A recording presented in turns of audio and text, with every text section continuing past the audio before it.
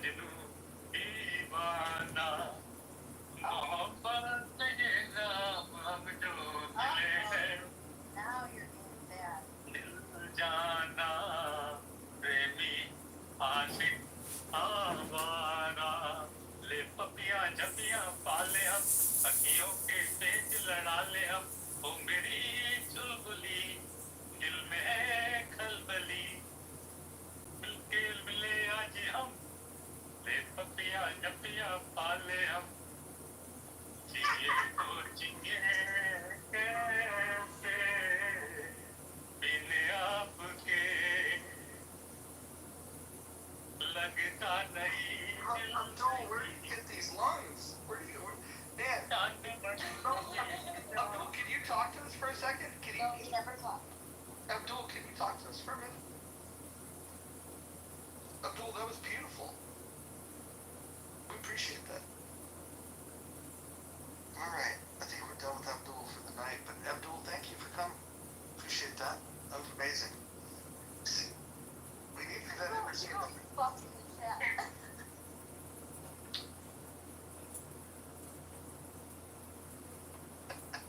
He can't just write fuck in the chat. We'll bring him. We gotta bring him back up for that. Jesus I Christ. know. All right, one more song. वादा किया आपको निभाना पड़ेगा रोके जमाना तुमको आना पड़ेगा तमन्नाएं के मैं डूब जाऊं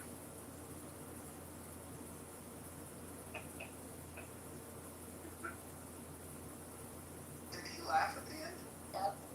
Oh wow. Look at the lyrics डूब are जाऊं तो क्या घबराना तुमको आना पड़ेगा पूछे जो कोई मुझसे बाहर कैसी होती है पूछे जो कोई मुझसे बाहर कैसी होती है नाम तेरा लेके कह दो हुजूर ऐसी होती है पूछे जो कोई मुझसे और रंग भर से भी गई चुनर वाली रंग भर से लौंगा इलायची का लौंगा इलायची का बीड़ा लगा दो खावे गोरी का यार बनम तरते रंग भर से I'm hearing new tunes. I've never heard him sing these ones before. He's like on the B-sides. It's amazing. I never heard that. Punjab जाने मन मुकाबले का तो हम बता देंगे मुकाबले का तो हम बता देंगे तुम कितना प्यार करते हैं सनम दिल अपना चीर के हम दिखा देंगे दिल अपना चीर के हम दिखा देंगे तुम्हें अपना साथी बनाने से पहले मेरी जान मुझको बहुत सोचना है कहाँ से मैं लाऊंगा बंगला गाड़ी मेरी जान मुझको That was very good. Very good. You're welcome to stay. And just listen, if you decide you want to sing a song and we're talking, just jump in something. Yeah, you're all right. I'll shut up. बोलो टिंकू जी लंबू जी लंबू जी बोलो टिंकू जी मेरे रास्ते में टांग न अड़ाना इस कन्या को हाथ न लगाना रे हाथ न लगाना देखा एक मैंने तुमसे पहले ढूंढा एक मैंने तुमसे पहले पर ले रही है वो नाम मेरा छोड़ो जी है वो इनाम मेरा इनाम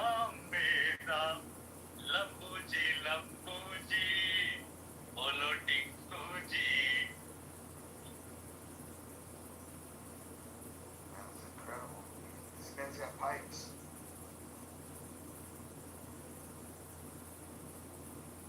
Akima, we hit the goal, the fundraising goal. $500 matched by the congressman. All together, $1,000 raised. What do you think of that? I don't know, I was there. Pretty incredible, huh? You probably got more than that. You got over there singing. Abdul over there singing. You probably could have got a little more money. You know what? We might have to hold Abdul back. That's the secret weapon. We'll bring him out to the Lady Hawk for the party for the official campaign kickoff. I think he can get out there and sing somebody's national anthem.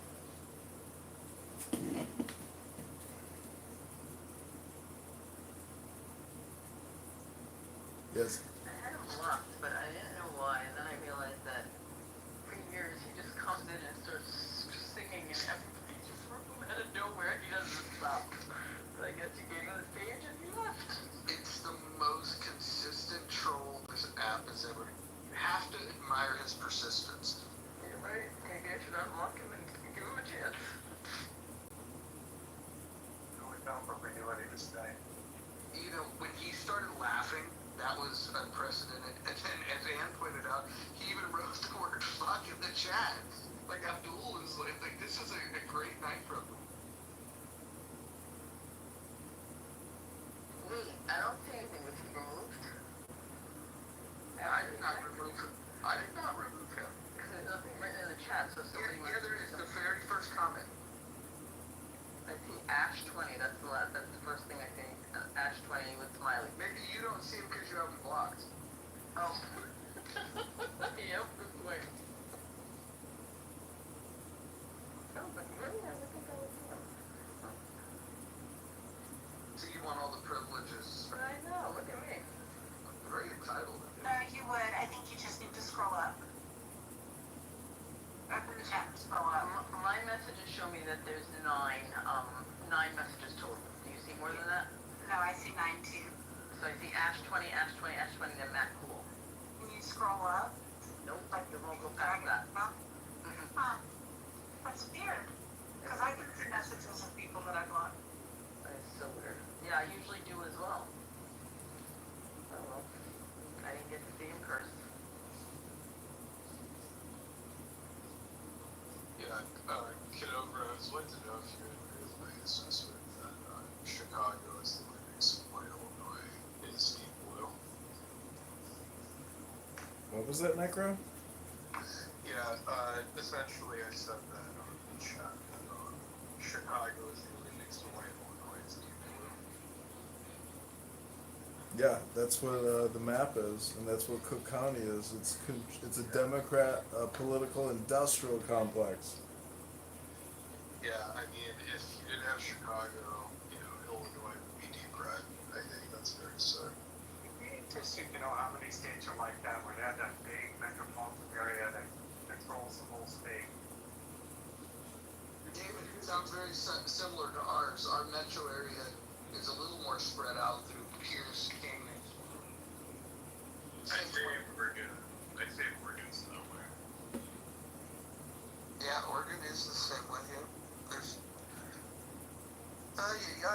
Well, anyways, I think that was a smashing success. I think it's showing the power of this app. You think about what this app produced today? We were able to start the day with chaos. Brad treated us to some epic rants. Hopefully the ladies survived today. And then we did a book reading. And then we had a very serious conversation led by Anson Burlingame, who is a submarine commander. And then we did a fundraiser. I mean, like, this might be the most productive day in the history of Clubhouse. Can anybody think of a more productive thing that we've ever done on this app?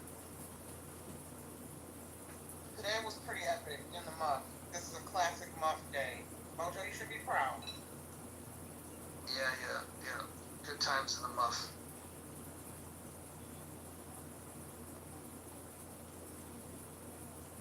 Joe, are you aware that you're... Oh, I guess he wasn't. See if El Normo will come up here. We'll give El Normo the count. El Normo, how much do you think we raised for the future congressman's campaign?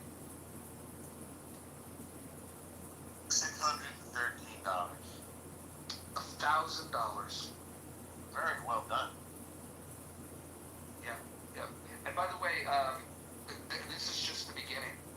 This is day one. In fact, the website just went up today.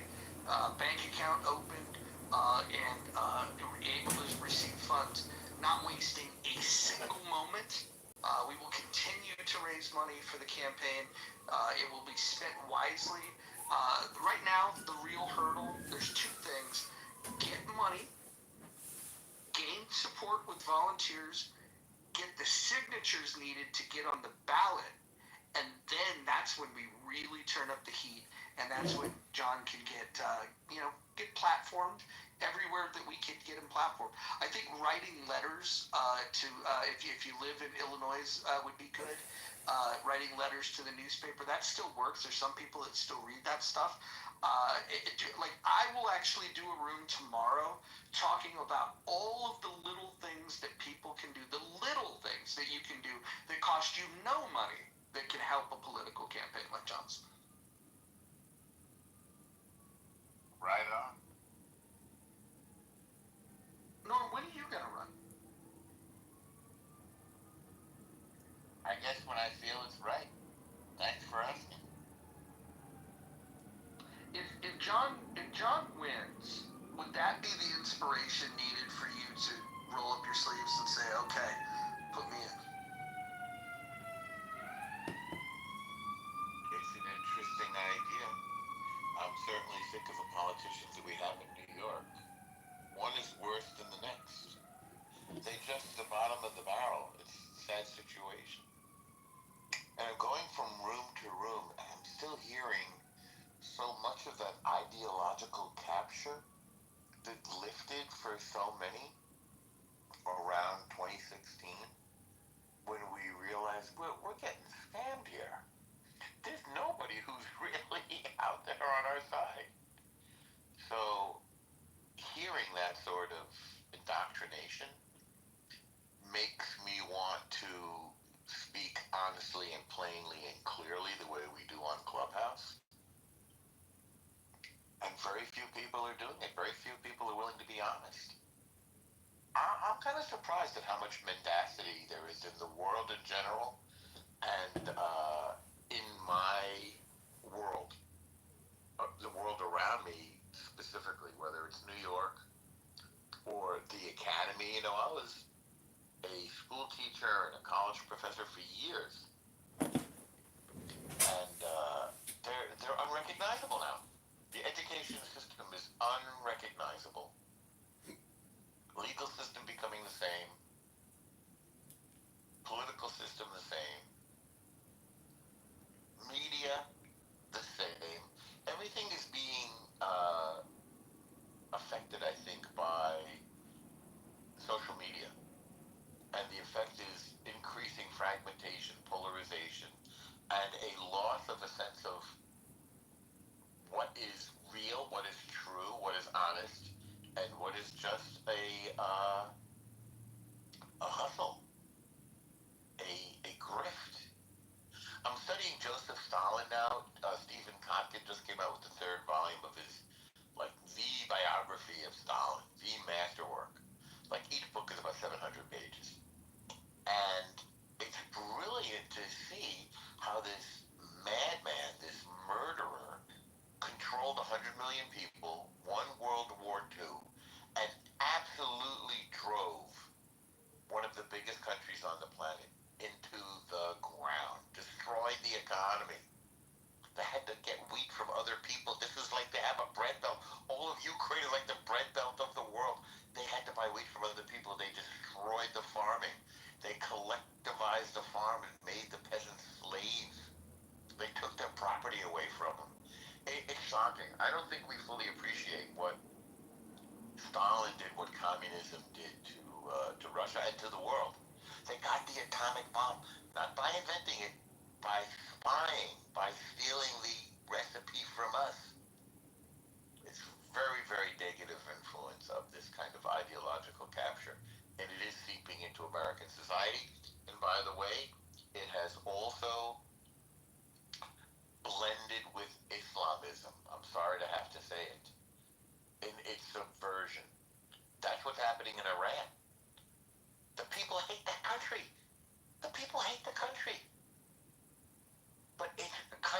Islamism blended with some kind of state socialism, and it's subversive as hell and dishonest as hell. So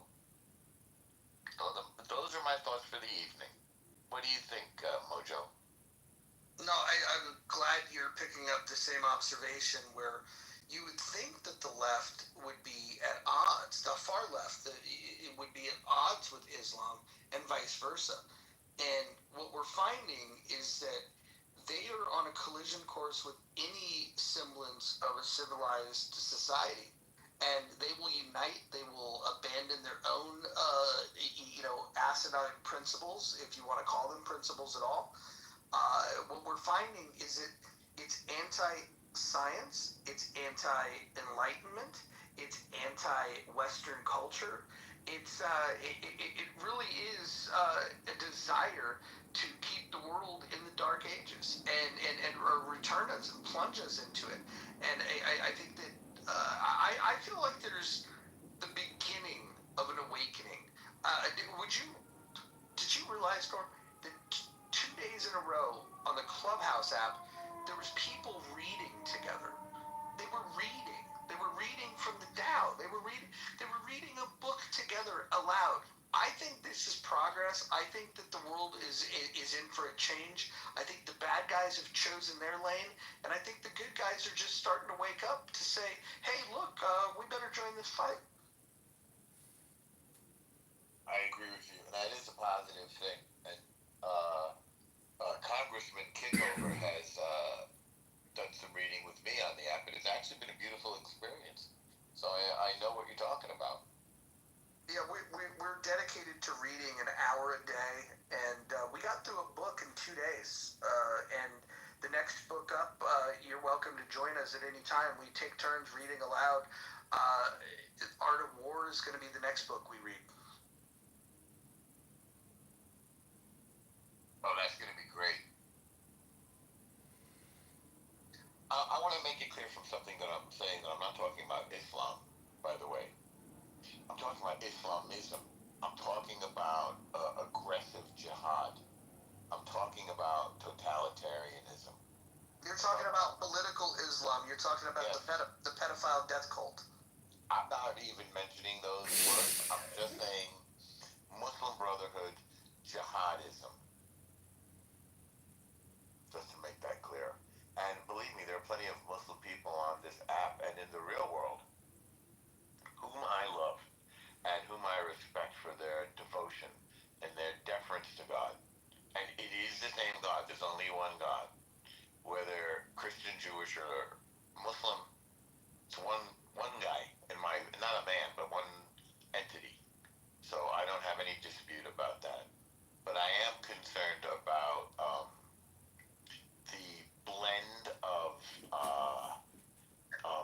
the desire to conquer the world. That's what we're talking about. We had Hitler try to conquer the world. We had Stalin try to conquer the world. We have Iran trying to conquer the world.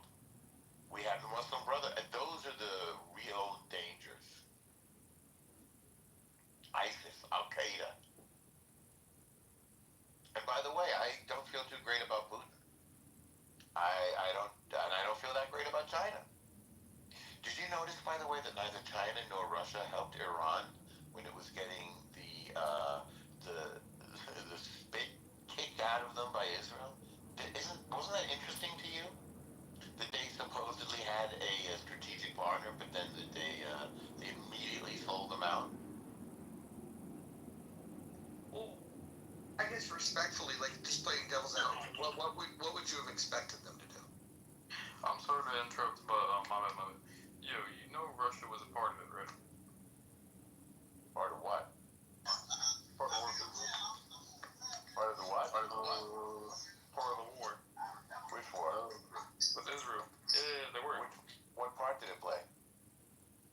It was support. Support who? Israel. Russia is strategic allies with Iran. Israel is allies with the United States and obviously the European Union. They're actually ideologically opposed. on CNN. Remember, Iran was supplying Russia with drones to use against Ukraine. What's going on in the Ukrainian war? I remember that.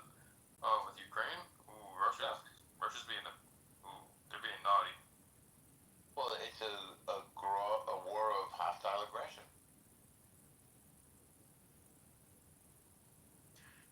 Yeah, you know what? I really like fuck Russia, in my opinion. I mean, not the people, like the president. It's like Wookie, like what could we do to get rid of him? I can't get rid of them, but we can defeat them through strength. I want you to be the leader. Give my vote. Well, hold on. Before you give Norm your vote, who I gave my vote to, we do have a future congressman on the stage who we just did a money bomb for. So if you want to support somebody that's actually running for office, Congressman Kitover is on the stage. You can click on his profile and it will take you to a website where you can donate for John Kitover for Congress. Okay.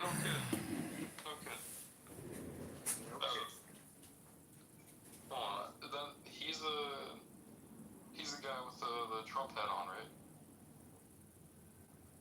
Yeah. Oh, you did.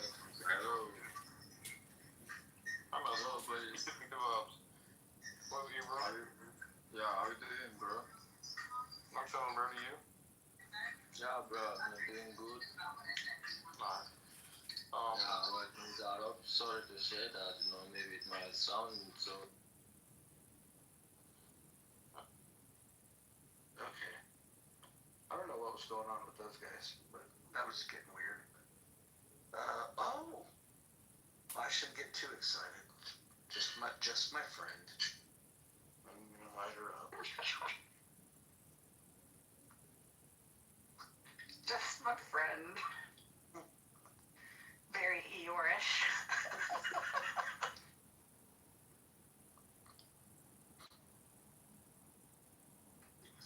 Scarlett, we raised some money for John.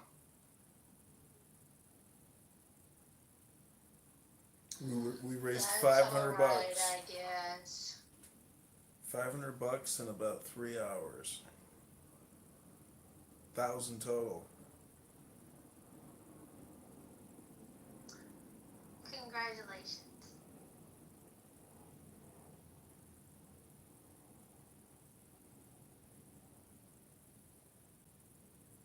Wow, lively group tonight. I heard there was a free concert. What? Abdul was there. Nice. How long did he get to sing? We let him sing until he got tired of singing and left on his own. He actually You're wrote. kidding. He actually laughed. Yeah, he got him to laugh, and he wrote the word "fuck" in the chat. I'm sad I missed that.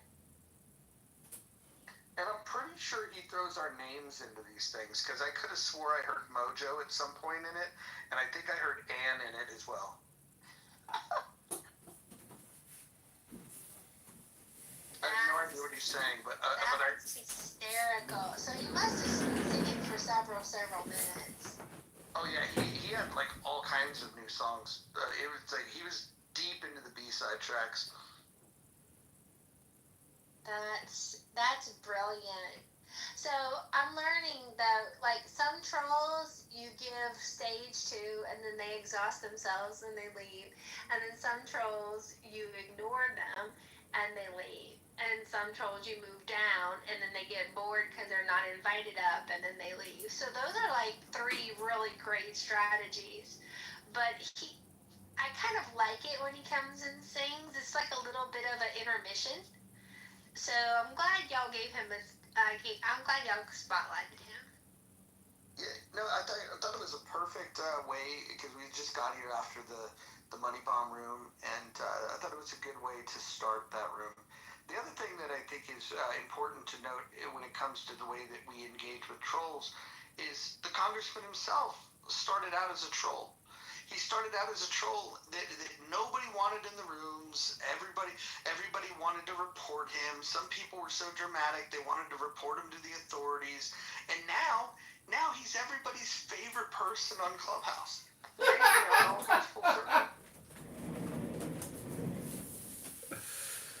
Well, I wouldn't say I'm everybody's favorite person on Clown House, but you know, I've heard Alan Watts say there's a time to be a fool, and you know, during COVID-19, being locked in your house, listening to these frauds on this app say all kinds of ungodly things with regards to getting the vaccine and things like that. Recording this app, you know, from a historical perspective, as like a time capsule, is an interesting project that I've worked on. And, you know, listening to bad ideas or misinformation or fake news or propaganda or lies, uh, you know, has been an interesting experience. And so, yeah, I mean, thank you, Mojo, for organizing today for me and basically, you know, getting me to take action. So, God bless you and God bless everybody in this room. Would you say that you took human action today? I did, and it was all because you created the room. You created the stimulus for me to go in my other office, to log into the Antidote site, to log into John for Congress on Wix and start updating and creating and posting and sharing. And so, you know, it was the environment which necessitated and demanded my action. You realize that your competitors are going to look at your reporting and they're going to see that you're raising money and it's going to scare the hell out of them. So this is a good thing. The more you can raise, the faster that you can raise a decent amount of money, the more freaked out they're going to get. And the more freaked out that they're going to get, the more free publicity you're going to get. Because they're going to, at some point, they're going to spend money acknowledging you. They'll try to spend money to bury you and ignore you. Once they can't ignore you, they will spend money trying to smear you. And I think for your type of campaign, that's exactly what you want, is for them to try to smear you. I agree. There's no bad publicity when you have absolutely no publicity. And, you know, my criminal record is clean, my work record, my political activities. You have a clean criminal record or you have no criminal record? I have no criminal record. Yeah, careful with the phrasing though there, John. I'm just saying that, like, they could attack me on content that I have created on the YouTube, you know, and Instagram and other places, but a lot of this is listening. You know, a lot of the work that I have done is recording and listening to conversations, and it's one giant content, you know, upload that has taken me 5 years to do. So there's a lot of me in the ether, and if you attack that much content on one specific piece, I mean, it kind of hopefully has like a domino effect where, okay, you know, I need attention by the voters, you know, but we also need attention in the city of Chicago and in the state of Illinois and as a nation. So I feel like my big artwork project, hopefully it'll get noticed as a result of these political activities as well.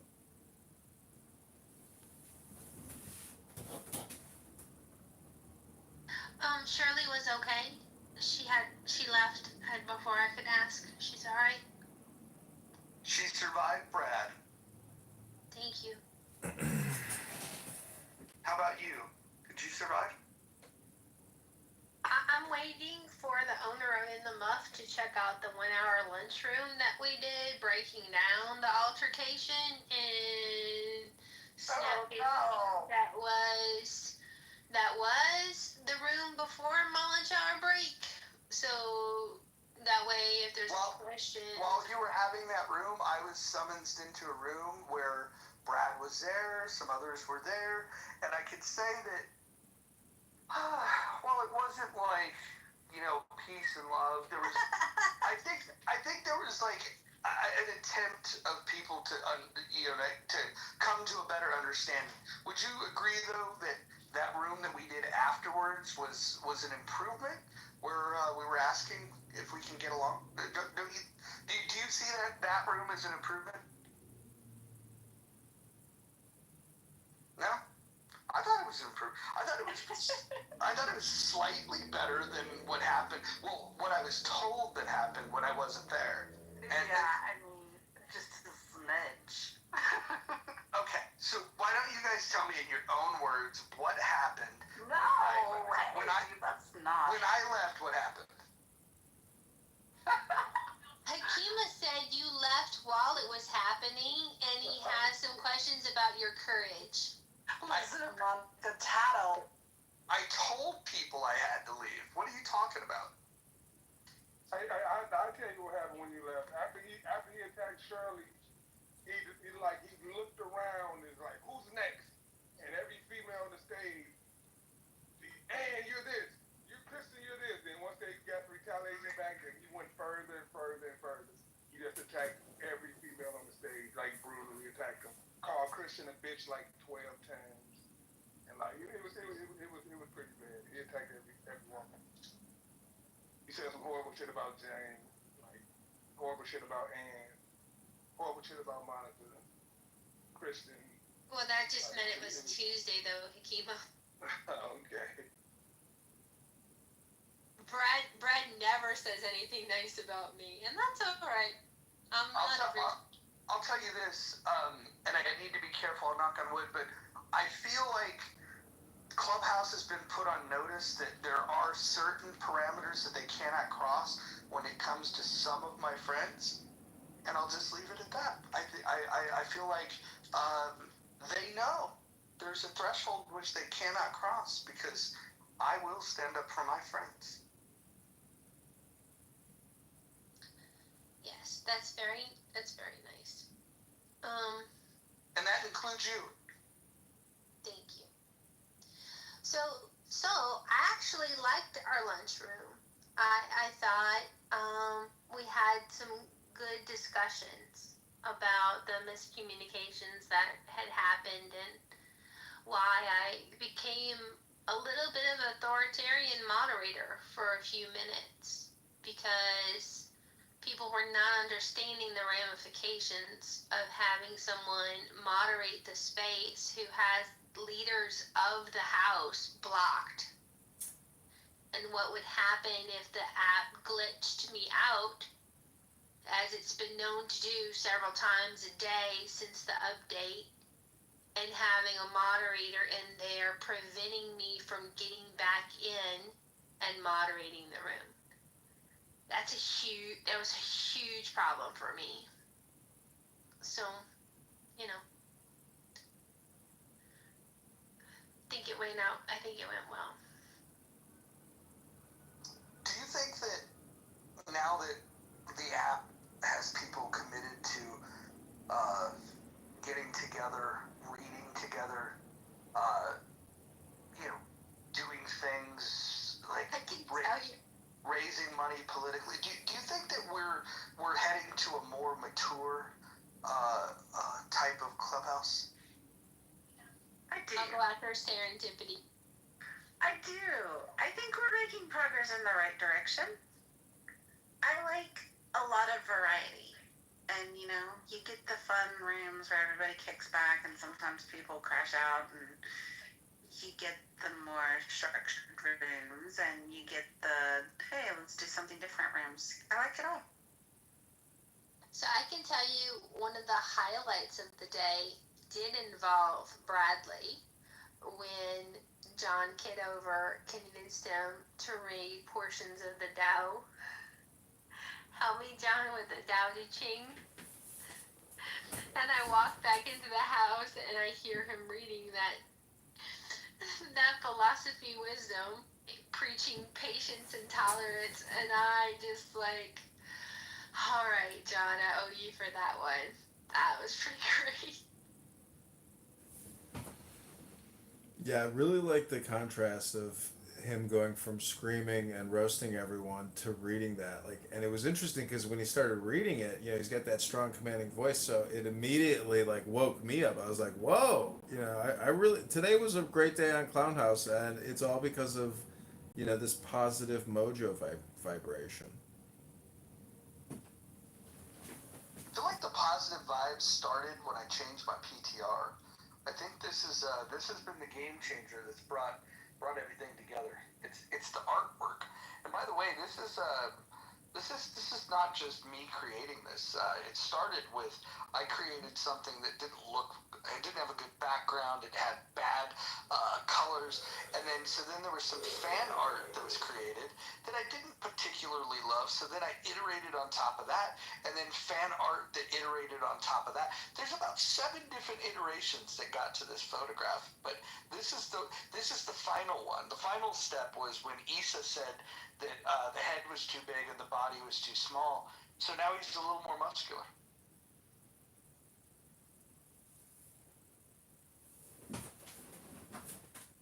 But I do have to say, this has been the most productive day I've ever had on Clown House in terms of hitting all these nails on the head. It was a complete, total day, and you know how I know it feels like a real work day is because I'm physically exhausted from being here on this app all day long. Congressman Kitover, are you ready for, if I were to reach out to Lou Fax, do you think we could go and present your case for, running for Congress to that route? That would be amazing. Amazing. Yeah, I think I'm going to reach out to Lou and see if he can pull that together. And then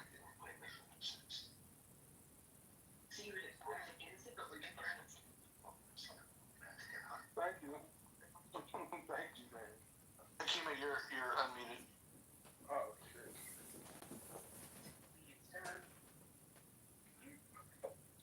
I'll mute you. Oh, there you go. All right. Yeah, no, I think Lou Fax's room would be interesting. The Lisa 420 room probably wouldn't like it. Lou would be open for it. Scott's gonna work on Gary Bumgarner, see if we could get you, featured there at some point. I think there's some corners of Clubhouse that, gotta extend your reach. Yeah, I think Lisa's 420 room, since I do smoke cannabis, should be open to at least, giving me a couple minutes. But I don't know why, they wouldn't be able to let it go and do a Q&A because, if they think I hate them, which I don't, but they hate me, I mean, it's not a me problem, it's a them problem. We could go to Chatter, and we could actually take this on tour. We could do one on X. We could do one on Chatter. We could do one on Fanbase. That would be different. That would be a whole different cohort. But I'm up for it. Yeah, I Are think you his X could be campaign big. manager now, Mojo? No, I like to think of myself as not a campaign employee, but a volunteer fundraising coordinator. Well, then how about X Spaces? Yeah, I absolutely. I'm gonna reach out to. I don't know if you guys know who Reasonable is. She actually, I like her a lot. She's very smart.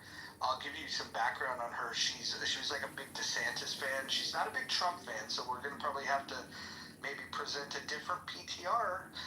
But she helped Thomas Massey and Chip Roy do money bombs on X, and those fundraising money bombs on X were raising tens of thousands of dollars. Now you had like rock star established people like Thomas Massey, but Chip Roy, Thomas Massey, she's done some big ones. If I reach out to her, explain to her what the platform is, she might be interested, and she's the type of person that can get somebody like Thomas Massey to appear to maybe then give you some advice where you could then ask, so Congressman, what would you advise me to do so I can help impact this race and make a difference? I think that kind of thing could really go viral. John, were there any people that donated tonight that surprised you that they donated to you? Yeah, JB's donation was a big surprise. Let me pull up my email and see who else. In the future, can we not read off the names? Because that was... Yeah, I guess I didn't really think about that. Yep.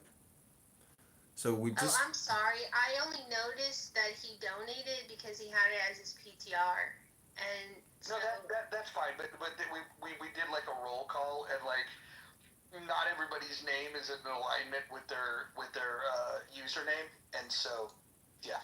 Anyways, you guys yeah. get the point. oh, thank you for telling me that.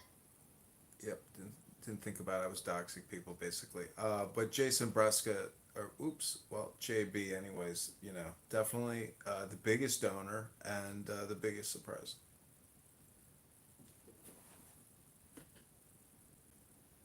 And he I think voted Kamala Harris. it, Mike came through in the clutch though. We were about to shut the room, and we were at 4:05, and we made a last ditch effort to say, man, we just need 95 more. And Mike came through with it. Mike from the goo said, you know what, done, and he gave a $95 donation. Nice. That was clutch. Yeah, thanks Mike for that. That came in at 9:41 p.m. Thank you so much. Um, Is he in here? Because I was looking to see. He's not. He went to bed right after. Okay. He's got to work tomorrow, but he doesn't speak on the app ever. So we got a silent goo participant to get us over the threshold to hit the goal. I think what I'm gonna try to do. Fuck, I don't have my old X account. I'll talk to some people and see if I can help get something organized on X. And if we could, Stephen would be a good start. My friend Reasonable would be a good start, and then perhaps some people from the Liberty Movement could be helpful. Yeah, I'll tap on some people. Maybe we'll make it like bigger in like maybe we'll do something where we invite a cross section of people. I can get people like, are you familiar with Maj Touré? John? no, I don't know him. Oh, You you should should. You should look him up. He runs a group out of Philly called Black Guns Matter. And I could get Maj to show up, and if you talk about gun rights, he'll be all in it, and he could bring his supporters. I know I can get him to show up for something like that. I think a brother from Philly could help with a certain demographic that you might want.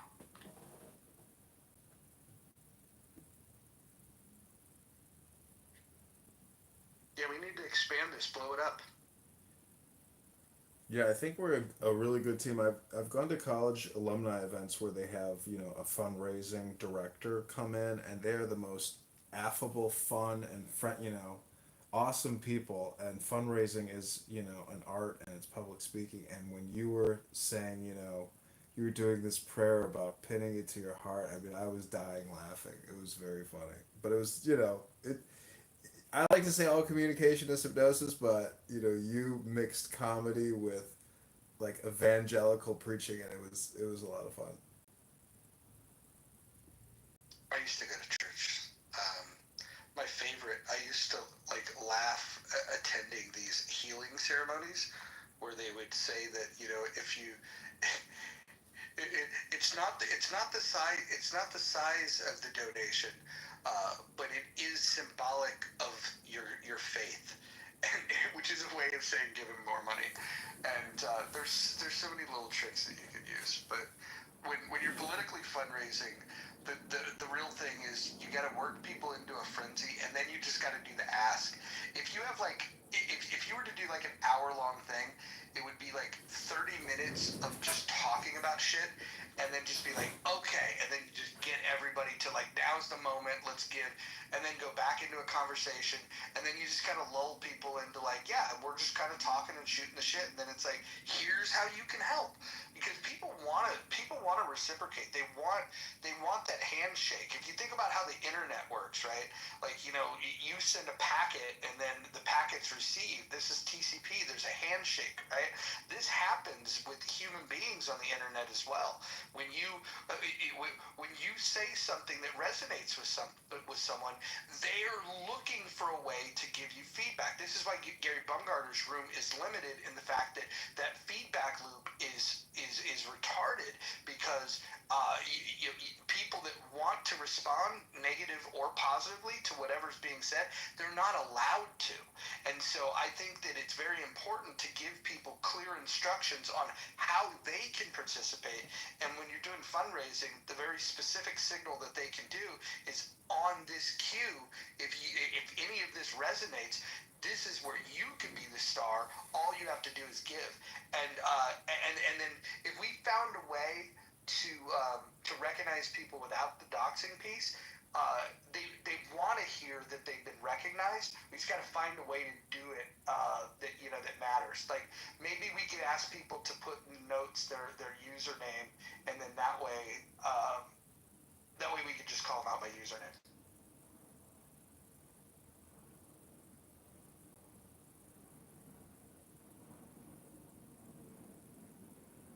I don't know what Marshall's schedule is like, but I think it legitimately would be a good idea to get Marshall, get Bader, myself on a plane. Everybody else is welcome as well, but like get people that have done things politically to get there and like I'm talking like midweek with a schedule of like high value things that could get done over a couple days if you have people working together. And what you would want to do with that time is you would want to talk to the kingmakers in your community. You would also want to make sure that you're using that time to motivate volunteers and making them believe that they can be a part of something special. People want to volunteer to do shit. They really do. They're looking for things, but they also want to make sure that what they're doing is going to be worthwhile. And the way that you do it in a campaign like this, instead of promising them, the worst thing you can do is say, I'm going to win, and all these things are going to change. To the volunteers, you want to be as realistic with them as possible by setting mini goals that can actually get achieved. And if you tell them that, hey, the first thing we have to do is get on the ballot, and then you tell them exactly what has to happen to get on the ballot. This is how many signatures are needed. So this is how many signatures per day. This is how many signatures per hour. And you break it down into little micro measurements of success. And people, when they start doing it, they feel like they're winning. And in many ways they are. And then that way, if you were to get on the ballot, and you can remind them, you remember how hard we worked, we set a goal, and we were going to get on the ballot. Then the next time you come around, you've got experience and you've got a bigger network and you want to do something else, they don't come back to you and go, well, I tried to help and we didn't win. You remind them, no, the goals that we did set, we accomplished. Now we're going to set loftier goals, and we're going to have the same energy, and we're going to hit those goals this time. It's just a process, but you have to make people feel like what they've done was successful. So in this campaign, as far as I'm concerned, the success measurement for me is if you can get on that fucking ballot, and if you can then get any traction. That means, if you got on a debate stage, that would be glorious. But even just like, people writing letters to the newspaper and just any little bit like that you can blow up and amplify, because then you can use it next time and you don't start from ground zero where you have zero volunteers. Next time around, what will happen is when you say, hey, I'm thinking about doing a thing, you'll have somebody that says, I'm going to be your campaign manager. Somebody will say, I want to be your treasurer. I'll be your volunteer coordinator. And all of a sudden, you've got like a group of people. Imagine if day one you started with 10 people. It would feel like you had 1,000 people in comparison to being all alone right now.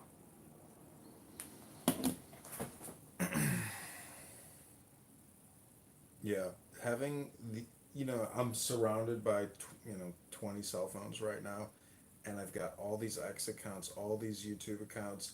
Like I've built a little hub in my office, which is really just a communication distribution office. But even having this clown house backdrop and everyone here that I'm connected with, and you especially, but really everybody, because even Necro or that racist, whatever his name was, that was asking questions, like it's having this platform and all these speakers to create content with, which I think is important, and it's hard to capture it all because live streaming it is a lot easier, but creating clips, I mean, a lot of this is a communication and education effort, you know, and the chances of winning against somebody with $10 million and 10 years in, and who knows all the kingmakers and has every committee person and everybody in politics backing him.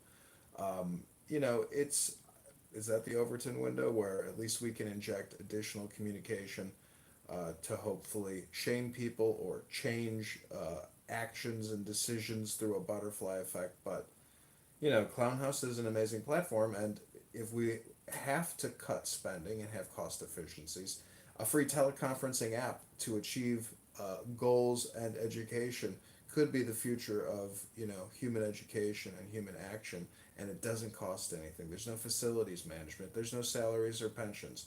So who knows? Maybe things will demand it in the future.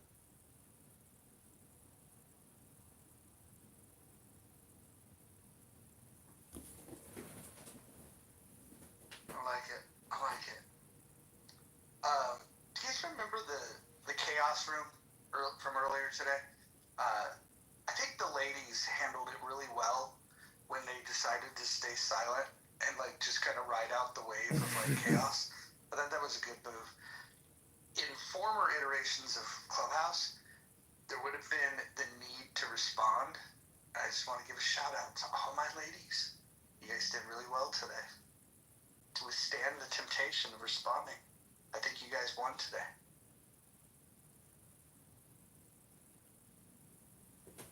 Aww.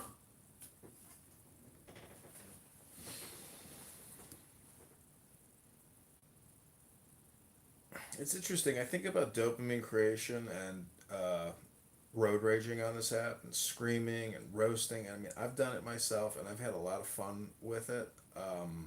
But it's also self destructive. And, in hindsight, if you listen to yourself screaming like a maniac, you are self roasting yourself. And it's kind of one of those things where, hopefully you reflect and like you can adjust your behavior or your thinking or your speech tone uh, to make yourself a more effective communicator as opposed to creating chaos for others and for yourself. I don't know. Those are just my thoughts on today. Yeah, communication changes depending on who's in the room. If you have one-on-one communication versus one-to-many, it's a very different vibe. Like if I'm having one-on-one communication with a friend that lives in Detroit, I can't just say Detroit and have that one person react in a positive way. But if you're in a room full of people, 1,000 people, let's say, from Detroit, and you're on a stage and you just shout Detroit, everybody they're like, fuck yeah. And so there's a different reaction that people have based on, the communication. And so when you're doing the one to many thing on the stage where there's people on the stage, there's people in the audience, it's a much different feedback loop than a one-on-one conversation. And I think that is one of the weirdest things to try to get used to because the majority of people are not used to speaking to a group of people all at once.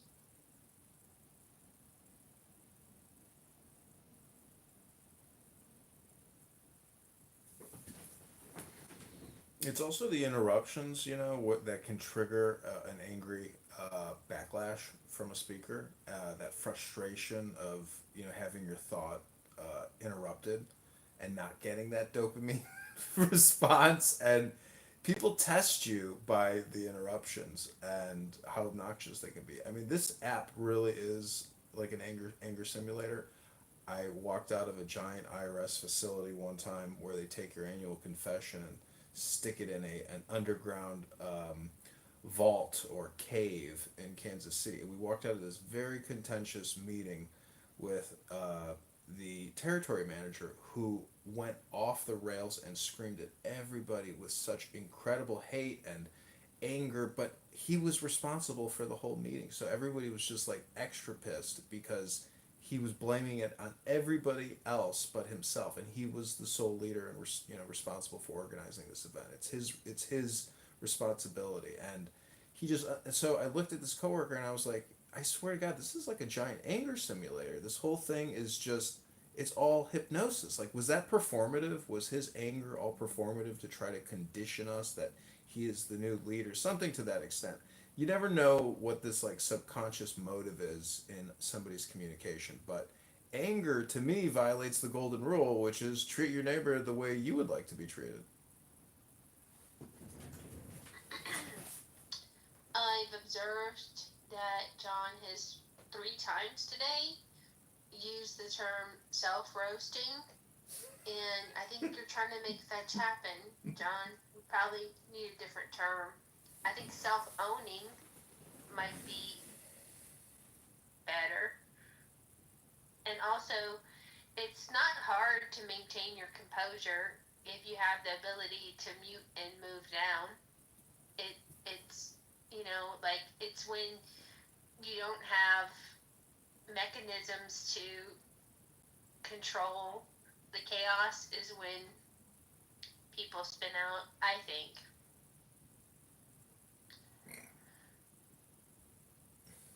But yeah, thank you for the compliment.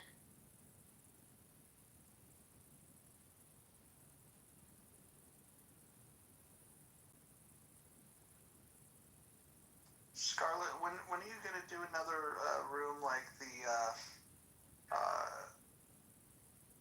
game theory room or something with the recording song that we could rally around? I like those rooms. Well, I really appreciated Jordan Peterson's breakdown of Snow White, and I told Francie that I would probably like to do it again with a different audience. I don't know if it would be appropriate for In the Muff, but the fairy tale and the toxic women that need to be told about how toxic they are, I think would be cool. Little Peter in the Muff work. That was super funny today, Brad, thinking that his negative opinion of Peterson would bother me. He tried so hard. Poor guy. I tried to. I wanted to see if we could tempt you to get upset with regards to Jordan Peterson. No, other people's opinion of Jordan Peterson, like, well, first of all, I have to value you and your opinion for me to pay attention to it. And, it's Brad. So, and then also, like, people can have a negative opinion on people that I like. It doesn't impact or influence me. Yeah, one of the more interesting dynamics of this app is when I'm in a room with people that I like, and I know that they don't like another set of people, and then I can moments later be in a room with the opposite group of people, which I also like, and it's just this odd thing where when I was growing up, you'd have your little circle of friends, and if if somebody didn't like somebody, like then you just didn't talk to them. But on this app, it's very, very possible, in fact likely, that you're going to have multiple groups of people that you interact with, and they might not like each other at all. And so, like, if we were to put a name on it, for example, here's the best example would be like Ann and KK. Now, those names can trigger people in different ways. I like both of them, and like I should never have to apologize for liking both of them. Sometimes when I say that I like either of them, there's people that want to try to convince me of why one of them is terrible. And the reality is that depending on what was going on in Clubhouse, I might have agreed with it. Like, I haven't always been like super friendly with some people on this app. And I don't know, I've changed a little bit the way that I navigate on the app, and so have other people. And if you can pay attention to the people that have changed, and you pay attention about how you've changed, it's totally possible to engage with people that previously you found distasteful. I agree.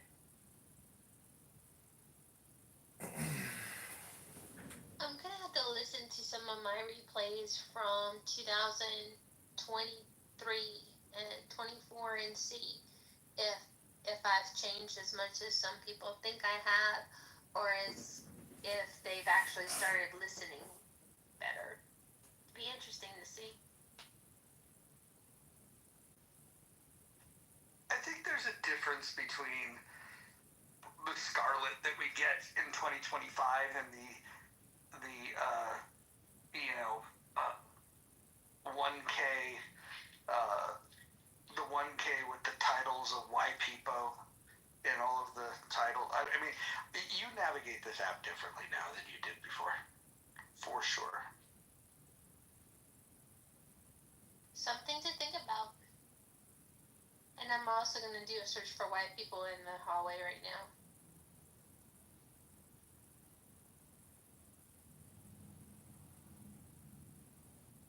Well, one thing that hasn't changed a lot, I'll just try to build there,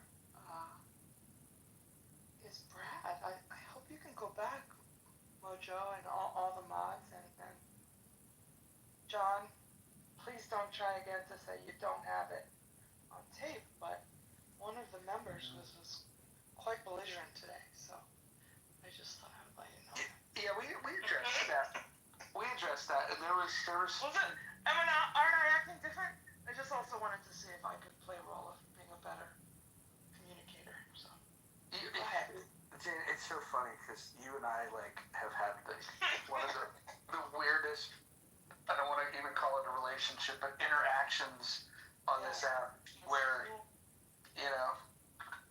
we can have pleasant conversations, and then I don't know, because we talk to people that we have mutual friends. The friends in common thing. Yeah. Yes, the friends in common thing leads to things like hearing things that people say, and then it's like, oh, well, I don't think you probably intended for me to hear the things you said about me, but then I do, and then I react to that, but it's like something that I probably shouldn't have heard because the friend in common probably shouldn't have told me those things, and so it's, I don't know, it's just an odd experience, but it's funny how. Well, one of those, yeah. Well, what's interesting is to learn that that you find me at least I don't know if you still hold this feeling, but you've thought that I'm a horrible person.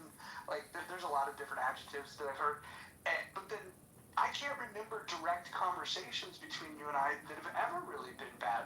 I mean, maybe a poke here or there, but I don't think you and I have ever been directly nasty to each other.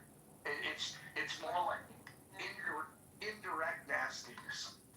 It's well, yeah. I don't want to hijack your room, but I think it's exactly what you said. But do you think the same thing you said to Scarlett? Maybe you seem different lately. Maybe I do. Maybe that's just how it's going. But yeah, what I think the main things were not directly between you and I, but more like in your space. Why did Greg Sittel? Blah blah blah. So I won't revisit the detail, but it was. And then our poor friend Royfield with this, burden himself with this litigating that he was doing, or what would you call it? Like conflict resolution guy. So it's a new day in America. Let's just see how things go. Do you think that since the election, that the way that Democrats and Republicans talk to each other has changed? Yeah, and I think that the way Democrats talk to each other has changed too. If I were a Democrat, my mantra would be the thing that I would just try to get across is that if there was more of a sense of humor about things, and letting things roll off, rather than the finger pointing. I feel like the biggest change between when I was a kid looking at Republicans trying to figure out what my politics were, I was so turned off by Republicans early in my life because they were the ones that would wag their finger and and tell you what you shouldn't do, what you couldn't do, that you're terrible if you do it. And then it appears that now, it's not that the Republicans Republicans stopped doing it. It's just the Democrats are now doing it, and they're probably doing it more nasty than I ever saw the Republicans do it. And so now you have two groups of people that wag their fingers at people, and they both think they're right, and there's no, I don't know, there's no like room for people to coexist, and that's where the division comes from. Is that if you think you're so right, and that it's not just that the person you see the world differently from is wrong, it's that they're not just thinking differently, they're bad people. And then we over exaggerate it, for the left they're communists, for the right they're fascists, and in some cases maybe it's true, but I think if once we start turning every Republican into a fascist and every Democrat into a communist, there's not a lot of room for us to have a conversation that's going to be productive. Hey, so I don't know if this maybe brings a little hope. Maybe it's anecdotal, but I'm at a Georgia elections conference right now, and I will say, I just learned that I live in the most conservative district east of the Mississippi. I did not know that, but I do. So I kind of live in a bubble of conservatives, I guess, and so I do feel like I'm kind of out of the, I don't know, maybe I'm not up to date on like how we interact with each other, right? Because I'm like in this conservative bubble, but I'm at this event, and I would say it's mostly Democrats, even though it's a bipartisan group, because anyway, the makeup of the board members of the elections, etc. But most of the poll workers, I think, and the elections employees seem to be Democrat. That's the vibe I'm getting at this conference. I'll tell you, we are having a great time. Everyone's having a blast together. There's a lot of joking about elections, obviously in Georgia, often at the Republican expense, like kind of the conspiratorial, like a lot of jokes around that. But everyone's like, I don't know, it's been a great event. I'm hoping this is like indicative of maybe a positive trend and how we're all getting along, because I've been having an absolute blast. Everyone's getting along so great. So anyway, hopefully that gives a little hope for how we are interacting with each other.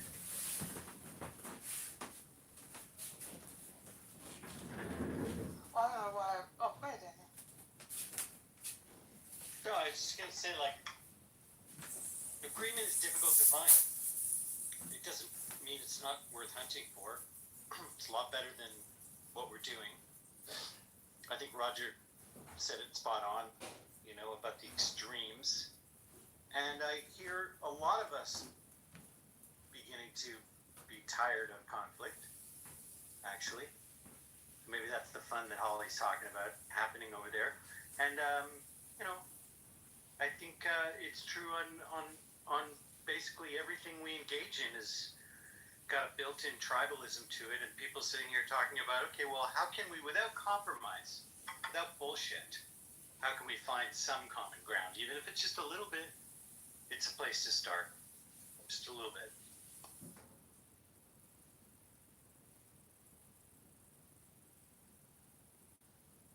Like, I'm not like hiding that I'm a Republican, right? Like, I have a girlfriend, she lives in St. Pete, and she's always like making these comments like, don't tell them you're at a conservative event. Don't tell them this. I'm like, what are you talking about? Like, I'm not hiding. Like, people like me. Like, I'm not like this like weirdo, like hardcore. Like, it's okay. Like, I get along with for the most part, like, I can have fun with any fucking buddy. Like, that's fun. It's okay. Like, I'm not hiding. I can listen to them. I'm not gonna be disrespectful. Like, I'm not gonna piss people off. Like, you know what I mean? Like, but I don't know if it's different in St. Pete. Like, she feels like she's convinced herself that she has to be in hiding or something. I don't know. But I don't live that way, and it seems to go just fine for me. When I'm at the bar, when I'm meeting other Democrats, like I said, I do live in a little bit of a bubble. travel. I was just in Ireland. Ireland's not a big fan of Trump, but I had plenty of conversations. They were all very respectful. I listened to them. They listened to me. Like, it's fine. You know, people ask me a lot. That was like the number one question I got. Do you like Trump? It was actually pretty funny because my grandmother was with me and she's like got Trump derangement syndrome. She fucking hates him. And I was like, don't fucking ask us this because, you know, it's like a touchy subject. But anyway, that was like the number one question. But it's fine. Like, you know, I don't know. Like, everyone, we can find common ground no matter what. Like, just, everyone's got, I don't know. Maybe this is a good thing. Maybe I'm just. All right, let's try to find it.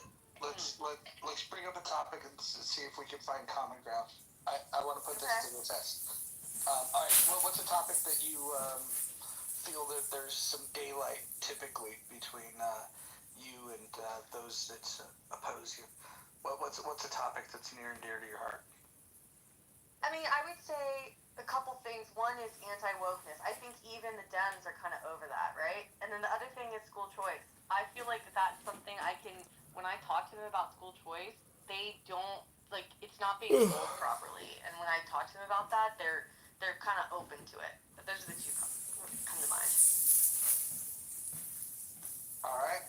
So how would we, with someone that's anti-woke and somebody that's woke, how would we bring those two things together and try to find common ground on the things that these two camps disagree on? How do we even begin that process? I mean, go ahead, Daniel. No, go ahead, Ollie. Well, one thing I've noticed that when I talk to Democrats about the anti-woke stuff, they like to laugh too. And I think, like, I was at karaoke last night, and there were some white kids singing a rap song, and they didn't say that, you know, N-word with the A at the end. And it was kind of this, like, awkward moment. Like, they made a big deal about it. Oh, like, and I turned to the black guy next to me, like, we were hanging out, and I'm like, what the fuck, dude? Like, he and I were from the same, you know, era. Like, this is like some young kid shit. Like, why are they being all weird about it? Like, you chose to sing the rap song. Like, nobody fucking cares. Like, I don't know. It's just, that stuff I feel like there's some common ground. It's like, it went a little too far.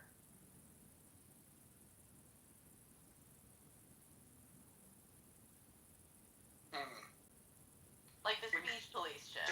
So I spent a fair bit of time figuring out where common ground can be made by people who don't agree, which is where the rubber meets the road. And I think it's around values, not as much on positions. And when it comes to woke, I think people don't share values around that.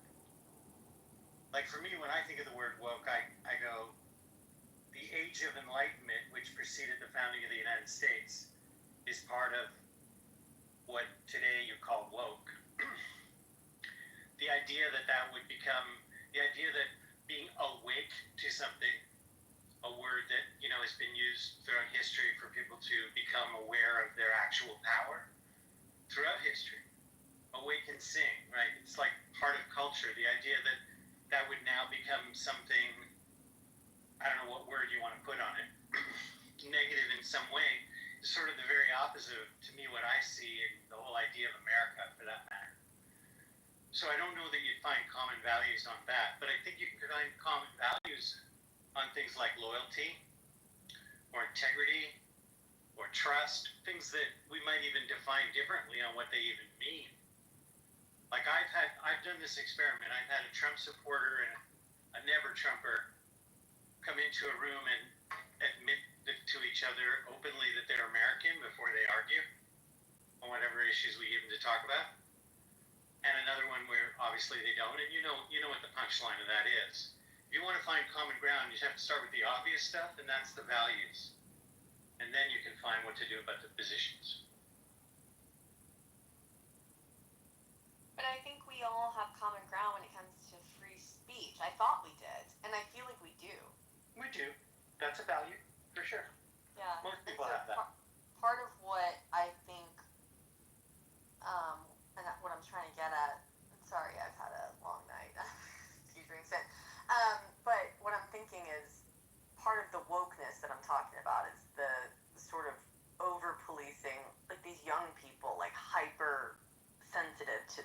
thing. Yeah.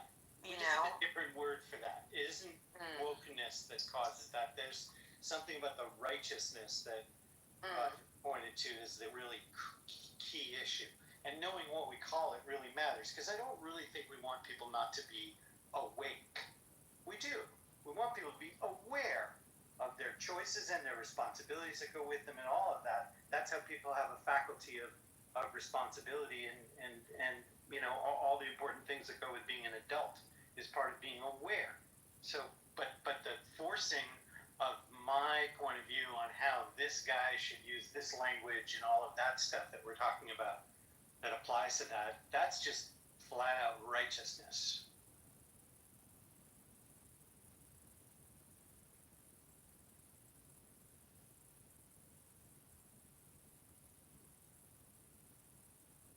Yeah, I don't know. I'm getting the sense that there's kind of like a fatigue on the left.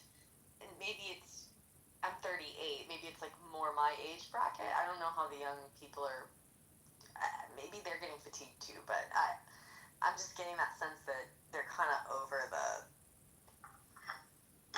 you know, yeah. I am seeing the fatigue you are. I mean, even somebody said tonight, Roger, that, you know, maybe you're different, maybe we're all different. Like, I think there's some fatigue of all the fighting we do culturally to going like, man, there's got to be a better way than that. With the incredible opportunities along with our, you know, great threats of the modern world, we have a lot to be thankful for that we can, you know, put to good use without having to spend all this time. I think that's what people are tired. You know what people are tired of, Holly? They're tired of grievance. They're tired of grievance. They want to see solution. That's what I think. Well, good. I hope that's the trend that keeps happening. I like that. That's a good thing. I'm happy to see that.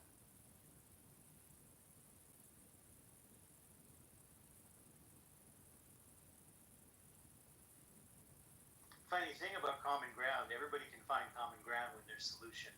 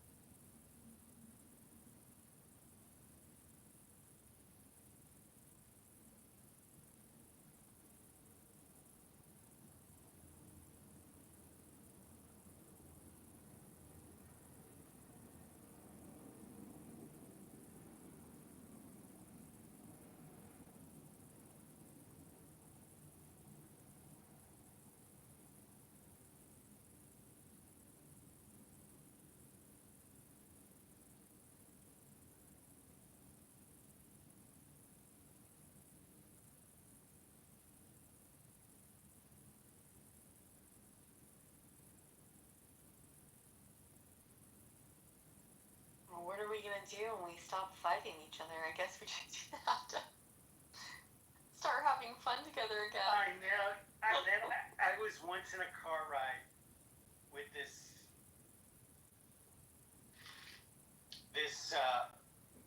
you know, dojo master, or, you know, martial arts master, top belt and all that.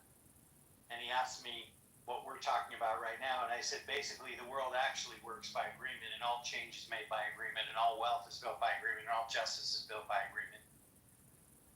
And then he looks at me, and he's driving me for 30 minutes from one city to another, and he goes, I have nothing to disagree with on that. I don't know what we're going to talk about. Right. Right. I know. That's right? so funny. We're limitless. The only responsibility we have to put on ourselves is putting limits on it so we can use the limitlessness sustainably and, you know, without being assholes. Yeah. You know? That's pretty much where we are. Even with the school choice thing, which is a big, you know, that's a really important issue for me. It's like, I may disagree with my, you know, the Democrats typically want more money for the public sector when it comes to schools. And I may want just my tax dollars reallocated so that everybody has the ability to choose, more alternative methods of education. But at a bare minimum, we can agree that the current structure of our public school system is not ideal.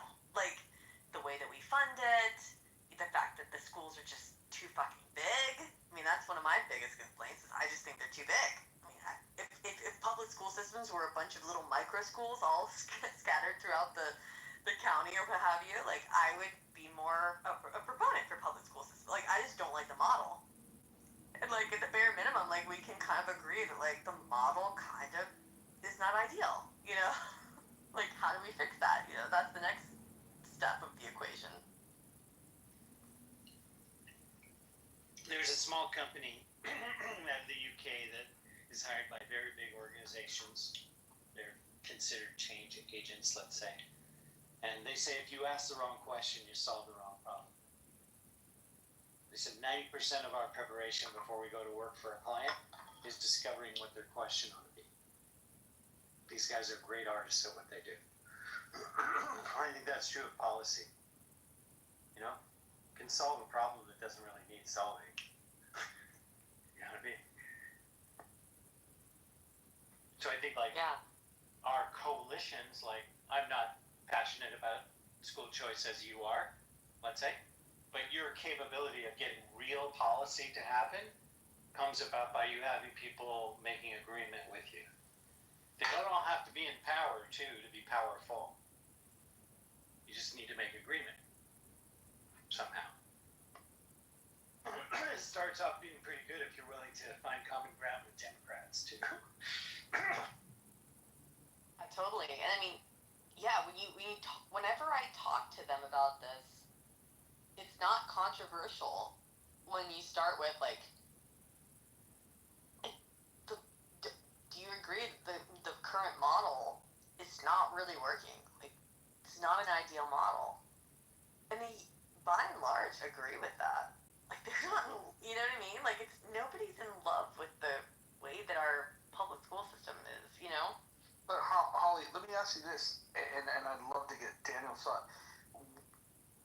One of the issues is the initial framing of a conversation, where we can choose if we want to be antagonistic or if we want to open the door to, like, asking a question with genuine curiosity, where we are trying to figure out, like, hey, what would be the best way to have well, can we agree that education is important? Okay, yes. What would be the best way to educate a society?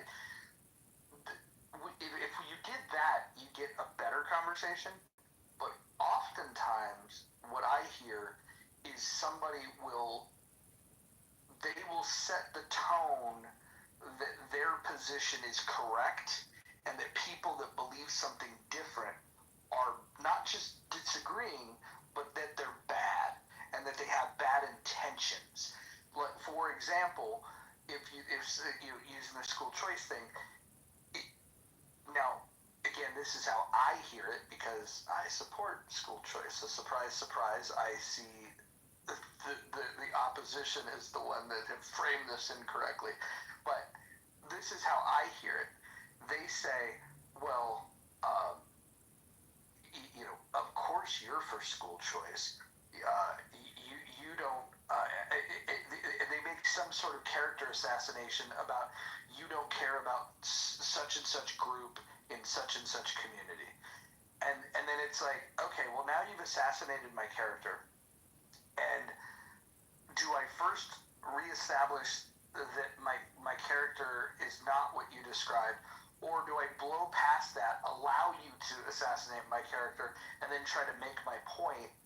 It sets things off, and that's the thing that we need to learn how to move past. Is that if you think that my motivations are rooted in hatred, then why would you even talk to me at all? And if you do think that, like, how do we begin a conversation if you think that I'm hate? Like, why would you want me at the table if you think that I'm hateful?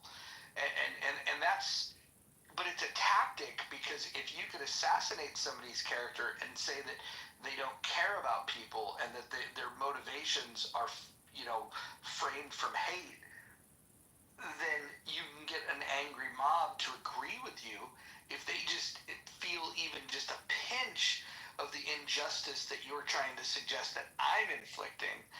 And then you get an angry mob that won't listen. And then when people don't listen, then it's like, well, to hell with them. And then now you're going to get the nastiest version of the way that I represent my views, because I now think that you're a disingenuous asshole. And why would I try to win you over? And so you have to establish some ground rules to even have the conversation.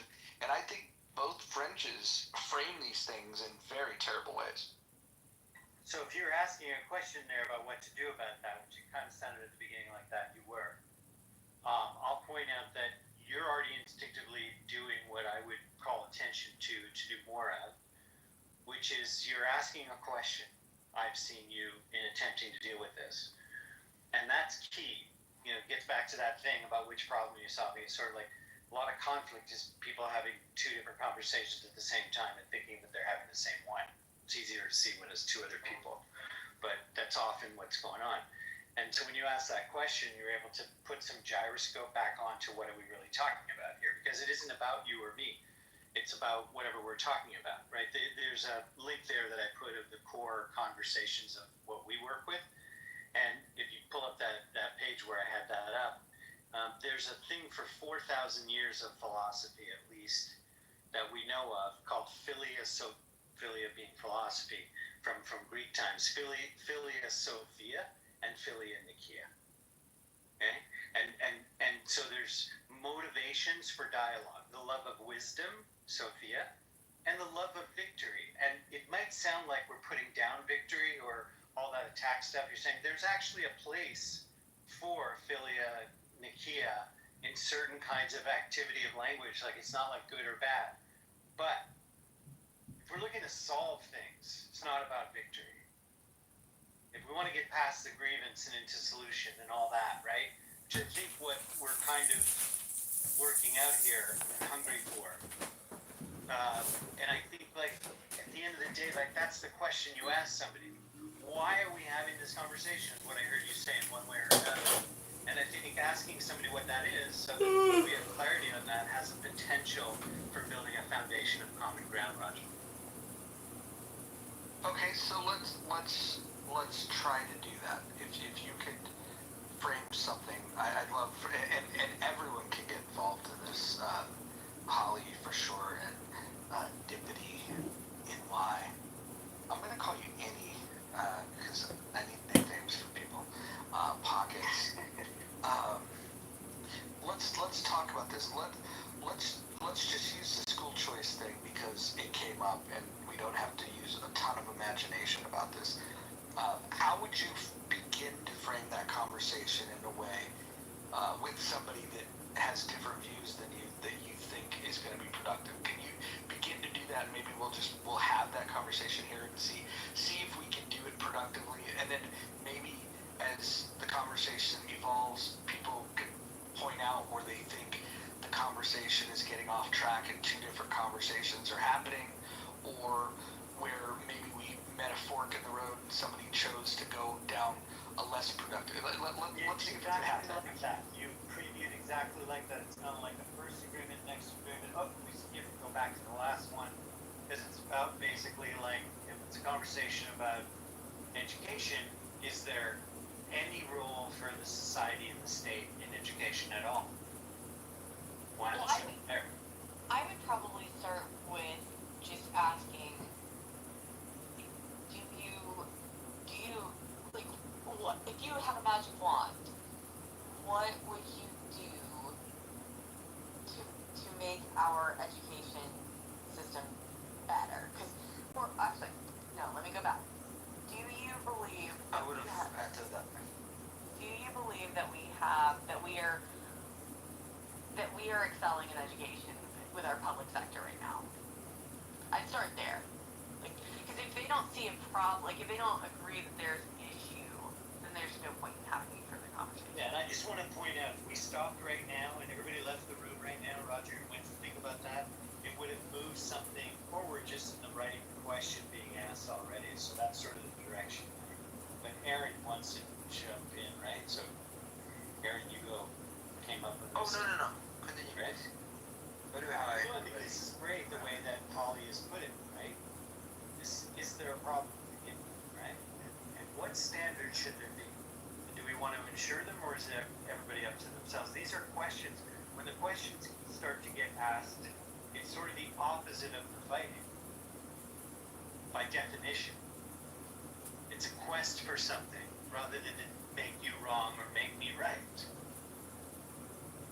Yeah, and I think it's easier when you're face to face. Like on this platform, it gets a little hairy, right? Because you don't see that you can't see the facial expression that I'm like actively listening, or I really want to know what like I'm being genuine. There's always this assumption that like, I don't know, this happens. I could hear, or I could see your, facial expressions happening. That's what I think. Like the X-ray vision.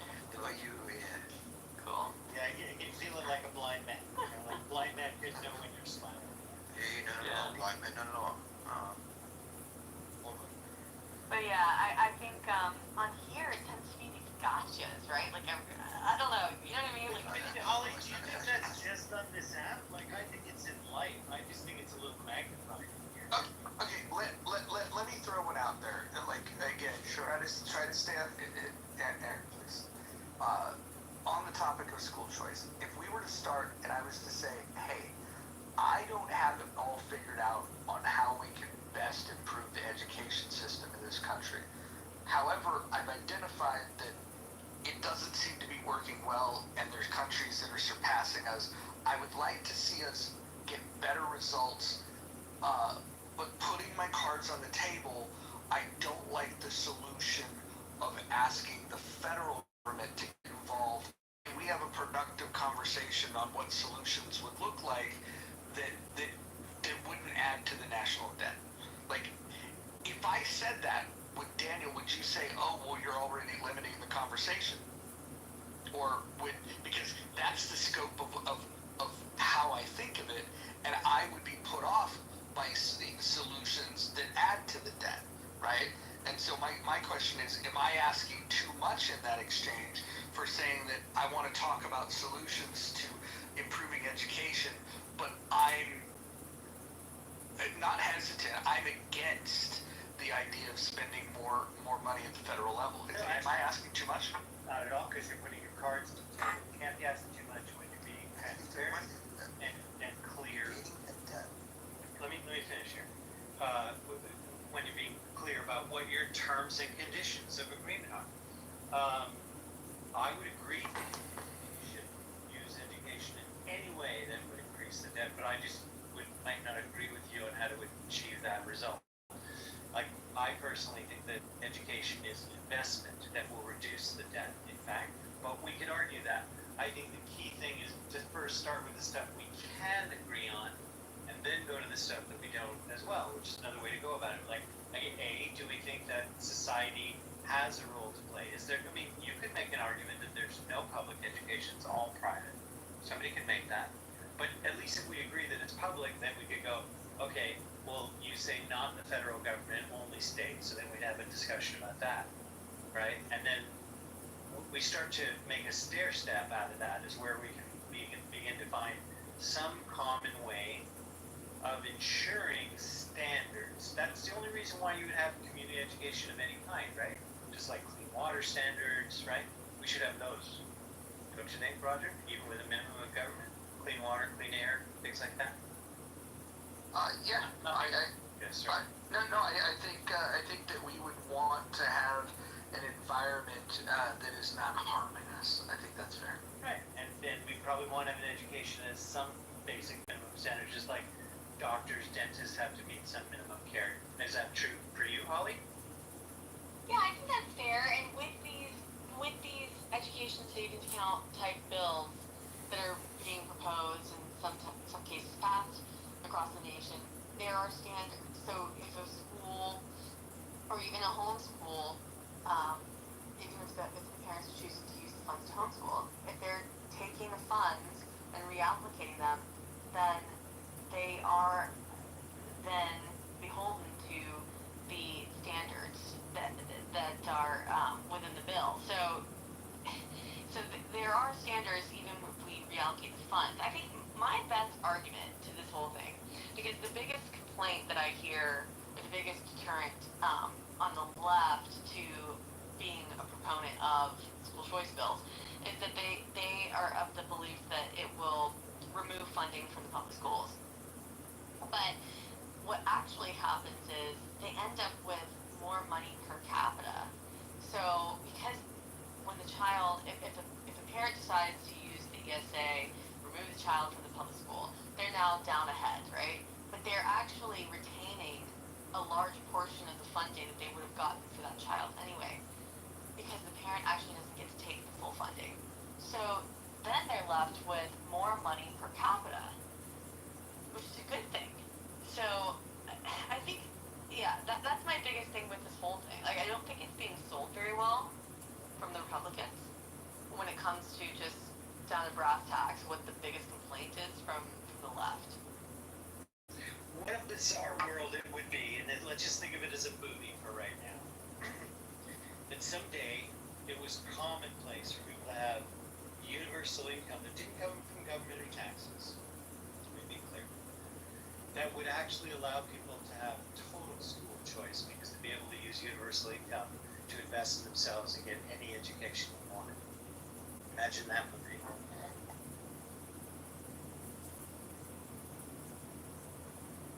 Wait, where would the money come? Sorry, you said the money, universal income, would not come from taxes. That is absolutely correct. That is exactly what I said. So where would it come from? Where does money come from now? It's From the Federal Reserve? Okay. How would you disperse it? So when the Federal Reserve disperses that money and they put it into a transaction which carries a debt, so it has a function in the economy, so they have to go keystroke to something that's not gold, right? It's backed by the full faith and credit of the United States. Back when we invented money in Phoenician times and we had 2 stone tablets, we had an agreement about what those 2 stone tablets were. And when we had the gold standard, we had a standard. It wasn't the gold, it was the standard. It was an agreement. And the full faith and credit of the United States means something still. And something like almost $5 trillion of money was created in the last dozen years or so that wasn't printed by a government. Like it or not, people can like it or not, right? But trillions of dollars of money, capital, has been created by nothing but human agreement. Not just the Federal Reserve anymore. That's the first time in human history. Non-nation states, some sort of human organization has created trillions of dollars of capital. It's a human breakthrough, right? So you ask where the money comes from. It comes from only one thing that it's ever come from. Agreement. What we know to do now is to measure that agreement now in a way that's very democratized, globally democratized. And so where would the money come from? If you actually produce a greater economy than what the money is worth in the first place, you can actually invest in human beings. That's what drives an economy. Everything that's been lost in all these last 10 years talking about immigration has lost sight of that. An economy is strong based on its people. Nothing else. It's not about resources. It's not about any of that shit. And human beings are what produce greater than what they invested with the capital that they expend and all that. They produce an output that's greater, just like putting seeds in the ground and getting fruit and selling it at the marketplace. That makes more from less. That's where money ever got created. There's no limit to the amount of money. Literally, no, this is a factual statement. There's not anybody who can say, here's the fixed amount of money in the world. It fluctuates every second. It fluctuates every second. And some of it is printed well, and some of it is not. Like, we can argue about that, but not that there's a limit to start from. And the idea that the Chinese are going to come up with their trucks and, take over the country because it's, over mortgaged and all that, it's not going to get resolved that way at all. It's just not how it works at all. Not how capital is made or spread or any of that. We're going to actually provide people one day, we're going to realize, just as we did in the New Deal, which, people here may not love the New Deal.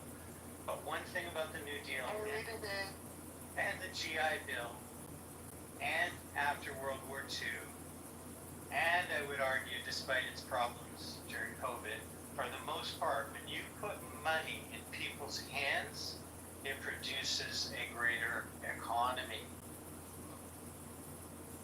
Well, I actually agree with Elon on this whole UBI as an inevitability idea. And I think that in order to keep the peace, because we have an ever-widening disparity between the rich and the poor, I think that we're going to get to a place where we have to do it in order to maintain social structure. Totally. People, so it's just not chaos and violence. So I actually do think UBI is going to be. I don't think we'll get around it. And I will tell you, I know of many, many ways, but my team personally is attempting a way to produce universal income in an experiment that would not involve government or taxes. But whether ours works or not, or people believe that we know what we're talking about or not, more important to report to you is there's many people working on this problem who are not in government, figuring out a way, how can they create an economic system that's greater than the money that they put in and get a few transaction fees to keep themselves alive. Lots of experiments that are being done right now that are not in the news, that people don't know is going on in this world. There's so much good news going on in the world with very serious threats at the same time that I track just like everybody else does. But a week and a half ago, there was an attempt to plant 1 billion trees in a 24-hour period, and they almost reached that number. But they got 30 million people involved to plant trees in a 24-hour period. I understand this may seem very far-fetched from the stuff we started talking about, but I do think that the point is that ordinary human beings are doing very extraordinary things right now, not in government, outside of government. That's really cool. I mean, totally a little bit off topic, but kind of on topic is one thing that I don't like in our current structure. I don't believe in the idea of combining health insurance with employment. I have a problem with that. I mean, I just want to see people flourishing. I want to see a happy, healthy. There's something wrong going. I don't know. I want to see people more fulfilled. And I don't like that some people stay with jobs that they hate because of the benefits. I just think that's inherently fucked up. I don't like that. And I also don't like that benefits are a huge burden on small business owners. The benefits that they are able to offer are fucking abysmal. It's a scam at this point. They're basically strong-armed into having to do it, and it's just a huge burden on them. I don't like it. I don't like the way that that the whole model is structured, personally. It's a very interesting topic, given the, I believe it was 60 Minutes a couple weeks ago, the big piece on egg freezing and the amount that companies are offering their employees to do that even earlier than their age of last freeze, if you will. I think you will. Very pricey. The companies are footing the bill.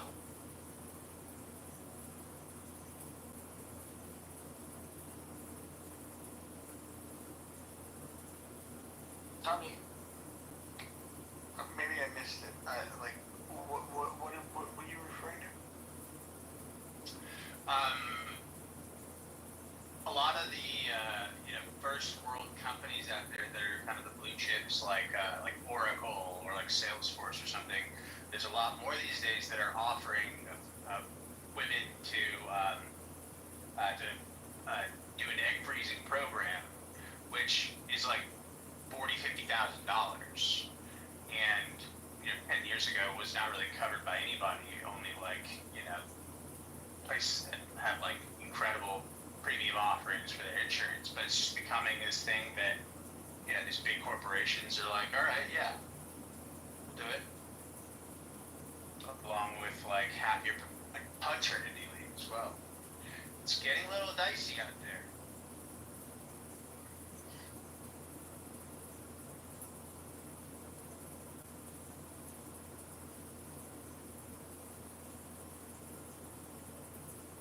It's very interesting. Tommy, did you catch any of our excitement earlier? Did you hear Brad today? Oh.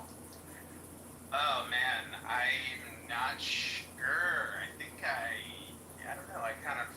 His voice pops into my head every 25 minutes or so. But what did he say? Well, it's not the words that he used. It was the tonality. It was who it was directed towards. Pretty much every woman on the stage, which started with Miss Shirley. And then he had smoke for everybody. But it was like, if you ask me, it was fun. Maybe some of the people that were experiencing the wrath were not having as much fun. And then I missed some of it, much of it actually, some of the highlights I missed. I probably would have intervened with the Shirley stuff just because, like, I don't know, she's my helper. But, well, how do you mean wrath? Anybody want to explain this? Cause I missed some of it. Tiffany or Holly, were you guys there for that? No, I wasn't here. It was a full-on shakedown roast fest. He got everybody that he could target with what he felt was, worthy of his memory.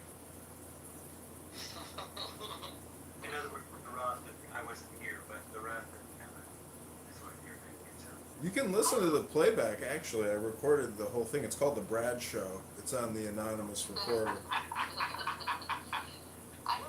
I love Brad, right? I also love Shirley. I mean, I like most people here. But I don't take, Brad gets upset sometimes. He spews his venom, and then he comes back down to earth. It is what it is. It doesn't bother me too much. Hey, Holly, I appreciate that you're outspoken about things of how you feel, and you've had, like, tolerance of some of the weirder people on the app, like, people like Sean Coleman, and some of these people. I mean, you've tolerated some of the real weirdos, but then I was surprised in the room that was calling out In the Muff and saying how Mojo is off track and whatever the whole thing was. What can you clarify what your position was about where you think that this particular house is off track?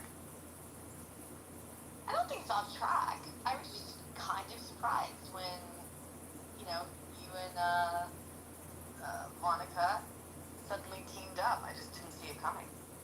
What do you mean teamed up? I mean, I have everybody. Yeah, what do you mean teamed up? Yeah, I have everybody modded here. Does that mean like me and Tommy are teamed up? Well, I haven't been on that often the past month, but I just popped back in. I just seemed like she was hosting a lot of rooms and kind of doing her vibe in your rooms, and I just thought it was surprising. It sounds like they kind of teamed up for a little bit. Well, I will say, with my full throat, that I think Monica is intelligent, and I think she's funny, and I think she curates good conversations. I also think that she's very different from me, and so So I don't know. I think those spaces can be good. Well, like, do you think anything's bad has happened, or like is it a degradation from the normal programming? No, I don't think so. She just said she was surprised. That's all, and it could be a good surprise. You know, you like to see how it turns out. Mix a couple of flavors together that wouldn't normally be. Let's see where it goes. Kind of. Yeah, Christy, who normally has interesting opinions, she said, "I'm more surprised by Mojo teaming with John Kitover." That is to me as well. But the surprise, the conditions that created this is Clubhouse deciding to make the decision for the people that open the room that they would give people anonymous accounts. So if you guys recall, I used to open a room. If somebody said, "Hey, that fucking guy is streaming the room," and then I would look and I'd be like, "Oh, okay, this must be him. Let me go ahead and remove that." And I did that because, you know, there was a vibe about, hey, we don't have replays on, so if you're not going to record the room, streaming it didn't make sense. But I was forced to rethink my entire position about John, and more importantly, forget about John, the idea of streaming a room at all. The app itself is recording the room. Anybody has the capability of doing a screen record if they want to, and you can't really control what they do with it there. And so when Clubhouse took the tool away from me, I started thinking about it. So then I was like, all right, let me go see. Now that this is the world I have to live with, where I can't kick out Anonymous, let me go see, like, what is he actually doing over there that's so harmful? And then I came across some things that were just gems, where he was exposing rooms where people were, I wouldn't go as far as to say they were hatching out terrorist plots, but they were coming just shy of doing that. And now you have like a recording and a stream of that people can go and do what they need to do, whether it's turning it into the apps themselves or to law enforcement. And now I'm of the opinion, the more I hear Amir's room, for example, and the streaming that John has done, and just hearing people talk about going into those rooms, I'm of the opinion that Clubhouse knows the threat, and I'm gonna guess that they've been told by law enforcement to not shut those rooms down, to not kick those people off the app, that they want them there because there is a recording of the conversation. That's my guess, because I've gotten kicked off this app for far less than what those guys are doing. I put people's names in the title and they'll fucking clip my account. So, it's crazy. I don't know if I don't know if you've forgotten this, Roger, but you used to make fun of me for liking John. I used to make fun of everybody for liking John. Ask John. There's nobody on this app that he trolled harder than me. Of course I was supposed to be adversarial with him. And then the fundamental thing that changed was the app itself caused me to throw in the towel and say, well, you can't fucking change that. I have to accept it. And then through acceptance, then I had to figure out, okay, well, now that I've accepted this, what does that mean? And so then you start seeing, holy shit, there's actually a utility in this. Maybe I should lean in and embrace it. Well, might say you teamed up. You teamed up. You teamed up with John. Actually, hold on.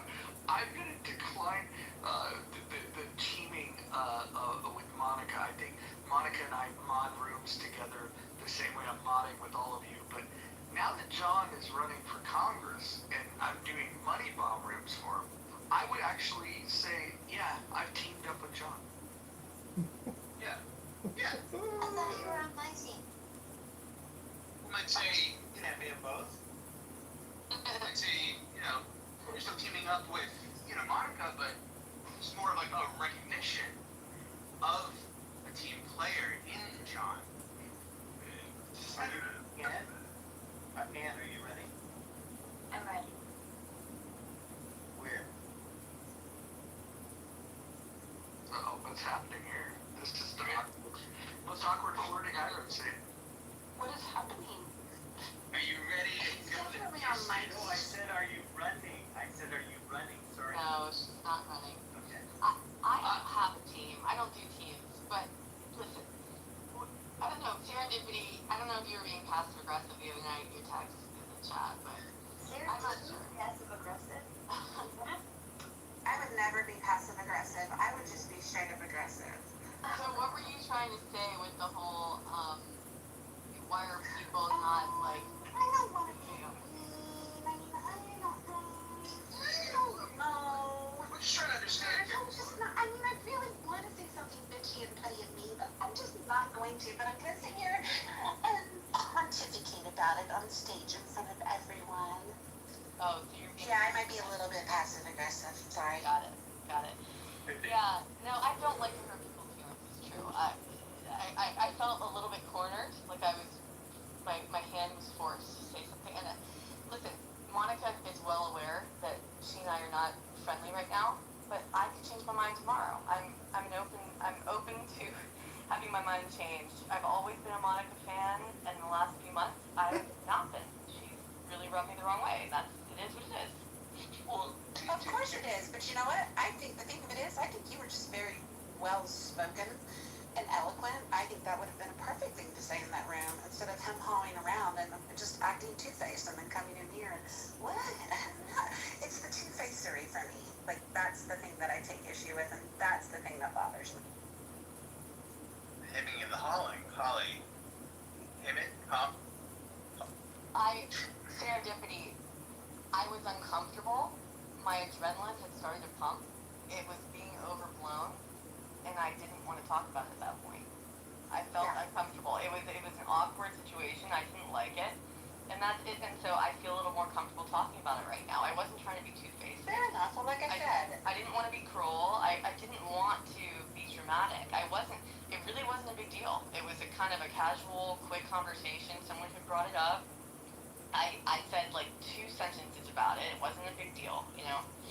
And the thing of it is, you're absolutely right. It really wasn't a big deal. And the thing of it is, okay, I can acknowledge the fact that you felt uncomfortable, but like, feel uncomfortable on you instead of him hawing. Like, I don't know. I take issue with somebody who acts one way in one room and then comes into the next room and, oh, what? What's going on?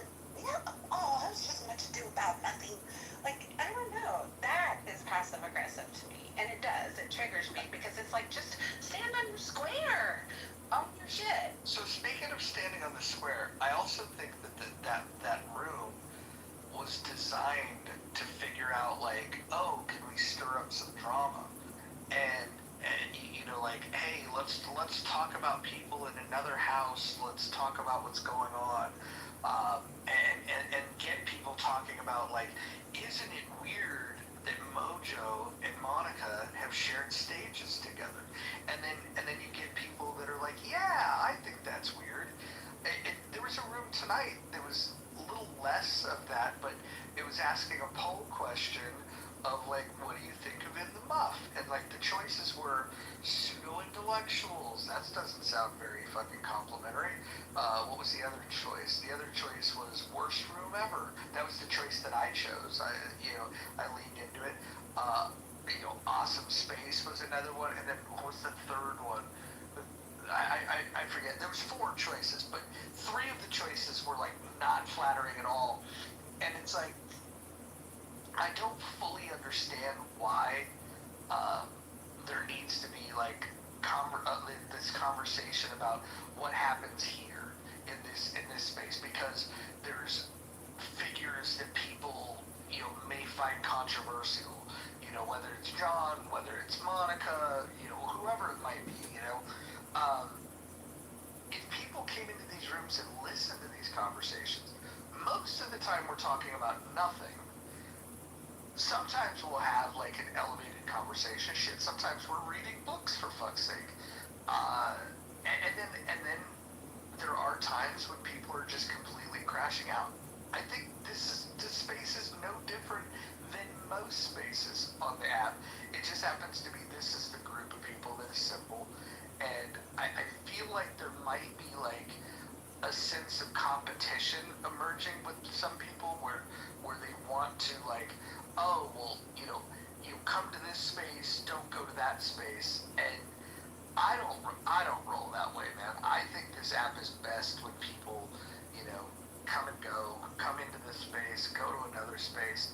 And the funny thing is like the space that's curating rooms to question, whether this room is toxic or not, is the space that I spend most of the time curating the spaces in. So it's just fucking weird. When I got pinged in that room, I thought it was funny because I got pinged by the person that created the room, and then I come in and there's people that play along into this game of like, yeah, it's so weird that Mojo and Monica can coexist, and it's like, I don't think it's weird at all. What's this game that like you seem to be like referring to and aware of, but not participating in, kind of observational, and it's insightful to like hear Brad go really hard in the paint, which I don't really understand exactly how you meant by that. That was like a aggressiveness, like a sexual like thing. I don't know, but there's new knowledge, it seems, from that observation. Though you don't cultivate it, it sounds like it's not for you. But Tommy, here's what's happening, right? Here's the reality. Many of the people on this app have known each other for 4 years now, and we've gone through these different phases. And some of the phases are not like, not me at my best, not the other person at their best, and there's all these like overlaps, right? And like, I don't want to tell too many tales, but like, and you'd agree that there was a period of time when you and I didn't get along, right? Right. Correct. And I told you that I took responsibility that was my fault, right? Yes. And you would agree it was my fault, right? Yes. Yes. Okay. So 100% on board. But then when you have that conversation, then you open the door to be able to say, okay, we can now put that in the past. But it takes like owning up to like, yeah, I was a dick to him. I'll be honest. Like, I won't get into the details. That's all I'll say, and I'll just leave it there. But I was an asshole to her. And then when the time was appropriate, or when I felt enough time had gone by where I could own it, I was like, okay, that I treated you unfairly, and this, that, and the other thing, right? But there's a lot of these things that go on where there's people that I am friends with that have feuds with people that are on this stage, and some of the people in this room may not get along with each other. There's drama. It's the way I like to think about it is this is a big family with a bunch of retarded cousins, and my navigation through this is to recognize when I'm being the retarded cousin, and being the person that's on the verge of not getting the invite to the family gathering, or when I'm enabling the behavior that causes people to get ostracized from the family party. But also, there's times when I operate on another level where I try to, let me try to bring these things together. And sometimes it has good results, sometimes it has very bad results. I won't bring up the very bad result, but there's one involving Anne and a particular person that where I thought, oh, well, if I just brought them together, maybe they can have the type of reconciliation that Anne and I had. But in order for that to happen, you have to have two people that are willing to do that, right? And so there's just a lot of fucking shit, and I think we can overcome some of it, and then some of it, the people involved are never going to get over it, and we just have to accept that. Do you think, just to be clear, did you say retarded cousin? Is that the term that you use? I'm okay with that. Did I say retarded cousin? I don't know. I'm just trying to clarify. We'll roll with retarded cousin. Yeah. Well, no, I just want to use the right terminology because I'm trying my best, but I'm only pulling a retarded cousin. But yeah, no, go with that one. We'll go with. Well, I mean, we'll say RC. We'll say RC to just make sure nobody gets offended. Okay, so all right. My question is,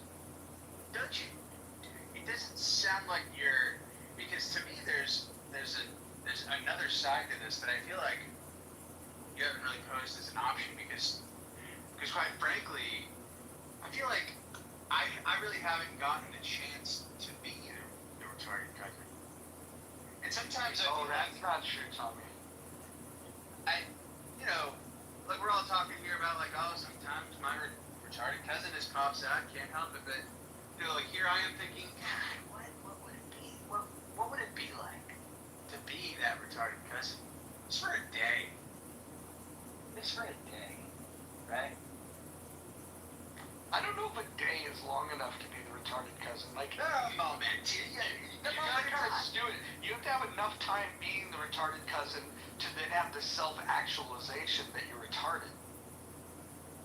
well, I mean, I'm not saying going full retard. I'm just, like, I think you get what I mean. Rogers. I mean, like here I am trying to do like these dips and dives around like a term that I guess wasn't even talked about. Here I am creating retarded cousin. And all along you could have told me what you actually said so we could just solve this whole conundrum. Gay cousin? Ah. I have gay cousins. One of my favorite cousins was gay. He's passed, but he was great. He was great at organizing. Imagine that. Dan, you were gonna jump in. No, man, I'm out of ideas. Sorry. Is anyone else? Well, Miss Anne, what do you mean? Do you mean passive aggressive? Actually, no, you're right. You are just aggressive. I'm passive aggressive. What are your thoughts on the hemming and the hawing as a heightened form of passive aggression? Do you think there are other forms other than the hemming and the hawing?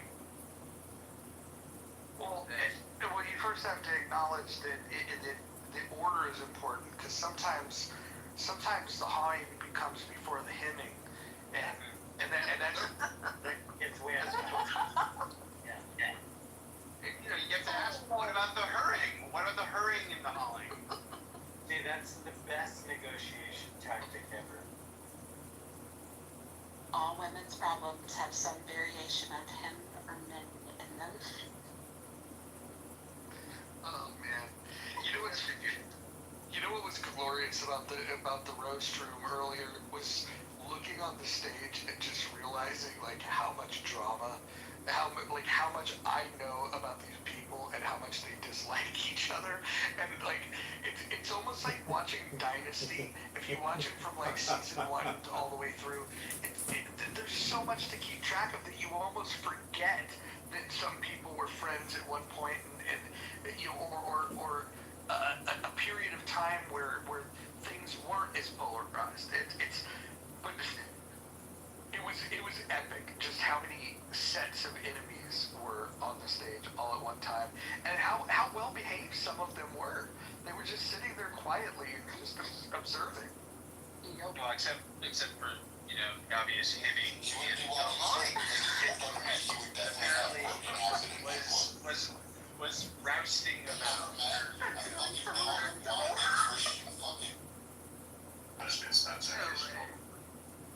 There are a couple of us on this stage, I think, that, you know, are hard to imagine what a hemming and a hawing really is. It might be a little different for, you know, each person, would you say? Sorry, I don't get it. Yeah, I mean, like, if I were to ask, which I won't, because I'm not one to put people on the hip in the hot spot, but if I were to go around the room and say, give me your best 5 seconds of hemming and hawing, I think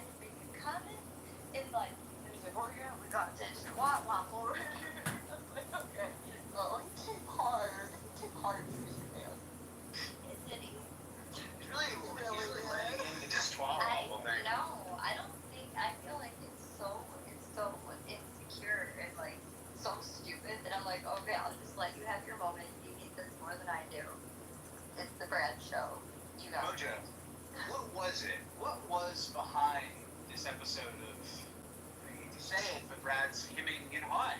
I will tell you what preceded it was I took a break and I left the moderation in the hands of women.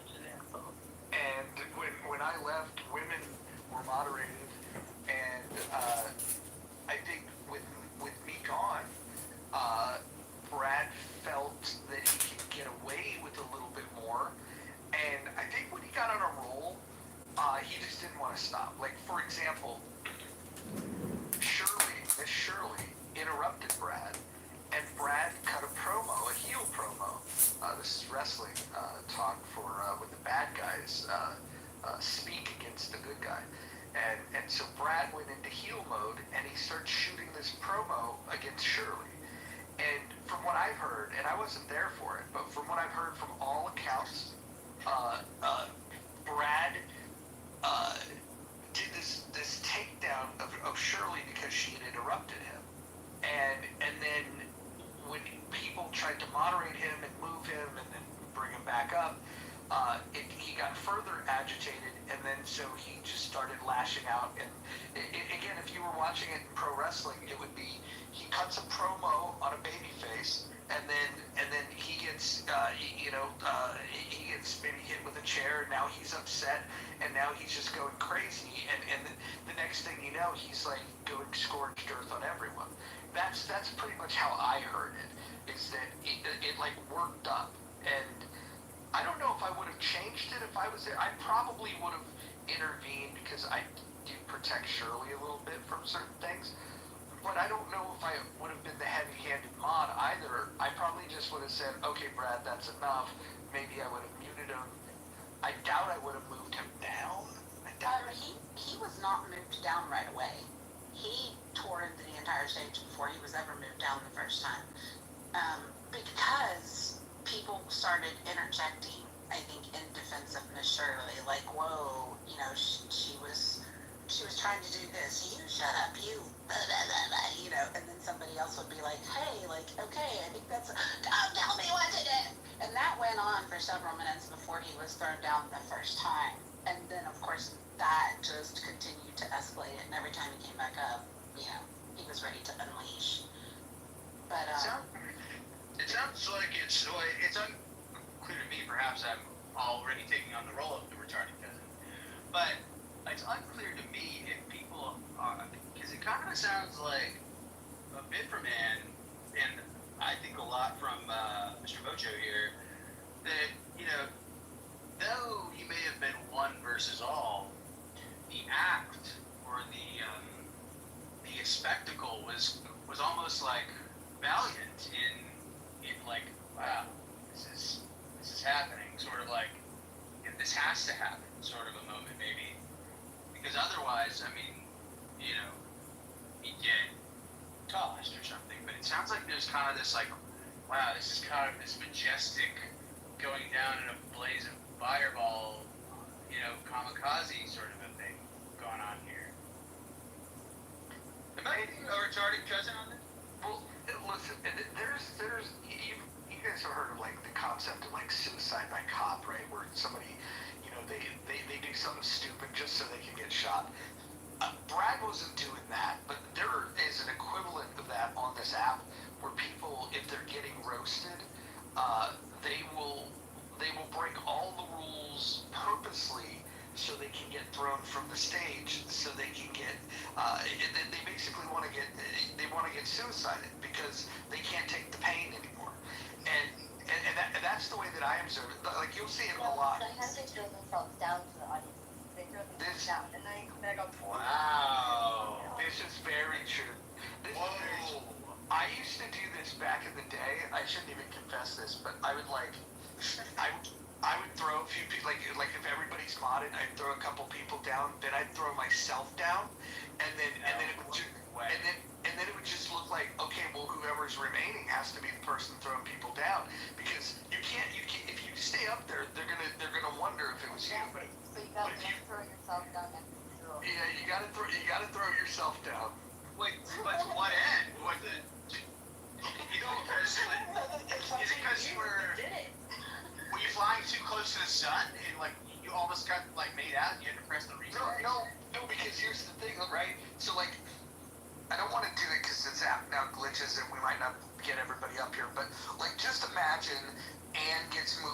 audience, you get moved to the audience, then I get moved to the audience. And then if you were to look at the stage and you would see Holly, Pockets, Daniel, John, and Tiffany, you would then say, one of those assholes threw me down.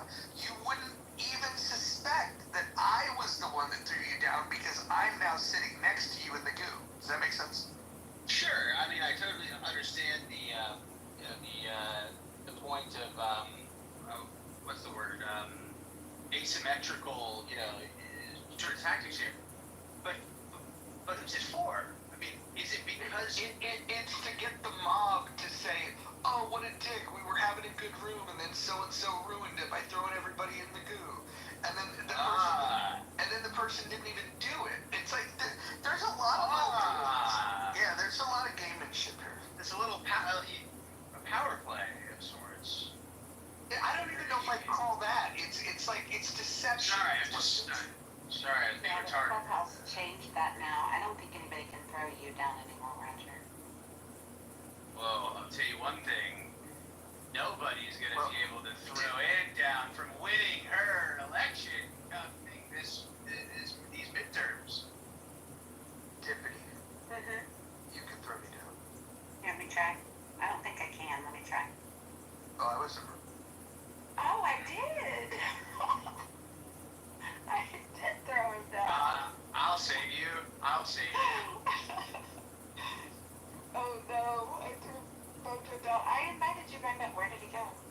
Oh, there he is. I'll protect you. How did that? I thought that clubhouse, maybe they changed that. When they originally came out with houses, they made it so you couldn't remove the What? the room creator. Yeah. He's still in here. He's on stage. Yeah. Back up. Are you coming off mic there? No, now I'm angry because they don't remove from the stage. Who did that? Yeah, who did that? Ah, you just cannot be trusted. Really sort of. So Tommy, let me play the full scenario down for you, right? Let's say I throw you and Ann down, and then I throw myself down. Then somebody brings me back up, and then I remove everybody from the stage, and then I claim to know who did it, and then that person's an asshole, and then I reassemble the stage, putting people that I trust as mods, and now everybody will think that the person that we blamed it on cannot be trusted, and then they no longer get mod badges, at least for a week.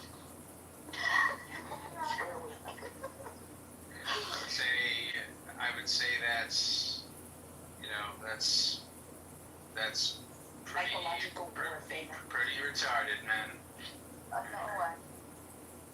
I've never personally done it, but I know when it's happening, and then I know exactly who did it. Like, I always know who did it. Some people don't even know the half. When Alex New York was on the app and Healthy Debates was doing rooms and Club Controversy was doing their rooms, Alex and I would talk to each other in the back channel.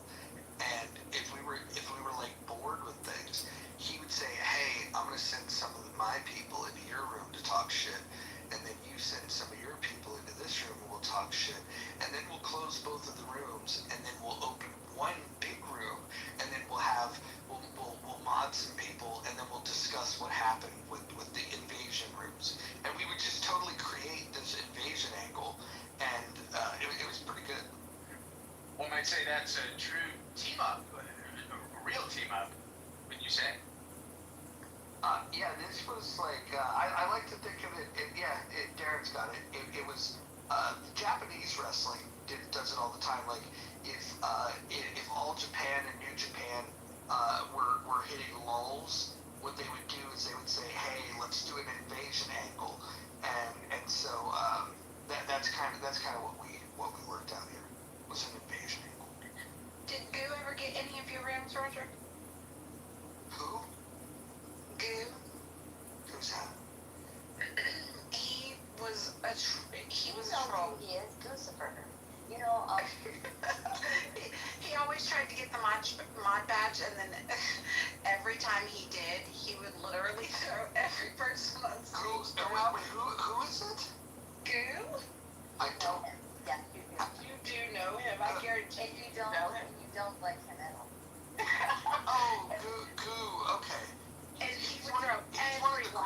right? No, he's like hangs out with like different age range. Yeah. Oh, God, that guy. Yeah. You know what's funny? That guy had a nice beard, but he was the dumbest guy on the fucking app.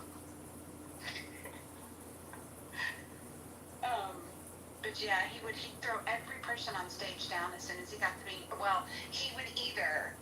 He started out, he would just boom the room. Like as soon as somebody threw him a mod badge, he would boom the room. But then he changed up his tactic, and instead he would throw every person on the stage down to the audience, and he'd go off of mute, and he would just stand up there and maniacally laugh, like for several minutes before he boomed the room. Yeah, and then you were just Just very dumb. Is he still on this app now? He is. He is. He is. Where is he then? He's not here as regularly as he used to be, but he still pops in.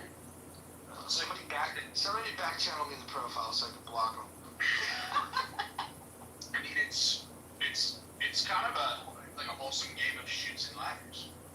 Really, just trying to get to the top, just every time. Thing of it is, every time he comes into a room, everybody screams, "Don't mob do!"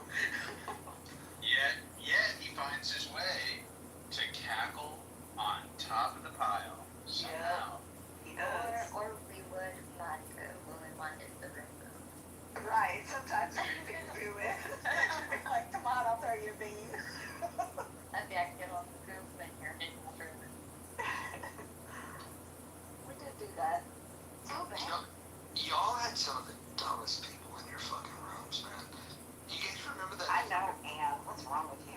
Do you guys remember that retard named Vinny? Oh, I'm Vinny. Out of all the group, he thinks that Vinny is the most retarded. Like, come on. Out of all that group, he thinks Vinny to be the dumbest? No. No, hold on. I remember when Vinny first got on the app before you motherfuckers even knew him. And he would get on the app and he'd ask a bunch of questions, and he was just like a dopey guy that didn't really have any thoughts. And then every fucking extreme weird idea that came along, he was like, yeah, that's my new fucking jam. It was just, he's the ultimate follower. I've never seen anything quite like it on this app. Poor Bibi. See, that's what I'm saying. I don't like You that. know, it's kind of endearing if you think about it. I mean, how often do we meet like a person that is so blank canvas moment to moment? It's almost like, that had to have been a spectacle, right? I know Are you eating right now? it was underwhelming, Tommy. It was underwhelming. He was just like, there was no personality. There was no fucking there was no nothing. There was nothing there. But then he'd still just be present. And then other dumb people would be like, oh yeah, that's my buddy. And you this is how I knew that Ricky was a pretty dumb guy. It's like him and Ricky were like boys, and it's like, oh, okay, these are like the two dumb guys that get together. You can imagine them being in a bar, like just drinking beers and not even using words because like it wouldn't even matter, like because neither one of them have an original thought. And Damn, dude, that's pretty dumb. No, I think that Ricky is fucking clever and hilarious. oh, see, I don't. I think Ricky is the most feminine man on this app. Oh my god, I love it. I love it. He knows I do though too. Like Ricky and I have this little love-hate. That's why he calls me Serenity instead of Serendipity. Serenity. Well, I mean, it is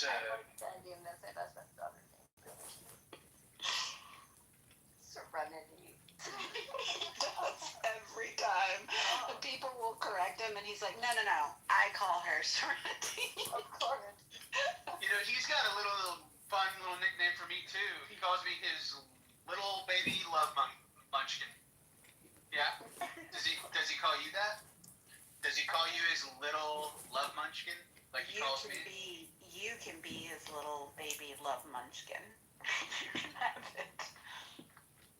Well, it's kind of a false option because only one person can be that to him. So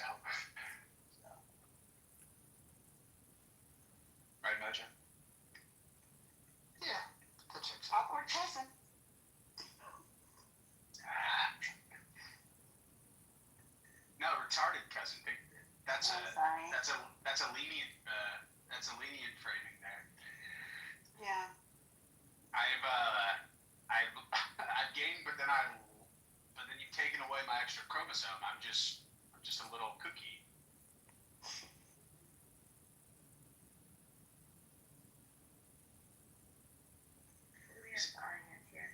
Is anyone else was anyone else and is anyone else still curious based on the tone and like the like used car salesman tone that other dude that was in here is like, yeah, we almost planted 1 billion trees in a single day. Is anyone else like questioning how many were planted? Like if any were? Doesn't he remind you, like, if you were to replace that red coat with the coat that with all the question marks on it, didn't he give you those vibes? You know that guy, the infomercial dude?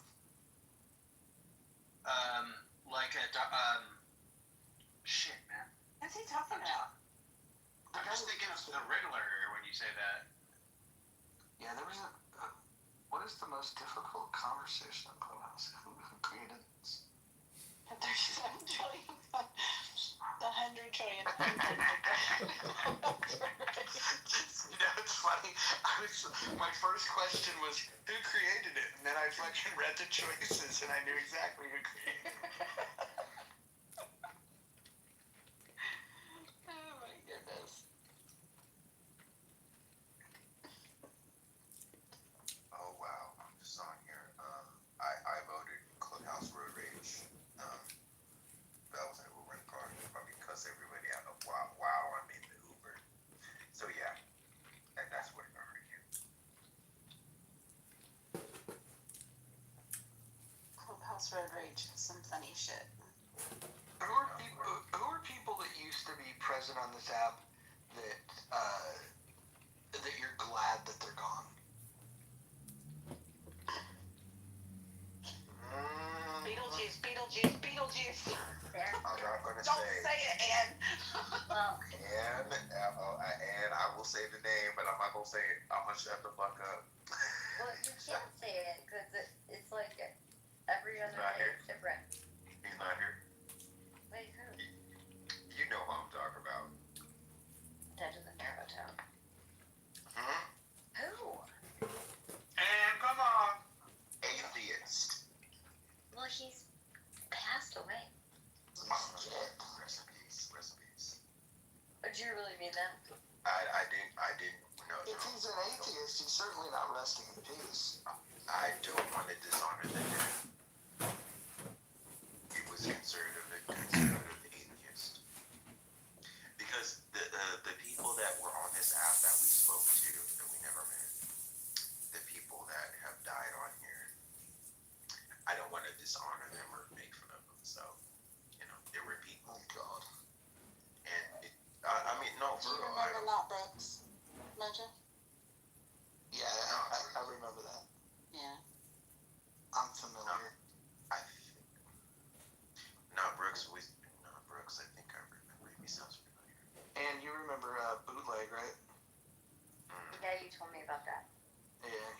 So there's been a couple that have got to pour out some for the dead homies.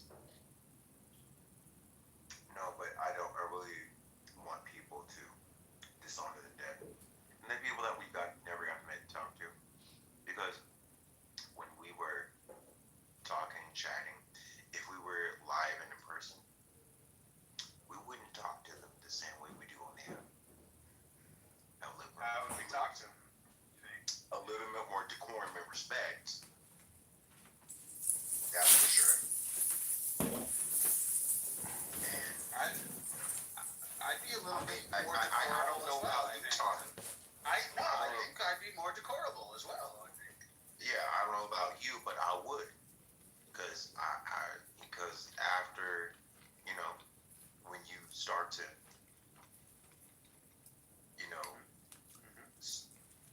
talk to people after a while, and it's not worth trying to cuss people out or talk to them like you don't know them or fight them or talk to them like they ain't shit. You talk to them like they're some people.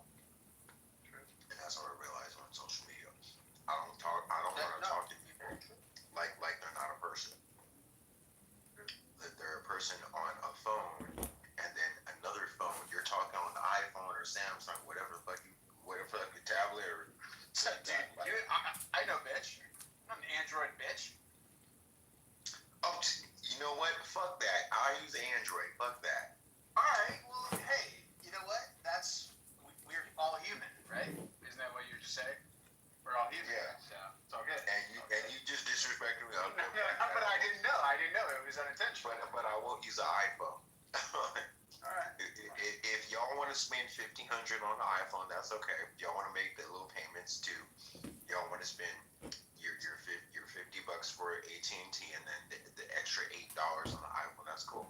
Do that. Hey, man, But I wouldn't care if it was Sprint PCS you were still hanging on to, okay?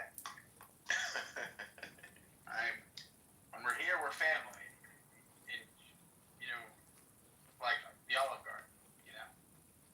yeah, but I'm saying I don't want to dishonor the dead. Well, can I make a dead guy joke just because it's No, right go at ahead, the tip go of the ahead. tongue? Okay. So he was also kind of fat, I think, and if he died because of like a coronary or something tied to like obesity, what you could have said is not rest in peace, rest in peace, rest in peace, but recipes, recipes, recipes. Which is actually what I thought you were saying.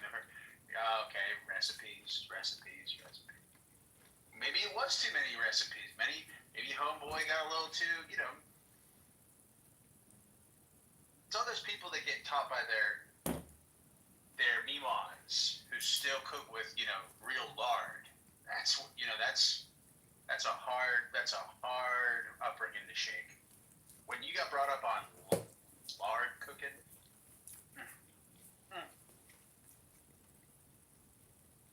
you know what I meant? You know what I mean? Tommy, do you ever cook with ghee? It's clarified butter.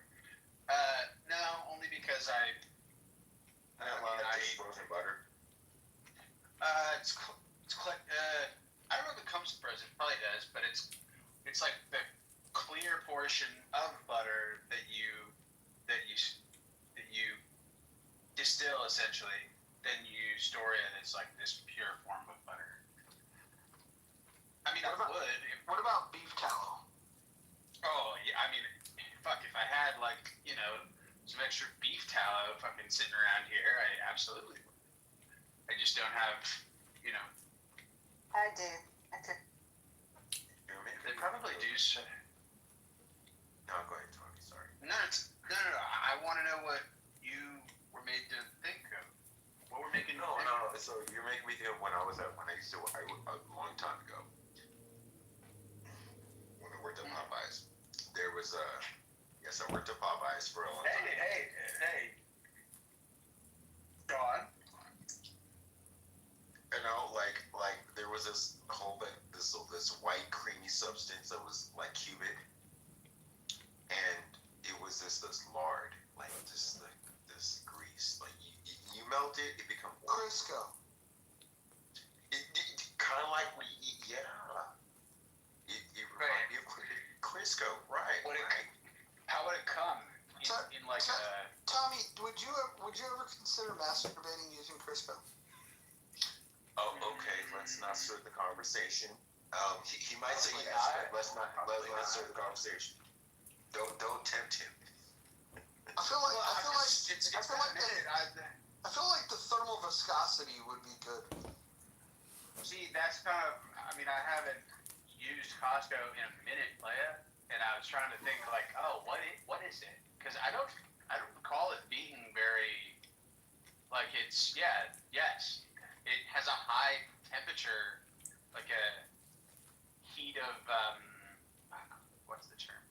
But yeah, it's not as you what's the word, man? I'm being retarded cussing right now. As you heat it up in your hands, it doesn't enhance its lubricity characteristics. Actually, it's been probably over 20 years ever since I've even seen Crisco. Well, hold on, I have a question. And do you cook? Yeah. Like really though? Yeah. I mean, I have an 11-year-old, so I mean, yeah. But I mean, do you like get down in the kitchen? I don't really like it, but I mean, I do. I don't grill. Like for example, there's some people that you just know that like are cooks. Like I don't know. I imagine that Liz can cook, for example. I don't know why. I get the idea though. What about Kelly? Do you think Kelly's a cook? Kelly loves to cook. Kelly's Damn, I can't. So Kelly's so good at cooking. If she heard this conversation, she would leave the app because she doesn't like hearing other people talk about food because she feels like they don't know what they're talking about. Yeah.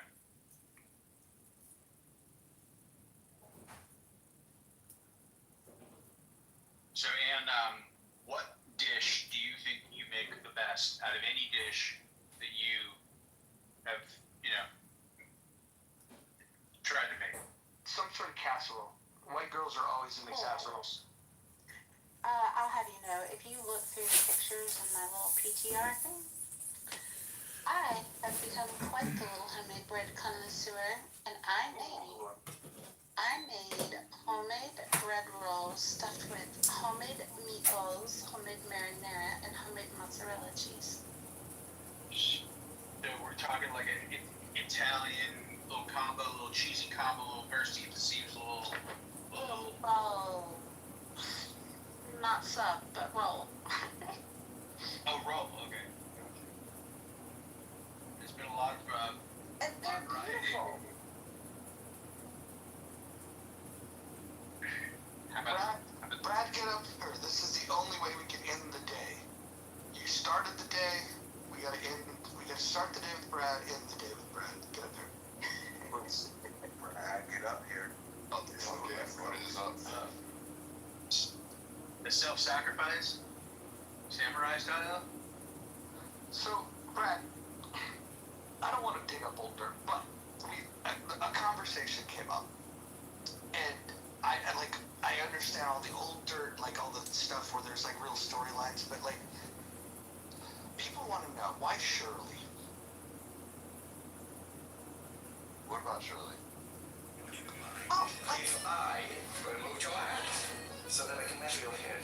how do you Interesting enough, when it comes to It's I get one all of the the many other other ways. worst things I've that's been here long enough to know. But like, how did Shirley catch this face? Oh, Shirley called once. You're right. And then she just kept it up. so many exceptions to the rule, which is why it's so important for a child or her husband, which is foolproof. Collision course of collateral damage, it sounds like. Hundreds of Negroes per day. You really develop an appetite, you know what I'm saying? But I am interested too in some delicious Like, I can see her like coming out of the oven with her foot on resist the beat. It is wrong to it like flies to shoots. Well, gentlemen, it's because I have wasted your time. I'll be on my way. I can see that. And I caught a stray, and I didn't even do anything. The slave wasn't drugged. You tried to Is that true? This morning you were playing play. I know. It was just out of You're a hero. I give to you. What is I this? have drawn you into don't be hasty. I am calling you for the you. concept of a straight bullet. Ruckus. Okay, so let's say you were, let's say you were, working your way down the stage, and catches a bullet, Tiffany catches a bullet, and then Shirley catches a stray. A serious crime. If it came to light, the great house is Okay. This is just kind of like a kamikaze, anything goes, just go all out, blitz on this. It's collateral damage. It's expensive warfare for sure. I mean, especially if you minimize it the way like the IDF does in Gaza, it's amazing. I mean, it's kind of more about the assumption of, oh, is this person, like, it's kind of like an over-personalization of, like, maybe it wasn't about you. Maybe it was about the bullet. Maybe, there are times when people are just in the way. They're just deer in the road. At an inopportune, duskly hour. And your lights haven't come on quite yet. Dude, we were talking earlier about like when Shirley gets on the app talking about like like her kids, and she'll say like unintentionally funny shit like, you know, I just know I don't want my kids going to a school with the Mexican kids. Like, and she's not meaning it to be racist. She's just referring to like the school with the Mexican kids. Right. Good school. She wants her kids to go to the good school, and like, and everybody's just like, oh, bless your heart, Shirley. And that's not very good. It's like, huh? You gotta look right by that one. And we know that's not good.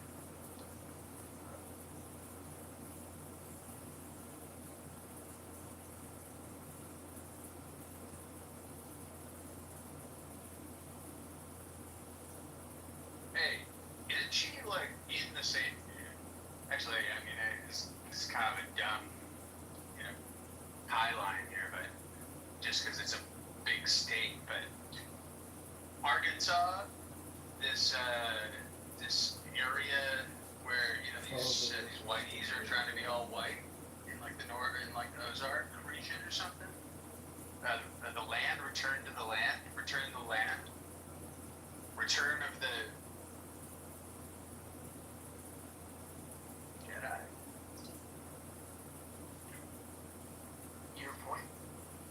I mean, I haven't really heard anything beyond that first little gay little BBC guy that was like, you know, he today about how these whites making everyone white. Luke Baxter did a room, and like half the room was like, I think there's nothing wrong with that. I want my own land where it's only us. It was so interesting to hear like a group of black people like begging for segregation. It was fucking amazing. No.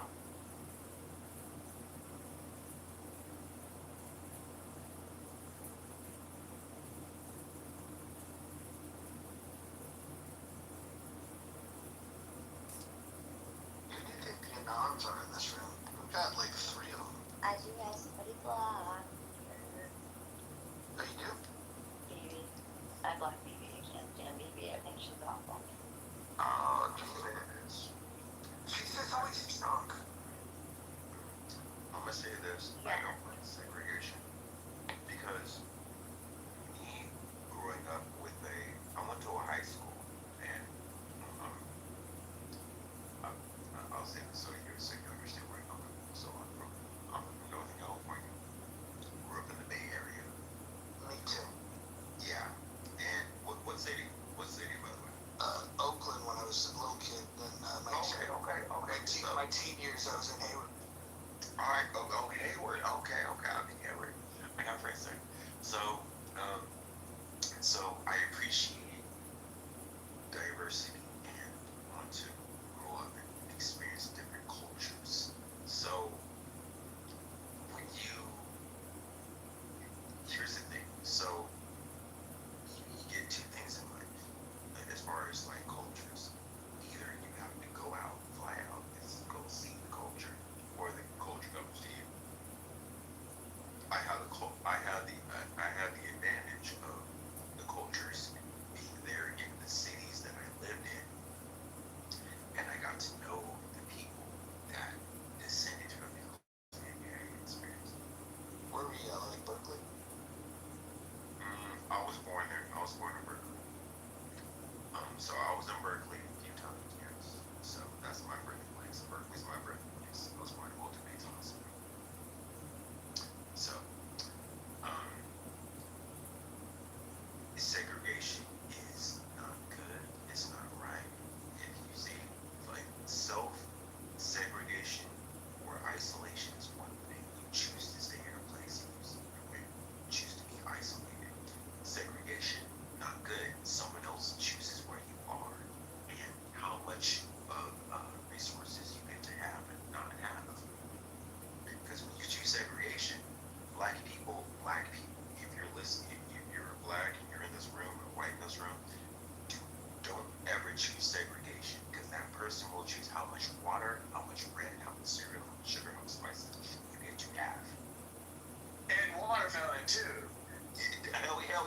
love me some watermelon. Fuck. Damn, I'm about to smash some watermelon right now. Yes. Unlimited. No, because on some real shit, people will decide what you get to have. Segregation is not good, so when black people decide what you want, I agree with segregation. No, you should not, because you have someone else choosing. I'm going to choose how much watermelon you get to have, and I love me some watermelon, right? That means they'll also choose fried chicken. Hell nah. Hell yeah, right. This is a lot of stereotypes, man. You gonna get some or no? But You gonna get some coconut oil next? What's going on? No. It's cocoa butter. No, but real. But when you choose segregation, you're choosing someone else. You're letting them decide what you get to have in life and where you get to stay. Anybody, white, black, or anything, don't ever choose segregation, because they're choosing what you get to have in life, where you live, where you get to eat, where you get to learn. That's not good at all. Where you get to travel. And I was blessed with the fact that I grew up in a very diverse environment. And I got to be in places to where I got to experience different cultures. I got to see different things, and it came to me. And I got to decide where and who I want to know, and who made me want to know more people. I grew up in a democratic environment, but hey, being a clubhouse, I got to be a little conservative, you know. So it changes you over the years, what you get to experience and what you get to know. Like you're not the same person in diversity. You choose where you love.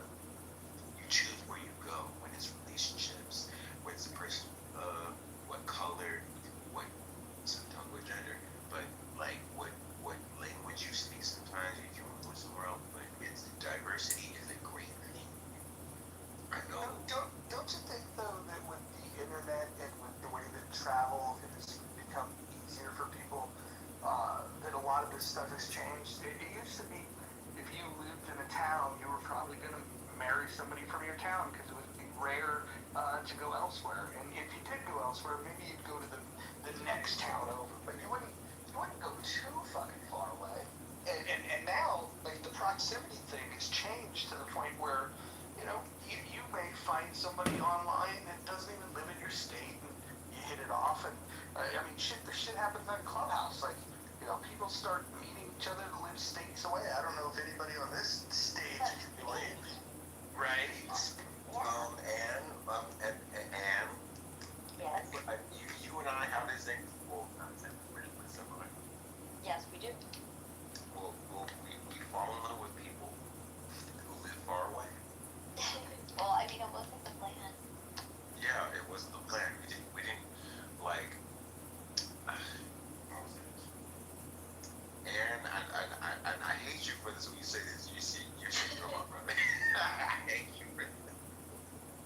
I did talk to that person the other day. It was actually nice. When you talk to that person? All the time.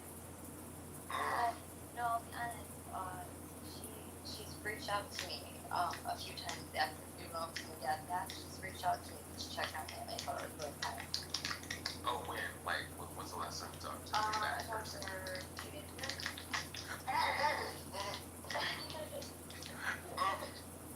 Just let her know I love her. Oh my god. You know I love her. This is so gay. Shut up. So Shut up. gay. Be quiet. No, but anyway. No, Joe, you know that person that we were talking about the other day. But anyway. I'm talking about. Y'all threw me off, but when you get to know different cultures and people, it instills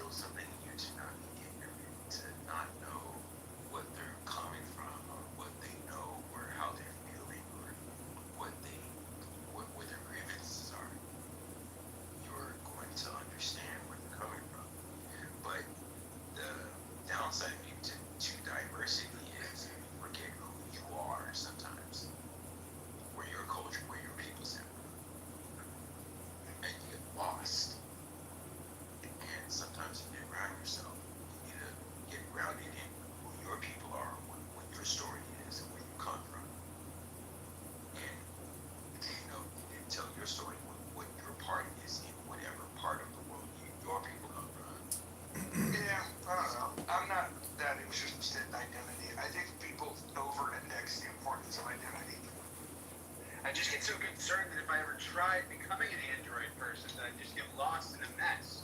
You know what I mean? It's that's a big leap. You're distracting now. You're distracting. You're really deviating. I'm not talking about Android or iPhone. FYI, we did have Mark Rice on the stage just a second ago, but he left, and I had messaged him telling him, Who's Mark Rice? I added him and he added me, so that's a start. I think the last time he and I got into a conversation, I cursed him out, so we'll have to gently ease things in. What has come over you? What do you call this, Mojo? That was like 7 months ago or something like that. What do you call this re-emergence of light? I would say there's a couple of reasons. I mean, if you look at my PTR, like I've got this new glow about me, and I'm embracing it. Is it a Timok glow? it's his aura. Well, welcome, Timok. Get him modded up. No, you know what? I'm just not as Not a girl. I'm not as interested in having like these crazy adversarial conversations. I am interested in watching other people have them, if I'm being honest, but I don't want to be a participant in the adversarial thing unless it spontaneously happens, and I try to avoid it.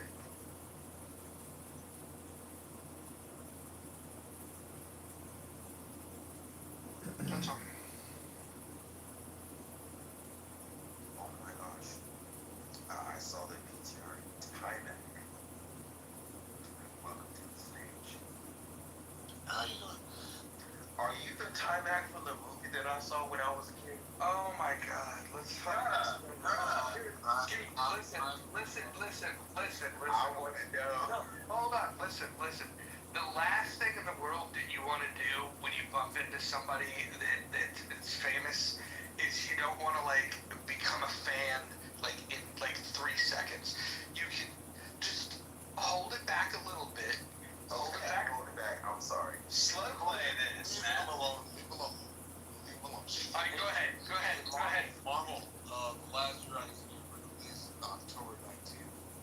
Nationwide AMC Theater, so tell your friends and bring everybody out. Okay. I don't want to be like a fanboy when I was thinking. I'm sorry, because I noticed you like a couple. Mojo just does he likes all the attention on him. Yeah. No, hold on. I'll be honest. It's kind of like a relationship. It's like I want my special relationship with Timok. I don't want him to have a special relationship with all of his fans.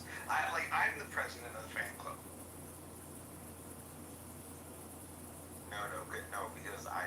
Because the only thing I just want to confirm something, because I saw Timac on Clubhouse cover like 2 years ago, and I was wondering if it was him because I know there was like celebrities on here, but I don't want to be like, oh, it's a man, oh my gosh, it's Timac. I'm like, all right, it's cool. My name is Timok. I just want to let you know that. Timac. I come in. I don't know a lot about politics, and No. I'm just like, if it's Mojo can be pretty funny and interesting sometimes. So I like the guy, and I come to his room. I don't come to Clubhouse much, but I come to his room and hang out. okay. But if it's you, then if it's the topic I saw on the movie, I ain't gonna be tripping. So glad to have encountered you in some form. So Thank you. yeah. That's all. I'm gonna be tripping anyway. But ain't cool, man. Yeah. But anyway, let me. What are you, Mojo? Who's Mojo arguing with today? He's arguing with me. No. Listen, I've stayed out of the way of arguments today, but you missed an epic day. I would argue today was the most epic day of 2025 on all of Clubhouse. Oh, man. Oh, really? Oh yeah, we had a full Brad crash out, directed towards multiple people, all female.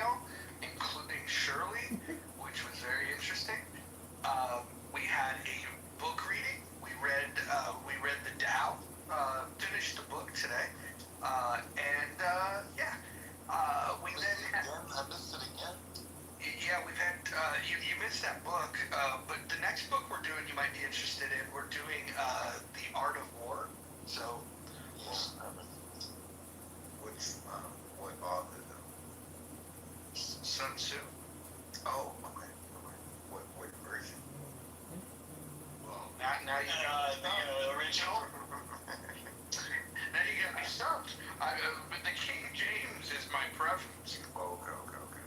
So I only asked that because I read when I was like 21. I read this book called 40 Laws of. Everybody knows that book. Like most everyone I know knows that book. 40 Laws of Power, right? Never heard of it. You've never heard of Robert Greene? 40 Laws of Power. Yeah, but there's a whole lot of books that have a number and then some general, Oh, titles. okay. So there's, if you know Robert Greene, there's a book called The 40 Laws of Power, and when you look up the Sun Tzu, Art of War, his name pops up because maybe he didn't version, but when you look up on the Amazon or Google, that name will pop up. And I never finished the book. It was called the 50th Law. Robert Greene studied this guy, 50 Cent, and the 50th Law. It had to do with facing fear. And one thing I learned is you don't run from fear, that pain, that fear, that agony. You run to it and adapt to it and face it. You go into it. So it was a book I could recommend, The 50th Law by Robert Greene. But he studied 50 Cent. That got me into trouble when I was a kid, because I got in fights with guys that could whoop my ass. So I faced the fear. They were older than me. I was like 15. And I remember a couple of guys that was like, yeah, okay, let's go. Oh, okay. Yeah, you gotta be careful, right? You gotta be careful. Yeah. Would you, I know you're talking, there's certain kind of fears that aren't so much about. Yeah, you don't go looking for fights. Well, I don't look for them, but I didn't look for them. Yeah. It's more so you face your own fears, like with yourself. 100%. Right. Yeah, you face, like my mentor said when I was listening to this podcast, you face the fears within yourself, you face them, and you become stronger. A lot of time, people, because people pretend to run, right? They have all the layers on top of layers, so they don't even know some of their fears because it's so pretense, right? So the thing, a lot of times is about becoming aware of yourself and your thoughts and things like this. Once you start paying attention to your thoughts, you probably will be facing a lot of fears just by doing that. Yeah. Slowly, day by day, just taking my fear at a time, just like, because I'm working on, I'm just working on myself. Just got a relationship, just like trying to face what can be better. As a man, just trying to be a better person, day by day. Good for you. Good for you. Yeah.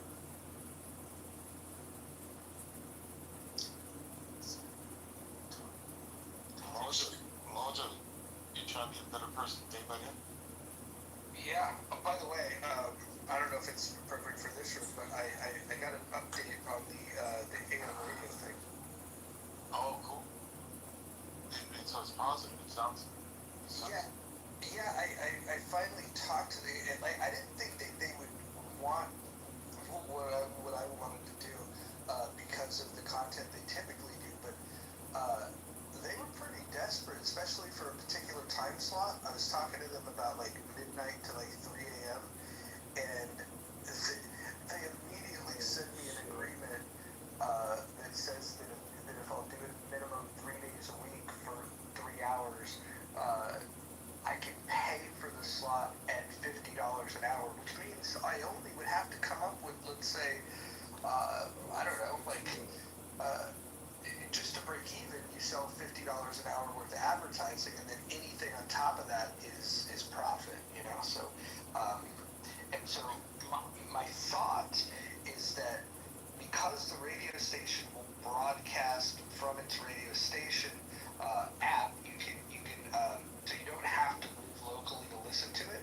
You can log in. I can then pipe that into Clubhouse, and then also be present on Clubhouse and put in the phone number to get call-ins to the thing. So it could be part of the late night thing. It's gonna be a different crowd because it'll be late at night, but I think it's gonna be fun. So what are you gonna be talking about? Like what's your content? Basically anything. Like I don't want to be pigeonholed into anything. I'll absolutely kind of riff on politics and current events and whatnot. So are you? So I mean, this isn't crowd. So are you left wing, right wing, or you criticize both sides, or third party, or what? Yeah, I kind of live outside of those typical perspectives, but I find more alignment with either truly classical liberals or fiscal conservatives. But yeah, I don't really find any commonality with the MAGA Republicans or progressive Democrats. That to me, they're on the horseshoe. They're both as disgusting as each other. They're both economic interventionists. So you're super far outside of the reality. Beyond reality. That's cool because you're easy to relate to because everybody can probably, to a large degree, to get to know you, and that's a good thing. I relate to you fucking hardcore, Mojo. You didn't even know that. I just told you right now. No, I totally knew that. I we bonded when you told me that in Linwood, Washington, you almost got killed at a hockey game. Straight up, man. So is this the Odyssey app? And can you hook a man up with the? It's quite literally AM radio. Yeah, no, I know. What's the frequency? Oh my G. For fun's sake, I don't even know what does that mean. Like 95.6. The oh yeah. Hold on. Let me tell you.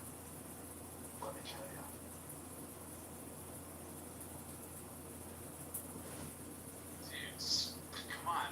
Sports Radio 1410 the ticket or 1310 the ticket. I don't know. I had to Google these guys and email them. Hold on, let me pull up my email. Yeah, I told Mojo about him being a personality here in Clubhouse, and I said, wouldn't it be cool for you to do your own podcast, your own radio show, your own YouTube channel? You don't even have to show your face. You can just have and he at first was like, that sounds interesting, and then I pushed more, and then he understood that this is a good idea, and now he's taking it. So I can't wait to see it all the way through the end because I think it's gonna do well. I think so. In fact, I got a friend. She's married to one of Def Leppard musicians, and she's really good with this kind of stuff. She has her own radio show, and she knows a lot about this stuff. So if you ever need any more information around that, she's really knowledgeable. Yeah. So it's KKNW. KKNW. Northwest. Something.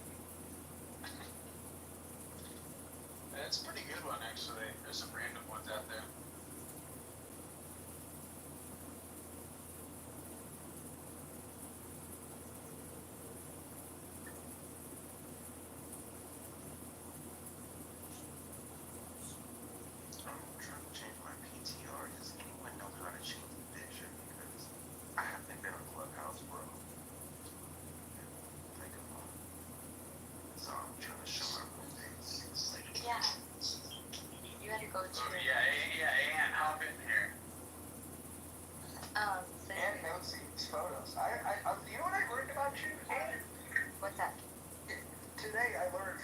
time, there's people that claim that they have photographs of you. That was the most interesting part of my day.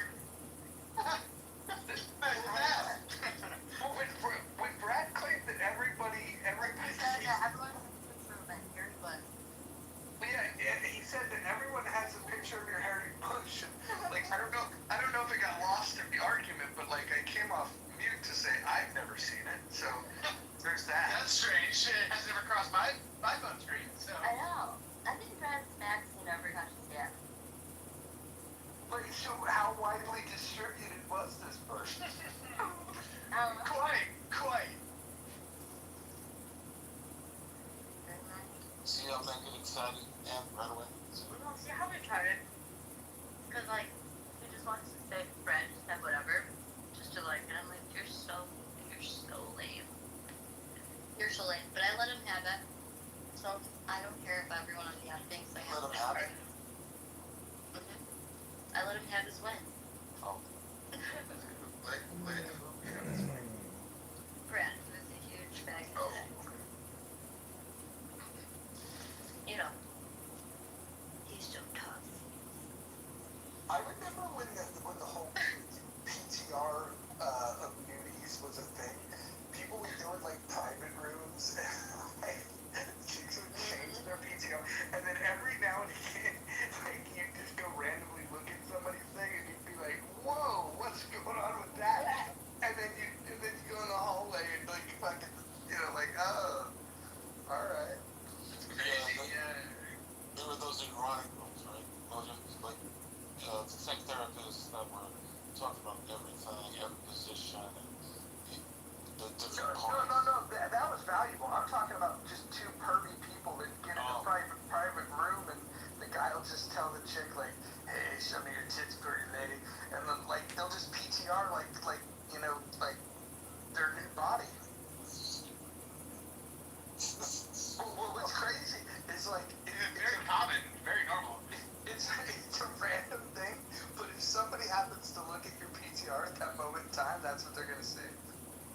And now with the paid feature, you can do the look back and see it all.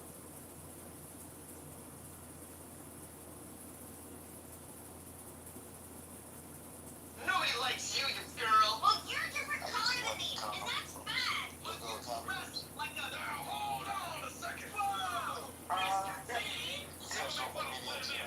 Come on, you ever hear the Roger Mayhem catfish Dave Cook story?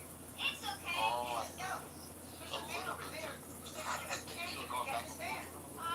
No, not at all. I had a burner account and I logged in to get into an email that I was like blocked out of, and then I was just on a burner account, and so I decided like to peruse the thing, and I saw like Dave Cook was in a room, so I pop in, and the burner account was this like Indian chick that had like she's wearing like a mask, like it's COVID time, right?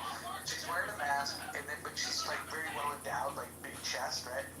And I'm in the room, I'm not saying a word, I'm like down below, and all of a sudden I get a message from Dave Cook, and he had read the bio, and in the bio, I was trying to throw like all the scent off, so like I said like I was a vegetarian, and then he was like, "Oh, you're a vegetarian, it's very interesting." And back in those days, I used to hang out in libertarian rooms, and I'm PTRing like this conversation that I had with Dave Cook on the burner account, where he was trying to holler just because the chick had big tits. Yeah, the clubhouse opened up a lot. A lot of conversation, a lot of personalities that you would normally not expect. Maybe even myself, that happened quite a few times. Because people think I'm some 19-year-old because I did the movie when I was 19. So they still see me that way, or they see me as Bruce Leroy. So when maybe I'm sometimes a little brash or a little outspoken, like, oh, that's not him. It throws people off. But I think people that are intelligent know that it's character and this is the person in real life. I mean, not to get into it, but only because you had brought it up. How inside of you? How much Damn, you got some hard Tourette Saying syndrome. that, but I'm older, right? There's, well, I'm very different. It's been You 4 guys want years. to donate to the you know, campaign to elect John very, Kitover? very equal. It's just like anybody. We raised $500 today to on Clubhouse. Yeah, like, Time out. Don't you have flashbacks of like the old self where it just comes out in a moment without you thinking about it? let's say I meet a woman that I'm really attracted to, right? And like the heart kept starting in there, but now before I would go about many different ways, but not the direct way to go right to her, you know? So that's changed. But back in those days, I would consider she's at a party. I would go to the right side or the left side or wiggle around. All that kind of thing.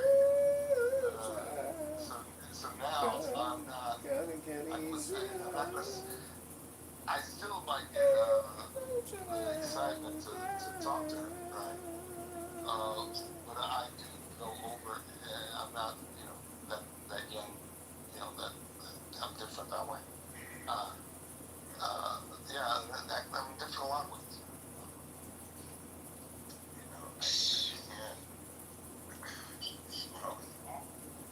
Okay, check out this link. Check out my boss.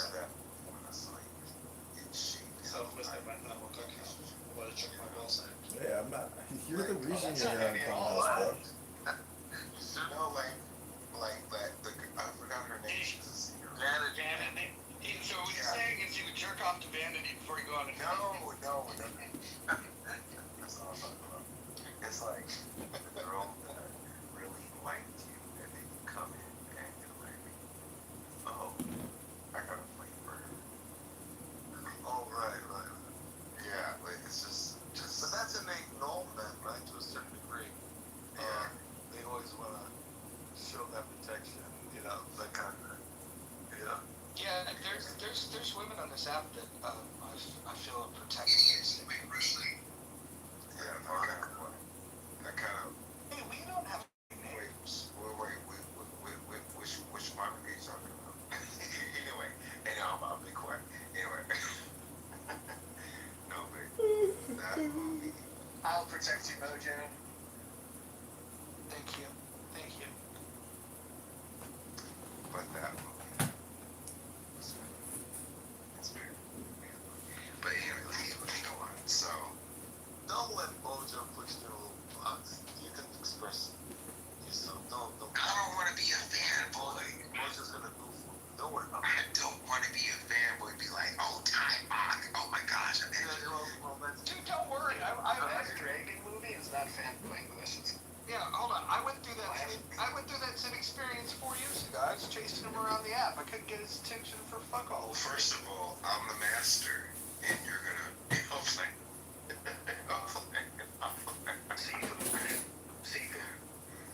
It's too bad that Julius the actor for Trimmer is gone.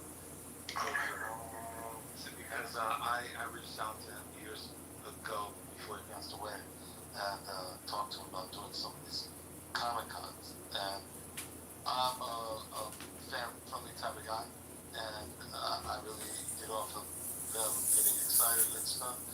And man, it would have been great. He was going through a tough time. There's a lot of actors too in Hollywood. He was having a tough time with some of these producers and some of these casting and all this stuff. And I caught him in a bad day. I said, hey, Julius, how you doing? Yeah, how you doing, brother?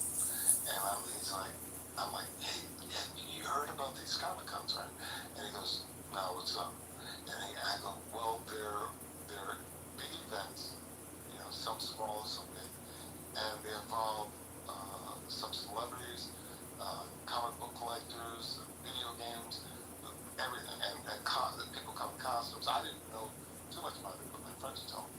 And I said, what do you think us, because you can make money out of this, what do you think? No, man, I'm not in. But really, no, we just show up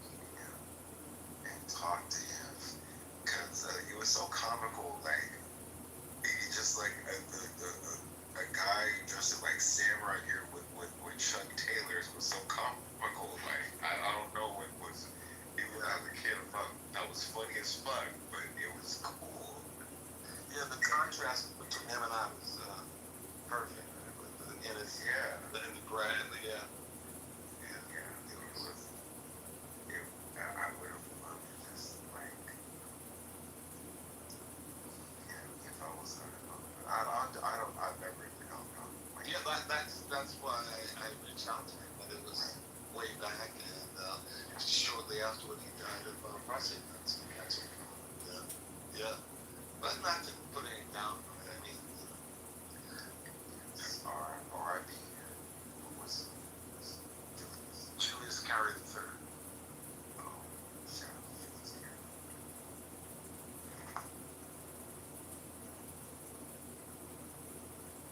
But how you doing tonight, though? And how's everyone doing?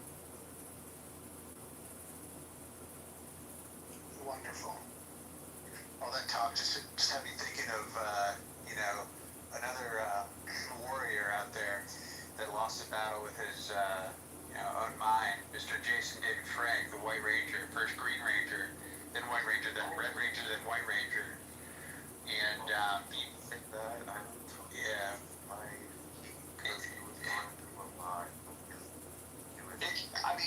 His stepdaughter, and he was going through a divorce. Damn, I know. I just have to admit, like, at the time, just because there was COVID, it was a person on Instagram that I was into, and I was like, oh, okay, this is what they do, and, this is the lifestyle. And it was during, that discovery of, oh, this, is like a full year-round touring sort of thing that actually,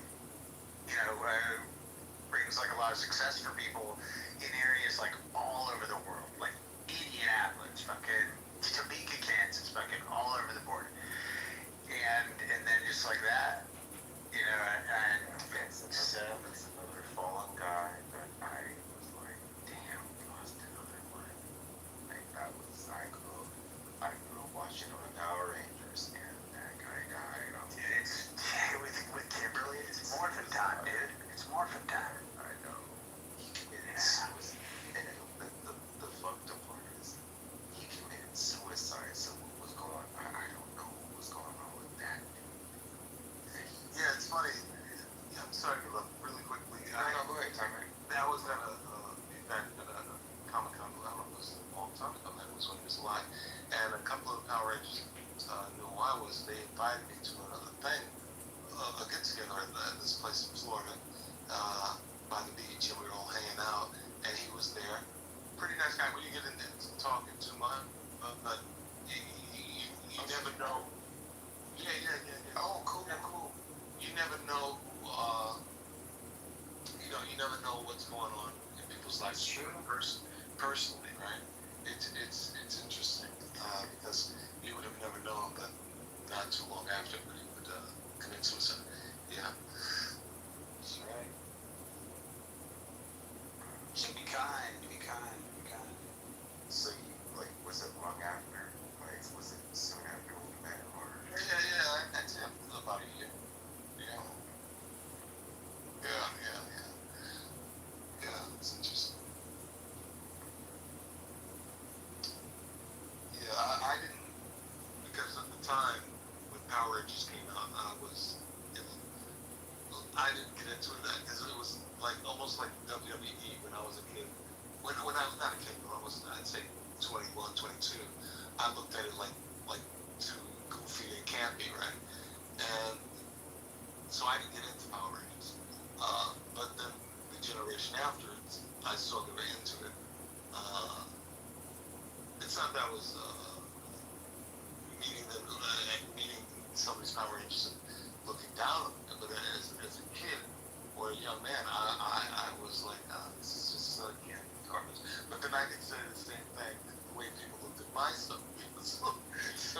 So by the time that I saw you were in, and I don't know what movies were after that, but it was like I was born in 5, so I'm 4 years old. So by the time I was probably somewhere between 10, but I don't remember. I was. If you were born in '85, then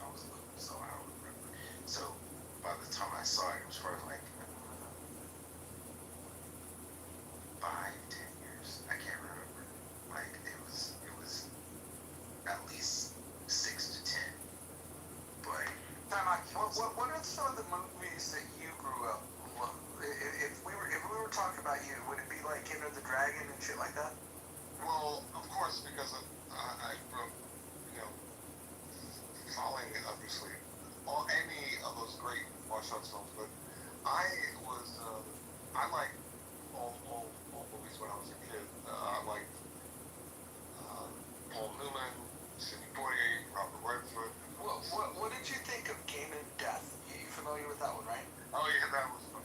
Yeah, that was when Bruce Lee died during the shooting of that movie, and they because Bruce Lee was such a bigger than life and so popular, they realized we should make some money because he shot like I'd say 30% of the movie, and they hired a lookalike that didn't look anything like him, and it was some of the stuff that they were doing to they even overlapped his face, like it was really bad. And are you familiar with Grandmaster Jihan Jay? It sounds familiar, but I think that's He's the guy that he was in Game of Death, but he's the one that founded Hapkido. Oh yeah. I actually went into a dojo, if that's what we're gonna call it, in San Bruno, California, with a guy by the name of Master Young. And Master Young had studied under Jihan Jay. That guy was cool as shit. He got out of teaching people because he didn't want students that didn't want to learn the entire art. He wanted to teach people how to heal people, as well as teaching them how to defend themselves and to do things. And when Master Young found that his students didn't care about like all of the things that he had been taught, he didn't think that it was worth teaching, and so he left. Yeah, well, there's that whole history, but even with Kung Fu, Chinese styles, they have Qigong, Tai Chi, a lot of well-studied teachers that know about healing. And, yeah, it's very different. When things get to America, with this capitalism, right, it's all about the money, and just trying to market the athleticism more than anything else. What are the top things that you talked about with the I Ching? What are the things that kind of resonated? With Jihan Jay? No, the I Ching, the book when you read it. Oh yeah. What are those things that kind of sparked you a little bit? Yeah, I think the thing that it was different people getting different things out of it. For me, I focus a lot on politics, and I have a distrust for authoritarian government styles. I was drawn to the critiques of that, whereas other people were drawn to other areas, right? I think this is something that's going to require multiple readings, because the first time through, it's like you gravitate towards the things that connect with what you already believe to be true, right? And it's like, oh, okay, that kind of reinforces an idea. But I think it's going to require multiple readings to really treat it. Yeah, of course. Yeah. When it comes to those kind of things, you have to allow your own point of view to put it aside to try to take it in. And isn't that the whole point of it, right? It's it's very interesting. That's the point of any type of movement, something, right? That you do your best to put your own point of view. I gotta die to self. I hate that term. Yeah, that is so. But the whole thing about that is there's so much that we don't know about ourselves. It's interesting.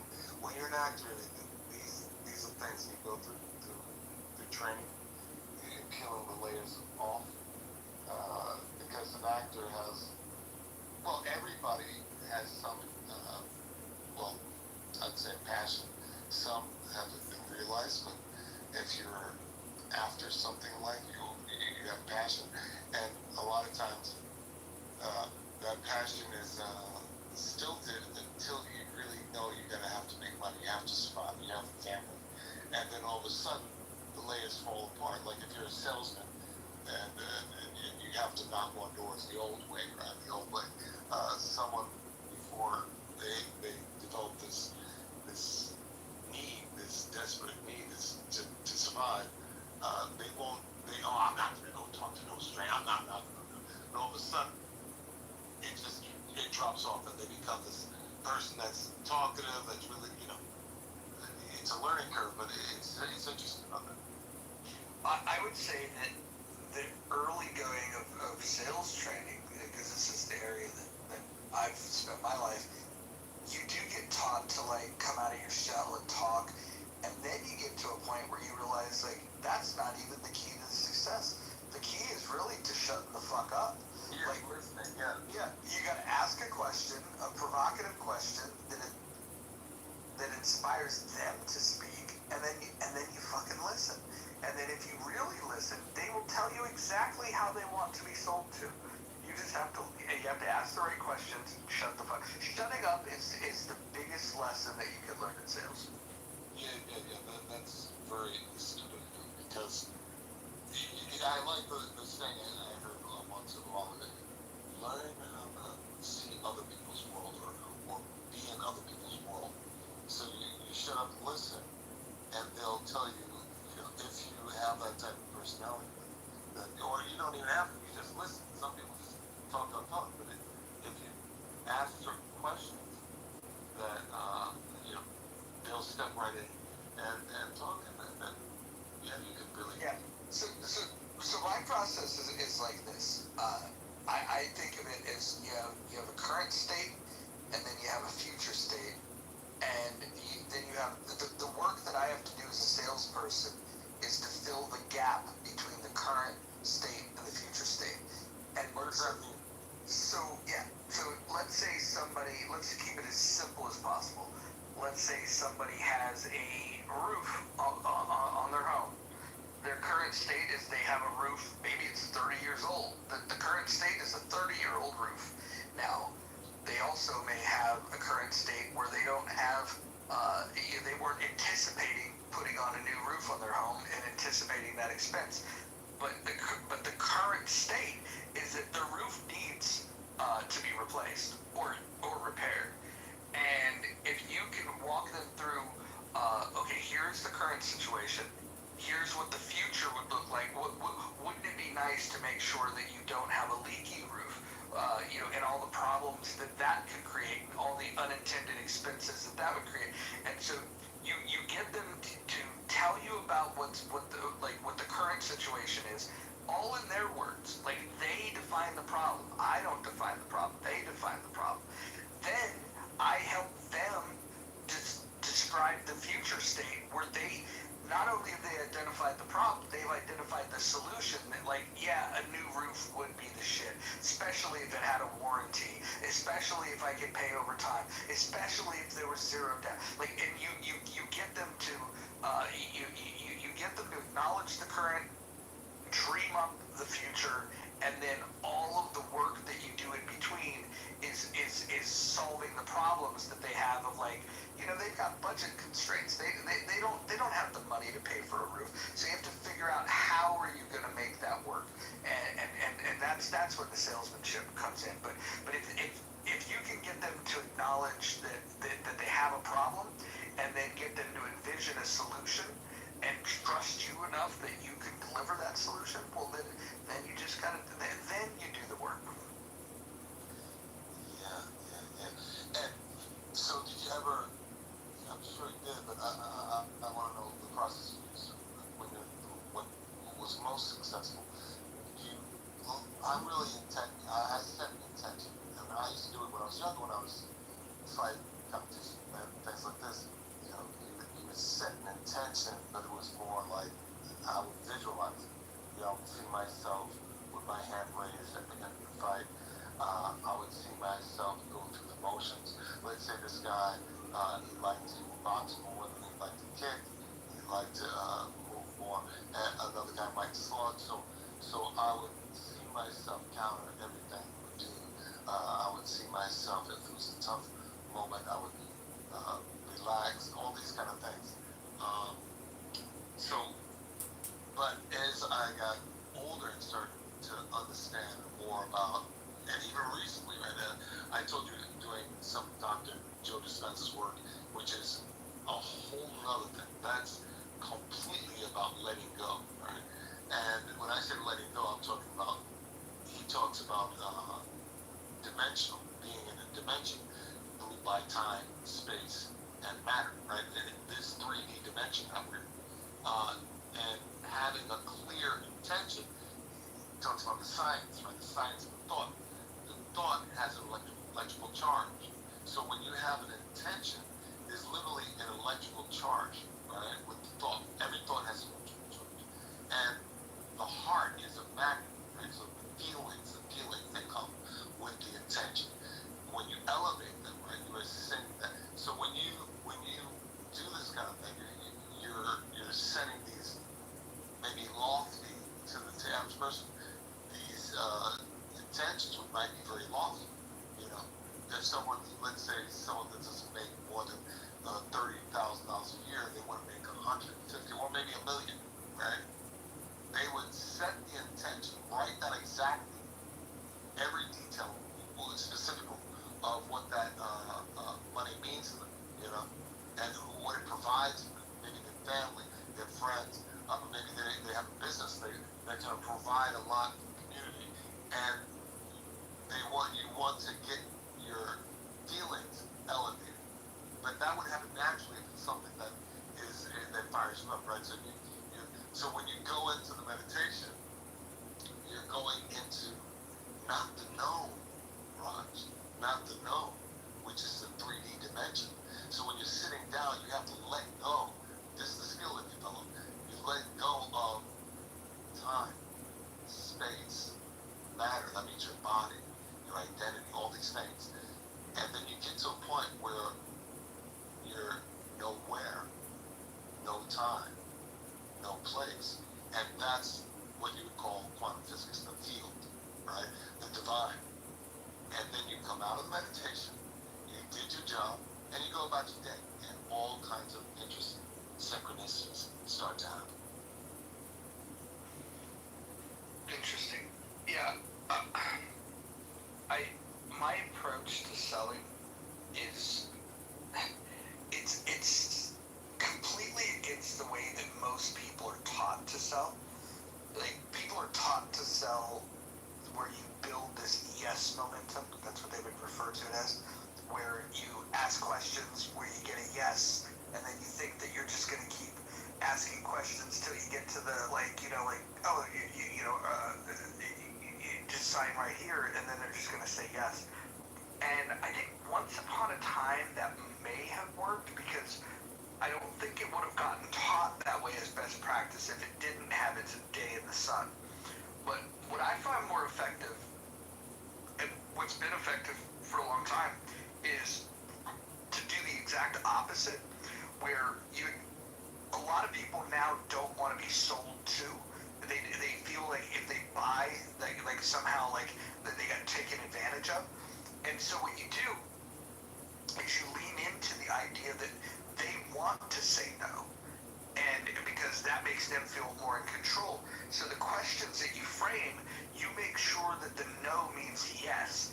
Meaning, if I was to simply say, hey, can we meet and I can take a look at that roof, would you be opposed to meeting Tuesday at 2? So now I'm asking a question in a way where they're going to say the word no, which is what they wanted to say, but the no means yes. The no means no. I wouldn't be. They say no. I wouldn't be opposed to that because no is a more comfortable thing than saying yes, especially to a salesperson. And so it sounds like it's super manipulative. All you're doing though is you could argue that it would be manipulative to ask the question, to frame it in any way, because you're trying to get an in-state, desired goal of a sale. It just, how do people want to be sold to? They want to say no? Okay, great. Let me ask questions that they can say no to that still meets my objective.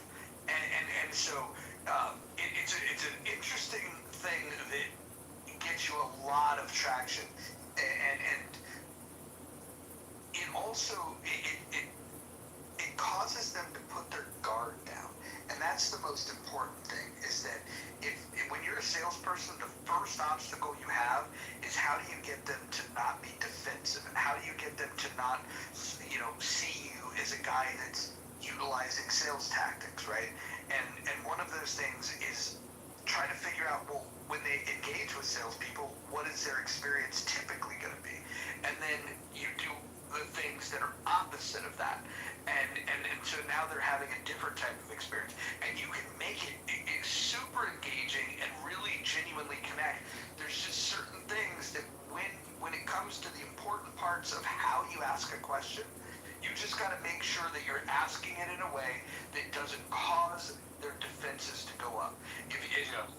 And because that builds the resistance. And if they don't feel the resistance, they're more likely to buy. The other thing is, a lot of people will be like, oh yeah, this is going to be great. You should do this. I'm going to make it affordable for you. I would rather go the other direction and then just say, yeah, I don't know what your financial situation is, but this can set people back. I'm not sure if this is like I do this thing where I take it away and I create the negative, the positive. Yeah, I create all of the I will acknowledge all the obstacles that typically get in the way. Most salespeople don't have the confidence to do that, right. but if you do that, then all of a sudden you find them negotiating with you. Of like, if you tell somebody that the home that they have pride in, that they can like essentially allude to the idea that you don't think they can afford the roof, they're going to now tell you that rather than you trying to tell them how cheap it's going to be. And that's the other thing. Now you're going to like meet them in this negotiation cycle where they want a lower price. If you tell them up front, hey, with the cost of materials, it's tariffs, man. Ooh, this stuff's going to be expensive. I can leave you with the quote, but just letting you know, this is going to be an ordeal. It's probably more than you're thinking. And then and then all of a sudden they're like, well, how much is it? Right? And once they start asking questions about price rather than you have to dance around it, you got it. There's so many layers to it. One is the layer of just being authentic, and being able to be authentic, but at the same time, like I said, having the intention to sell them something. So, but you brought up the point of listening. That's so important, because if you have the intention to sell and they're already a no, and you're not listening, which a lot of people do, right? Then you're not even going to hear the people that you want to sell to. You're totally disconnected.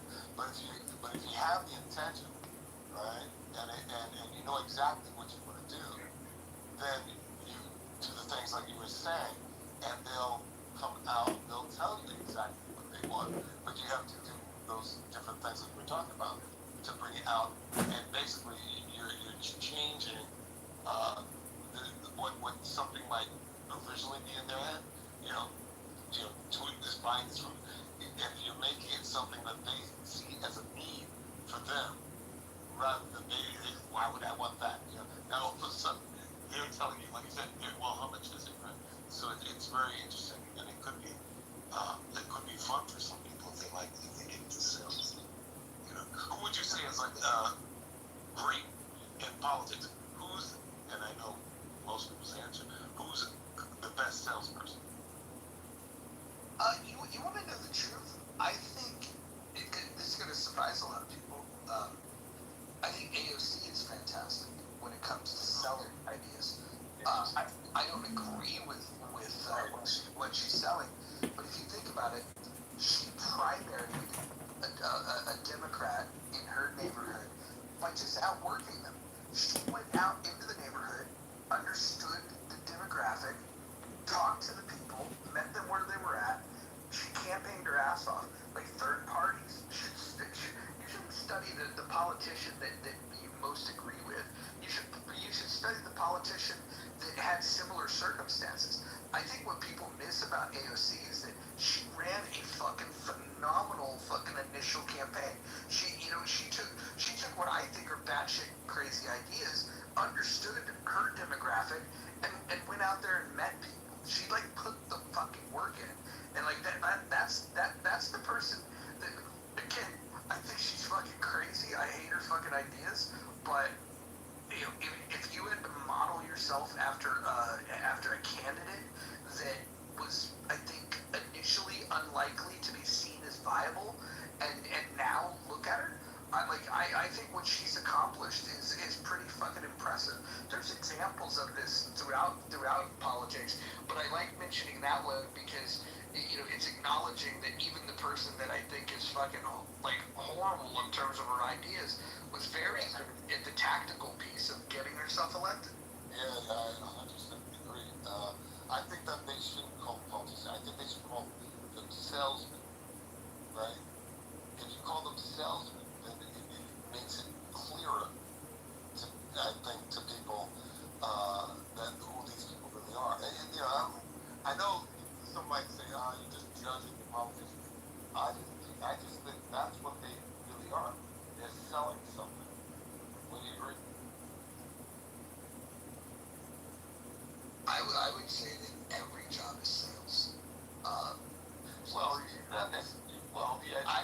I think every job is sales. Like somebody's getting sold on something, and so like in politics, it's very clear that you have to sell an idea, and you like they sell things that they're not. I'm sorry, real quick. They're selling things that they don't necessarily believe in. A lot of times, a teacher that has that dream of being a teacher and wants to give young people, they don't have to sell anything. That's their innate. You follow me? No, I think teachers sell shit too. I know. Yeah. At the highest stake, that's what I'm talking about. You know what I mean? Yeah. So I think they're all salespeople. And on the political side, here's the interesting thing. Depending on who your audience is, your sales process is going to be much different. Like if you're talking to your constituents, you can sell them on ideas that you know that they want to hear, but then when it comes to selling the idea to get it passed, when you need some bipartisan support, all of a sudden you're selling it a little bit differently, and you're making these compromises. And I think the scary thing is right now we live in a world where things are so evenly divided that politics works better when there's a dominant party and there's a party that wishes that they can compete. Because what will happen? Well, that's going on now. Well, no, it's so evenly divided. If you look at it, it's the margins are so thin. You got to think back to like when Reagan won his re-election, he won 49 out of 50 states. It was like the country wanted Reagan to be the president. Now you have the divide lines are really. Forget about state by state. It's in big urban centers in the cities. They're hardcore Democrat outside of Dallas, right? But and then in rural communities, it's purple. It depending on how close to the city and how close you are to rural. And then in the rural community, it's deeply red. And the constituents in those areas have much different wants, much different needs. And so because there's no dominant party, what happens is people have to capitulate their own views, or they have to sell some radical idea to try to find people that had tuned out of politics. This is what Trump does, right? Trump converts people to come and vote that never wanted to be interested in politics because they're like, oh, this guy's different. And that's the thing that I think that traditional Republicans didn't understand initially, which is how he became president in the first place. And I think that's something that Democrats still don't fully fucking wrap their head around. But that's why I think they should be called salesmen. I think I understand what you were saying about AOC because she went from nothing, I guess. I don't know a lot about her, but I know that she didn't start out as a known politician or let's say salesman. And then all of a sudden, like you said, she did the work, and boom. Then you got Trump.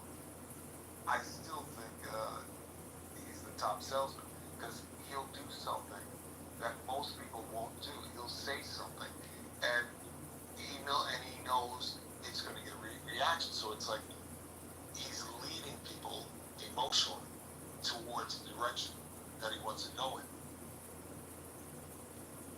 So, yes, he is leading the direction of one going. It does not necessarily mean the direction he was going is a positive direction. Say that again.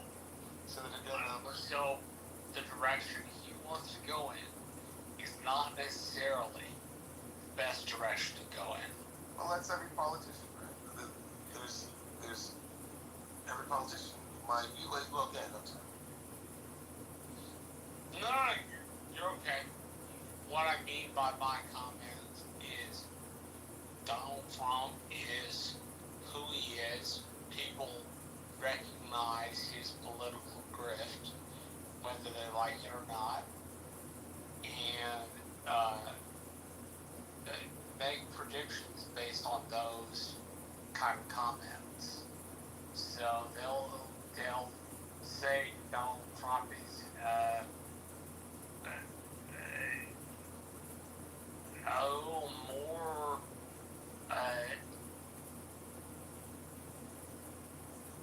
more on the side of corporations that want to keep their own profits, I should say. Well, I mean that. I mean that insofar as the folks that are on the other side of that seem to want to keep their profits while criticizing the way things work at the very same time. They seem to want to get their own while not giving up their own at the very same time. So that's probably that's probably a way of saying things that is mighty complicated. So sorry. Yeah. You're a little on the touchy side today, huh, Marshall? Or you're tired. I am laying in bed, and so, yes, that is. Well, when I talk politics, you wake up. He's a real passionate politician. I got a question for you, Marshall. Are you going to join the campaign to help get John Kitover elected to Congress?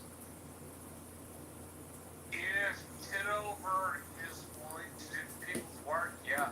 If he is willing to do his own work, then no. I think that he took a major step. He's got a website. He's got everything set up. We did a money bomb for him today, and we raised $1,000 for his campaign in day one. What do you think of that? My question is his campaign website the actual website, or is it just one of those things that gets established?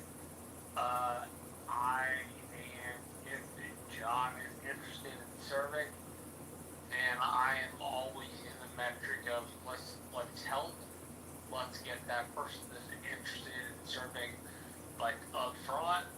So if and then if you're genuinely interested in serving and you want to do people's work aside from your own, like it is what it is, they're conspiratorial, they are what they are,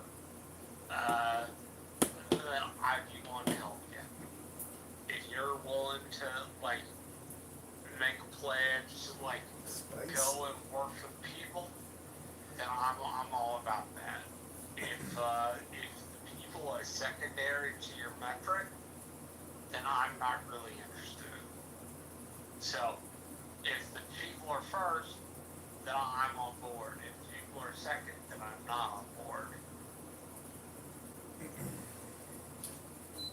Well, what do you think of his starting point of being an alternative in his race as a voice that wants to reduce the national debt because he doesn't believe that it's fair to kick the can down the road for people's kids and grandkids?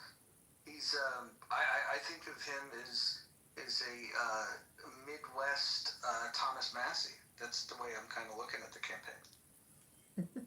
So I'm all about that.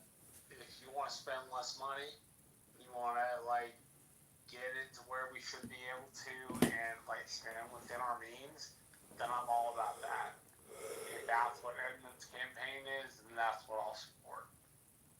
I don't want to support some sort of like, hey, we should make Edmund the most powerful congressman. I more want nice. in in the frame of like, hey, we can get Edmund to ask some questions that are important and to be an advocate to Thomas Massey. If Thomas Massey needs help, if you lived in his district and you knew nothing about him and you heard that he was running, what would be like the first question you would ask him? Edmund, how do you intend to impact basic voters? Like, what is the thing they should know about you that will impact the folks who are most likely to vote? I thought about this for, decent amount of time the other day, and it's three things primarily. One is, I want to lower the property taxes for the constituents in the District 16. I want to lower the income taxes, and I want to lower personal and public debt for them. I feel like that would be three things that I could, personally work on for them that I think that they would consider of great value for an elected representative to help them with those three very important issues in their lives.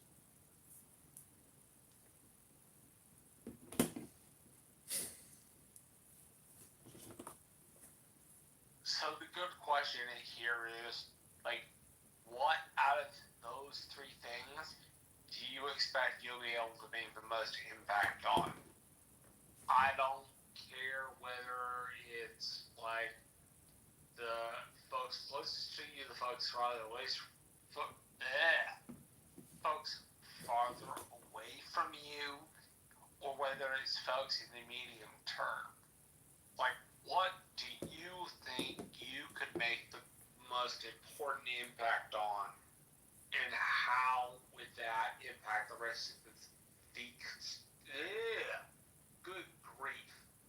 The rest Take your time, Marshall. No, I'm laying in bed right now, so sorry. The rest of the constituents. So sorry for my,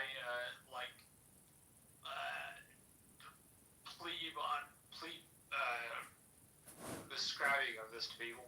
But Evan, how would you describe that to the most folks who have that sort of impact on it, that like, hey, we want your help, but hey, we don't necessarily understand you like getting involved in the middle of this shit. How would that work? And as I've told you before, you tell me how I can help you. I'll go out of my way to find a way to help a constituent. So if you need help, you just let me know. Thanks, Marshall. I don't know if you see any of these town hall videos, but the constituents tear up these Republican congressmen and senators at their town hall events because they feel completely disconnected. They're angry with what's happening, what choices are being made, and generally people get very angry when there's no transparency. Education and transparency go hand in hand. So if there's anything I can do for the voters of the 16th district, it would be so that I could be as transparent with them as possible by educating them about the national debt, about the annual deficit, about the unfunded liabilities, about the potential of a death spiral where prices start increasing every 2 to 3 days. By 2050, we'll be paying $4 trillion annually on the interest, and we're only collecting $5 trillion. So at that rate, or in 2050, there will be nothing left to spend on other than borrowing to spend. So we have a major borrowing and spending addiction problem in this country. That's my thoughts. What do you think's driving that? I'm still a novice when it comes to politics, and so this is interesting. What do you think's driving these salesman politicians to continue to kick the can down the road? It's the capability and the capability to do it. We're the world reserve currency, and we can apparently just keep borrowing. But it's also evil inclination. It's immorality. It's unethical behavior. It's not living the way that you would live your life personally. The government. Give me an example, like when you say what you just said. Give me an example of what the actions they're doing specifically specifically? They're borrowing $2 trillion a year over what they collect annually in taxes, and they're spending that money across a wide variety of different government services, primarily Medicare, I'm Medicaid, sorry, which Tom. is I'm talking about to the average person. What is the evil that's being done to them? Uh, Break it down for me so I understand. yeah. If you go to usdebtclock.org, you can see how much each average American owes the government. I think it's $116,000 at this point. The taxes. Okay. Yeah, you're not born into this life with a surplus like you are in Norway or Saudi Arabia, where they have, sovereign wealth funds in the trillions or hundreds of billions. You are born into automatic debt in this country, $115,000 just in debt. Then you're going to spend 30, 40 years working and paying more taxes. So we have completely flipped this ship upside down since the year 2000, and we have to come up with some creative and maybe, you know, belt tightening procedures, which is, being cheap and fiscally conservative in what we're going to do in the future, because to just kick the can down the road is irresponsible and self-destructive. And if you love your country, you want to preserve its legacy by preserving the treasury. The treasury is one of the most important things in a castle. If the treasury is empty, the kingdom has no power. What politicians do you think are along those lines of thinking that are genuine?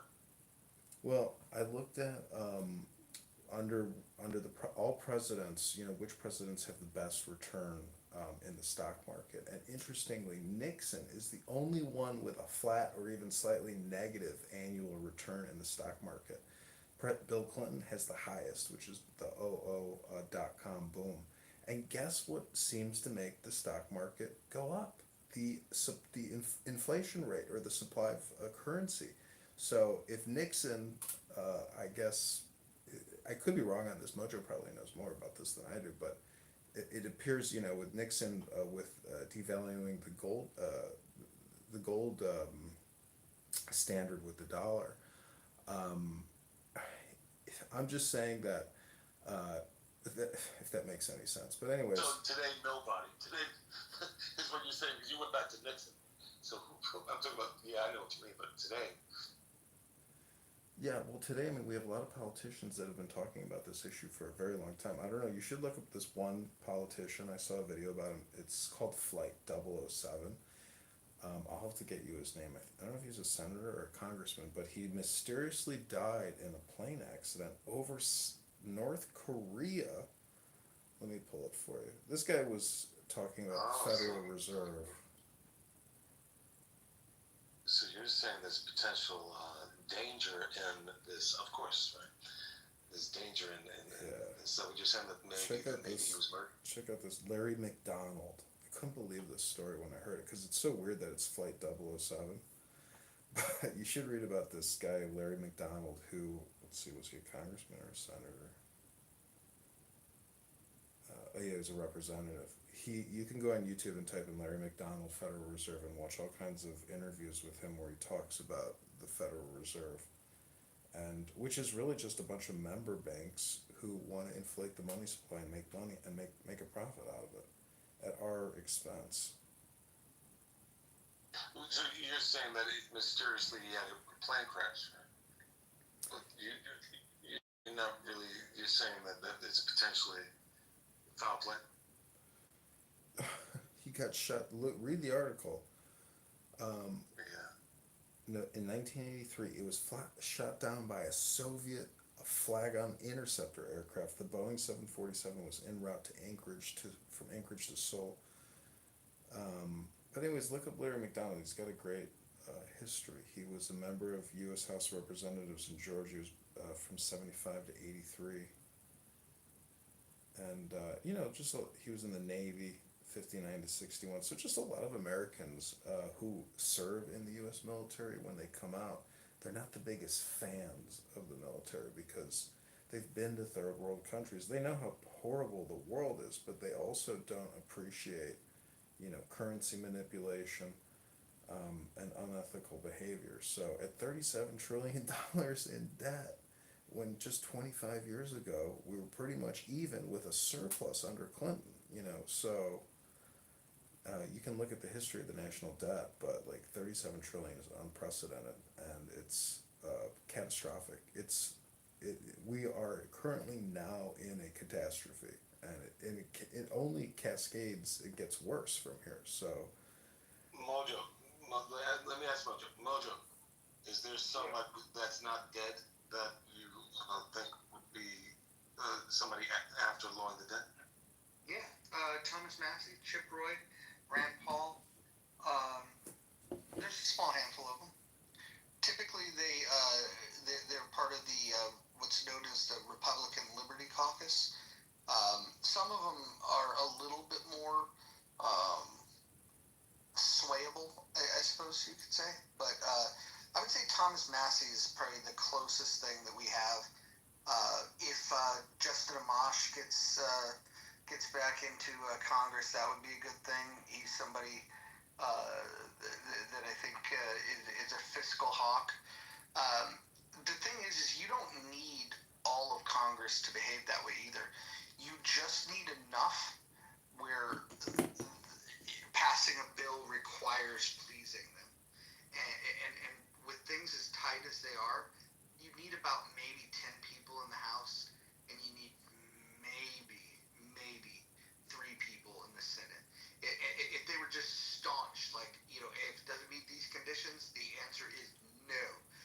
Because then it requires, like, when you know that the answer is no, people have to go to the drawing board, and they have to ask themselves when it's close, what is it going to take to get these radicals to not freak out? And because some of the things that Thomas Massey supports, I'm not in agreement with, because he's so radical that like he will just vote no regardless, even if it's something that he thinks would be a good idea. He'll just say, well, it's not in the scope of of what the federal government do. It's a principled move, but it's like he will say no to things that, even though he would like the result of what the change is. And I think, like, there's a lack of pragmatism, but he is the most principled guy that we probably have ever had in Congress, and his seat is not vulnerable at all. So he'll be there for a while. All he needs is a few people like him. He just needs a handful of people to join him.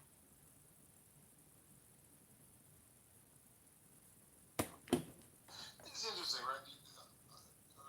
The American voter, how intelligent do you think they are as far as knowing some of these details that you guys just told me, right?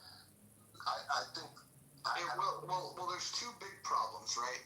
There's the completely uninformed, and then there's the completely misinformed, right? Some people will believe the silliest shit. And we That's see my that, point. It's driven on emotion. Emotion is like the biggest, right? Yeah, I would be in support of, if somebody wants to vote on a, like, let's say when we put something up to a vote for people, like an initiative or a referendum, I think there should be a litmus test of, like, well, do you understand what this bill does? I think, because the way that they frame it is like, you've got Democrats that, like, oh, the money's going to go to the schools. Okay, well, they don't care if it's unrealistic. They don't care if it's actually going to go there. The way it's written, they just take it. I think they should be a quiz that you take that tells whether or not you know enough about an issue to even fucking weigh in on it. Exactly. But this is what I'm trying to say. So you mentioned just not even a handful, maybe 3 people that are serious about that, right? So then I think about why. I'm trying to get to the answer of why these people are doing it. John just said evil, these kind of things, but then I want to dig deeper, and I'm going to ask a couple more questions. So trying to get to the bottom of this is, why do people vote, right? And it's usually emotion. So you're setting up the question questionnaire, but again, you're not in the Congress or the Senate to make these things a reality. So in reality, how do you get it to the point where you're going up against these other politicians, but you're again, people vote on emotion. You have to be a great salesperson. You have to get them on your side, right? But then you're faced with, let's say, the media going against you because maybe you don't have the biggest microphone. But everything has to do with your effectiveness in getting what you want. Uh, One might say you go back 40 years, there'll never be a president like Trump, but then he accomplished it. So how do you think the end point, right? Because I know you guys, I don't know anything about politics, right? So I do know that if someone has an intention and they're putting everything on it, right? And they're, like you said, asking the right questions, right? All these kind of things. Getting to that final place where they can get a politician in the place to make these changes that you're talking about. Well, there's a lot of things that have to change. First of all, the culture within the parties itself. The Democratic Party has a stranglehold on what is really tolerable within the tent, and and then you have a challenge of if you expand the tent too wide, then you let people into the tent that's easier for your opponent to exploit and say, oh, look at what they want to do. They want to trans the kids, for example, right? And so there's this fine line, and so each party has kind of their own unique problems. If you look at the Democrats, it's interesting. They call themselves Democrats. They don't believe in democracy. In fact, they don't want a democratic process for deciding who the candidates are going to be. In fact, it's been like that for a while. With Hillary, they went out of their way to burn Bernie Sanders. With they were giving the debate questions to Hillary.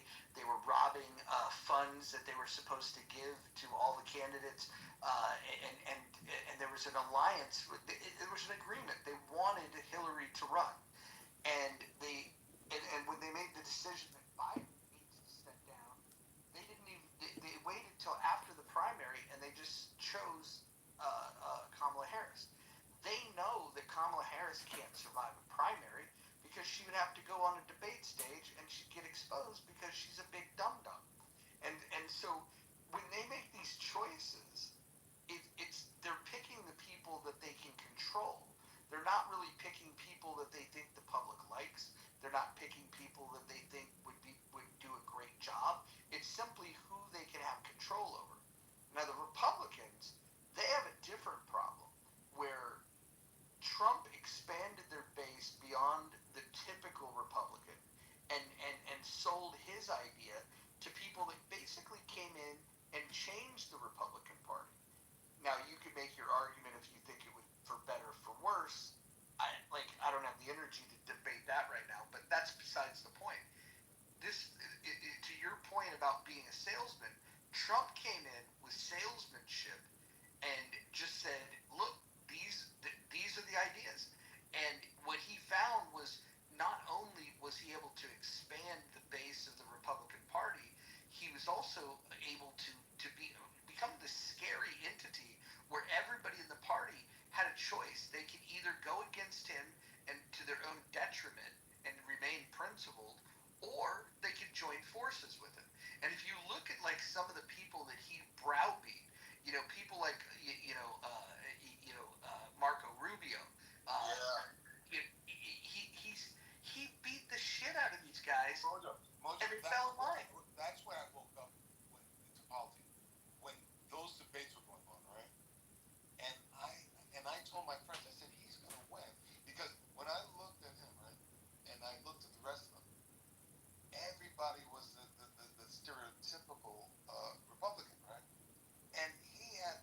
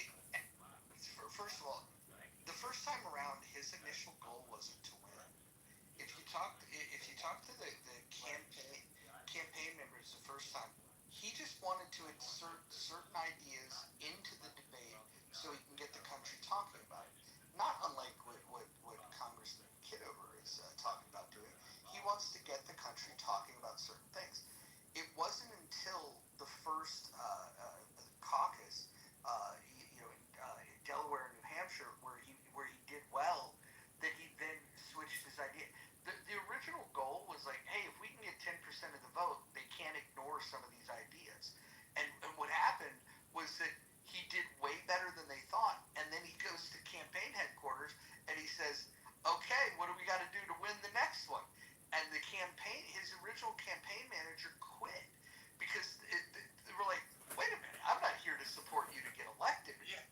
This was supposed to be a joke. And once he realized that that he was outperforming expectations, and that was because the media created a monster with him. They didn't think that he could win because they thought it was going to be politics as usual. And so even left-wing media was like, let's put a microphone, follow this guy everywhere. They gave him so much fucking press, and then he just he found his audience. Yeah, it absolutely did. He crushed it. Right. And it worked in his favor, like you said. He just wanted certain policies to be talked about, things like this. But once he wasn't attached for it.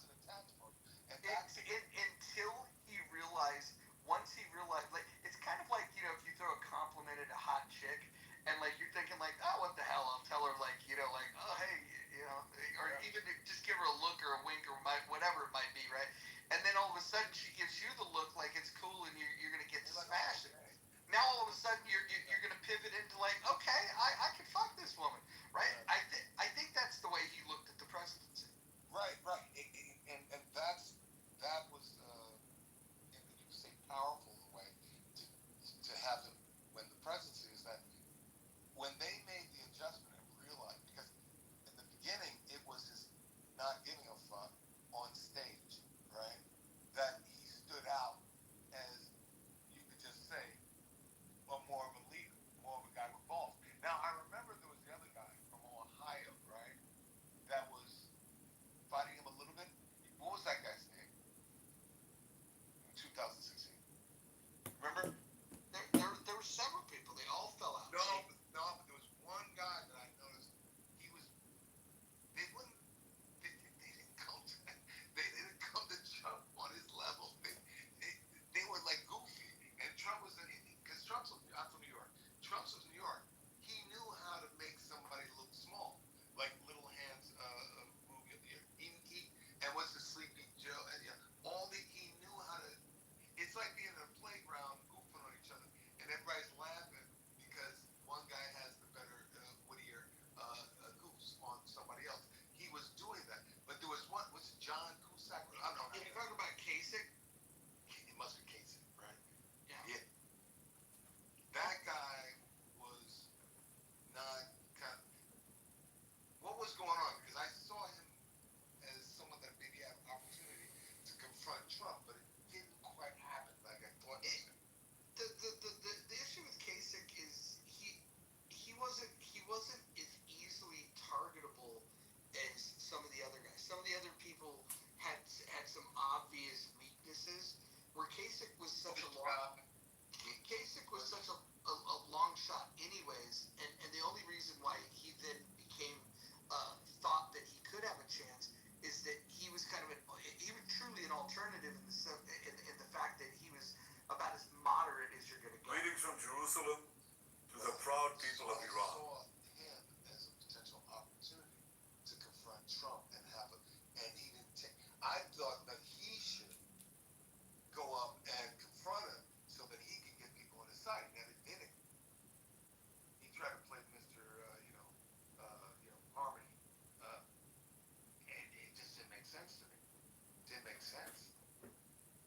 So Trump, it was like an easy win. Yeah. If you want to see what a leader that embodies what Kitover is trying to do, you almost have to look outside of the U.S. Again, you could look at Thomas Messi, but a better example would be like Javier Milei in Argentina, which things were so fucked that he came in there and said,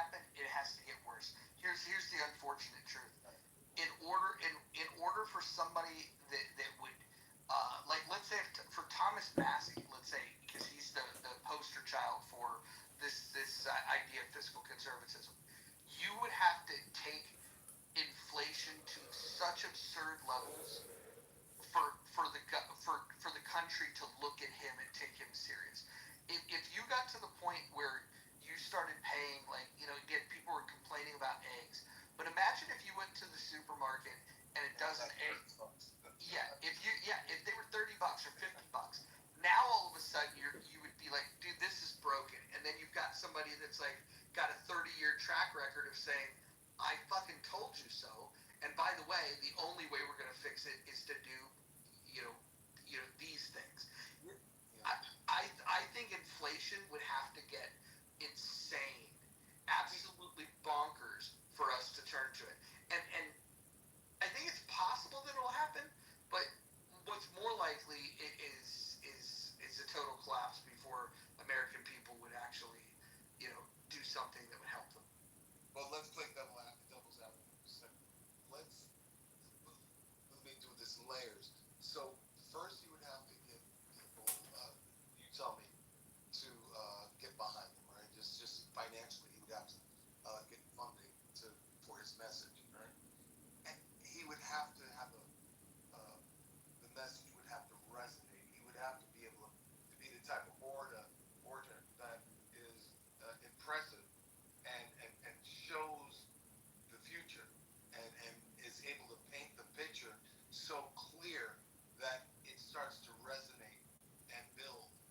And once it builds, then he would have to have a team. It would have to be media, all these kind of things to get that message to build like a snowball. You would have to get a snowball effect to happen, and then I'm just looking at the other side of it, where we wouldn't have the inflation wouldn't have to be astronomical. So could you talk to that a little bit and see if they could find some possibilities if he was the type of politician that's able to sell his dream and have it resonate? Yeah, well, I think again, I don't think the conditions are met for those ideas to be popular. I'm challenging. I want to. Yeah. Well, so again, I think in order to sell it, the conditions would have to get worse. That would be first. But second, he might not be the guy that can sell it. And if you go back to like looking at like, you take a look at like Barry Goldwater, who had some very interesting ideas about what the conservative movement should be, and he was selling people, at least in his circle, that this was a really good idea. But when it came time for the election, he wasn't the guy that could get the ball, across the line. And so he ran in the 60s, and then, into 1980, Ronald Reagan basically picking up the playbook of Barry Goldwater, but Ronald Reagan was an actor. Ronald Reagan could deliver a speech. Ronald Reagan had good hair. Ronald Reagan was fearless. Ronald Reagan was funny. Ronald Reagan, could own the debate, right? Reagan only took Goldwater's platform and then polished it. It's kind of like you're an actor, right?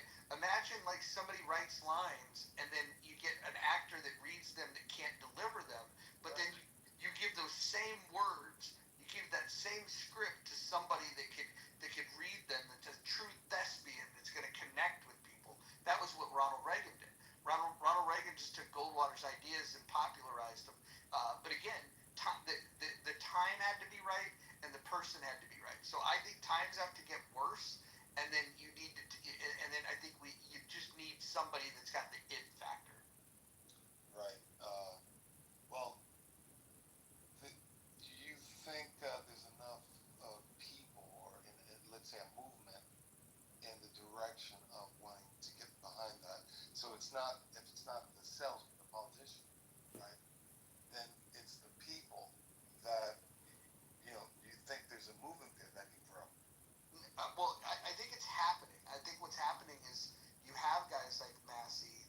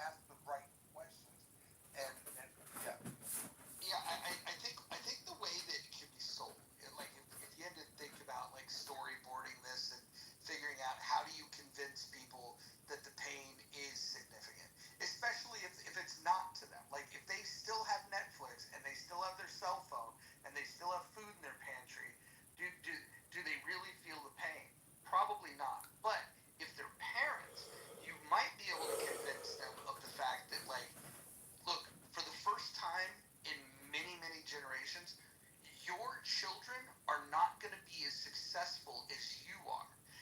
That was the American thing. Was like your kids are going to be if you work hard, your kids are going to have it better than you did. That is no longer true, and it's going to get dramatically untrue to the point where parents are going to have their kids and they're going to know that the likelihood of their kids buying a home is less likely now than it has been in many generations. So then, Rand Paul and all these people should have young people connect with young people to have them because they're going to be the future. Correct. So they would have to, find an organ that's able to resonate with them, not AOC, right? Someone that's able to resonate with them and build from those 18-year-olds, to 25-year-olds, and really build because it's their life that's at stake, right? Correct. The real pain is going to happen to their kids and their grandkids. And if you have somebody that can connect with those people and fight through all the minutia, because let's be clear. If you wanted to go table at a university for this type of a cause, the big universities now would make it difficult for you to have your table there, for you to be able to reach the student body. You probably see them getting protested by radicals that get money thrown at them.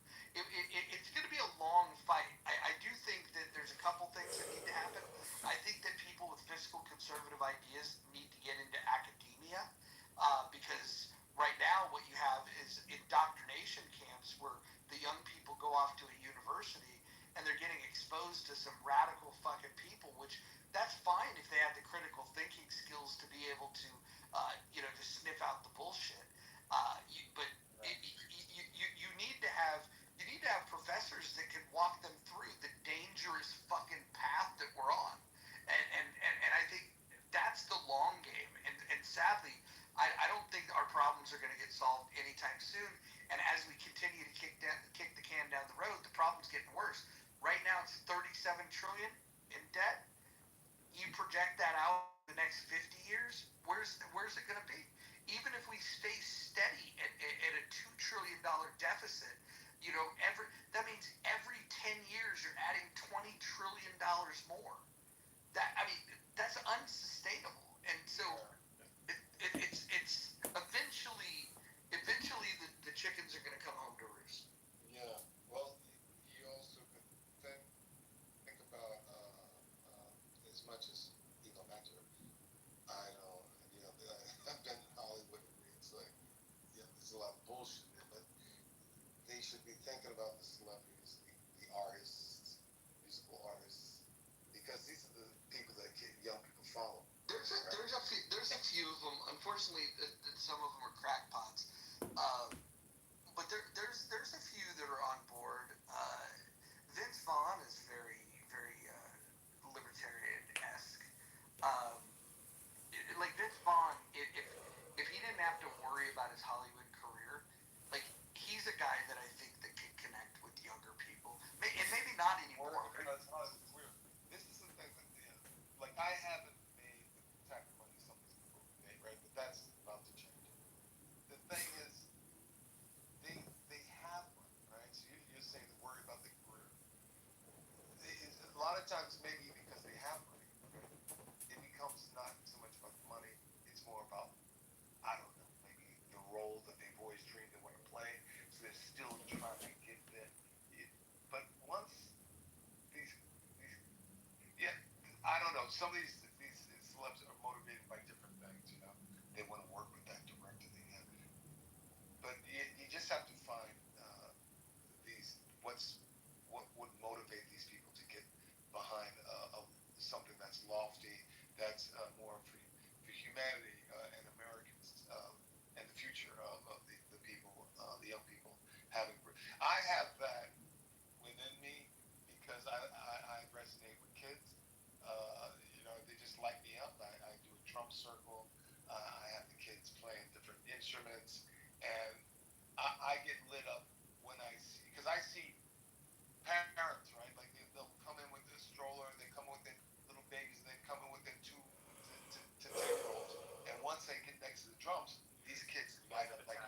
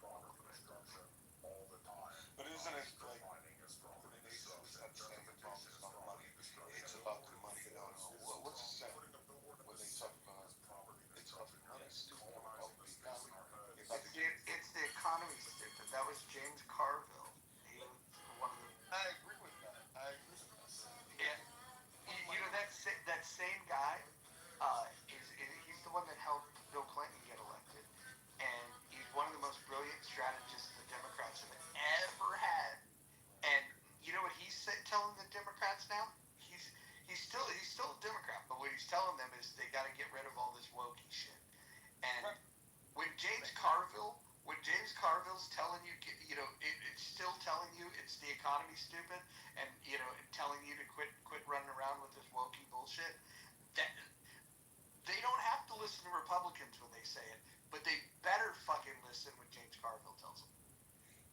Yeah, because people, like you were talking earlier about being an impact, the orator, the politician, the salesman would have to be able to communicate to people in their, they have to see it in their personal lives, why it's important about the steps that they're taking. So when you talk money to people, that resonates across all, for the most part, when you talk about you're putting money in somebody's heart, they start to wake up and see their dreams that they think only money can get them there. Only money can get them there. That's how most people think. You know, they don't get that it's them that gets them there. The money's after it. I think the challenge with talking money to the side of this aisle is that they don't understand that they'll say things like asinine things like, oh, well, the government should pay for this. And they don't ask themselves, like, the real question of, well, how does the government pay for it? And they could do it through printing money, or they could do it through taxation. And the reality is that you're harming your future every time the government spends money, every time the government borrows money. And they don't care because they're only focused on the fact that it doesn't come out of their pocket directly. Now it's getting interesting. Yeah, it comes out of their pocket indirectly. Now it's getting interesting. Because what's about to happen in the next 10 years is going to turn on a dime. Okay? Because there's going to be enough people in the United States and beyond. They're going to understand that they're the cause of everything. Absolutely everything. And it's going to be so clear, so decisive, that they're going to get that they are the one. Right? They are the one. Right now, you can tell somebody that all the other stuff that they're talking about, whether it be government's the problem, race is the problem, people, whatever, right? Whatever it is. No. You are the problem. You are. And when you get that, right, then and you get educated around that, you can transform yourself to the point, and it happens. You see plenty of people that have gone from squalor, I'm not saying everybody, but squalor to absolute luxury and wealth, right? So these things are all going to become very known around the world, and but it's going to start in America here, as a lot of things do, and I'd love to be a part of that. That's what's happening.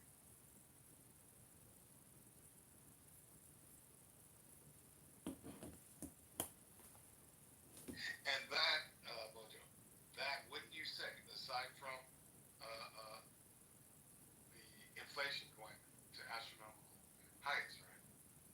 Wouldn't you say that is more important than anything for people to see they're the problem? Yeah, but time, there's an I wake up, John, and something like that, John. there's an expression, don't be a part of the problem, be the problem. And if you're a patriot or a historian, or you just have common sense and you just practice pragmatism, you'll realize that borrowing $2 trillion that you don't have annually, like Mojo just said, over 10 years is 20 trillion more dollars to the deficit. That'll put us at 45 trillion. When we're at 50 trillion, it's 4 trillion a year just in interest payments. We could artificially lower the rate and reduce the interest payments. There's going to have to be some kind of meeting of the minds, but the Federal Reserve and Chairman Powell, they're rather resistant to lowering interest rates because that cuts their profits. So we have. You're talking. I'm not in. You again. I have to learn all this stuff, but keep it to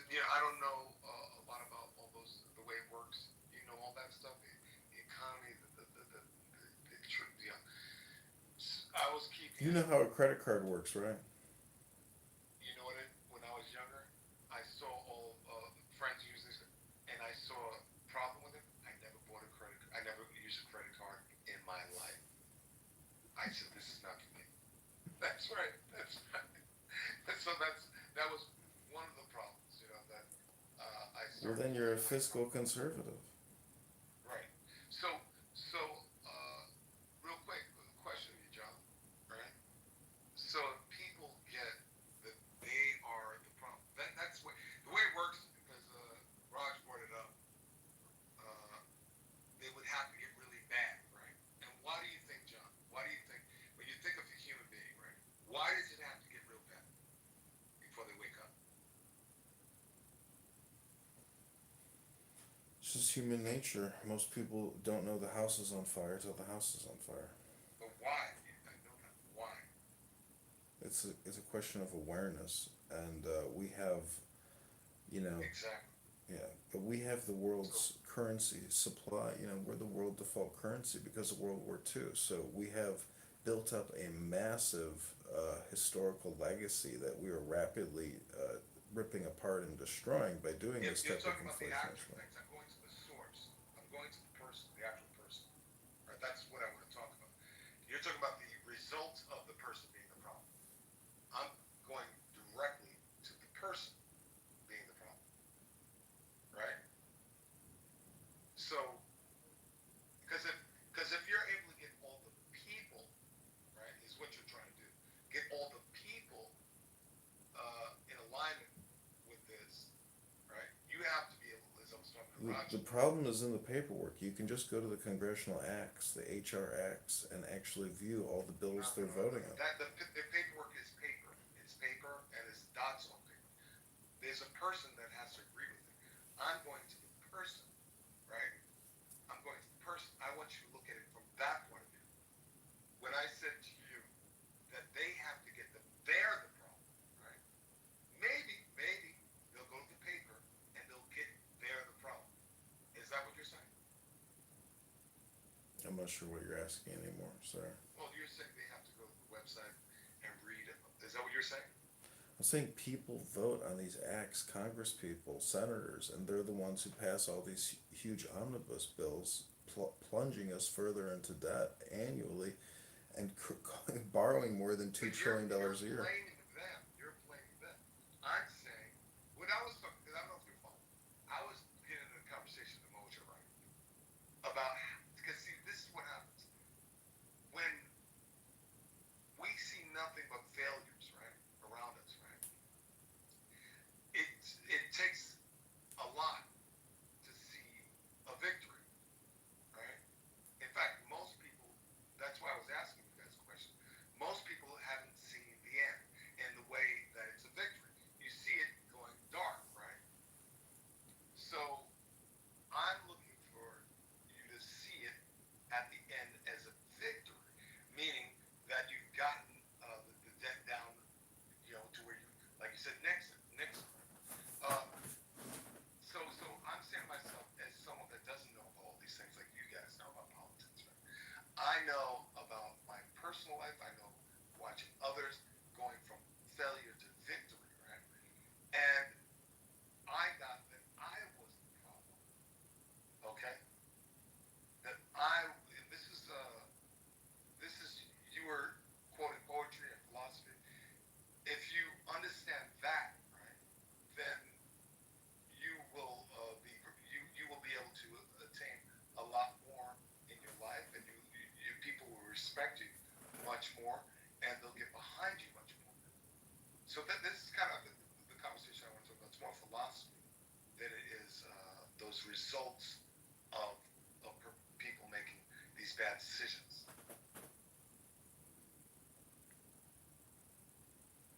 Yeah, I mean, I know what you're saying, from a philosophical perspective. I mean, I feel like everybody in this country is the president or a congressperson or a senator. They just don't know it yet. But Now you're like, that's the kind of conversation. Because I'm not educated around the politics like you guys are. So I can only talk about what I know, you know. Uh, and it's not just book knowledge, it's life knowledge, right? You have to go through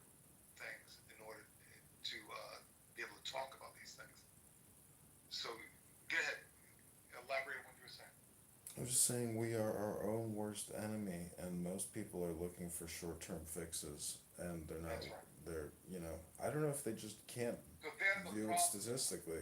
I could show you The charts right politicians now. are a result of their being the problem. What was that? Sorry. The politicians, the salesmen, right? They're the result of the people being the problem. And they are ongoingly hypnotizing the public because the public doesn't want to look at themselves. Well, Thomas Massey, he did an interview on Theo Vaughn's podcast. I would really encourage you to watch it. I can get you the link, but he accurately describes what it's like being in Congress, from the actual marble and granite in the chambers to the holding facilities to how the whole show is run.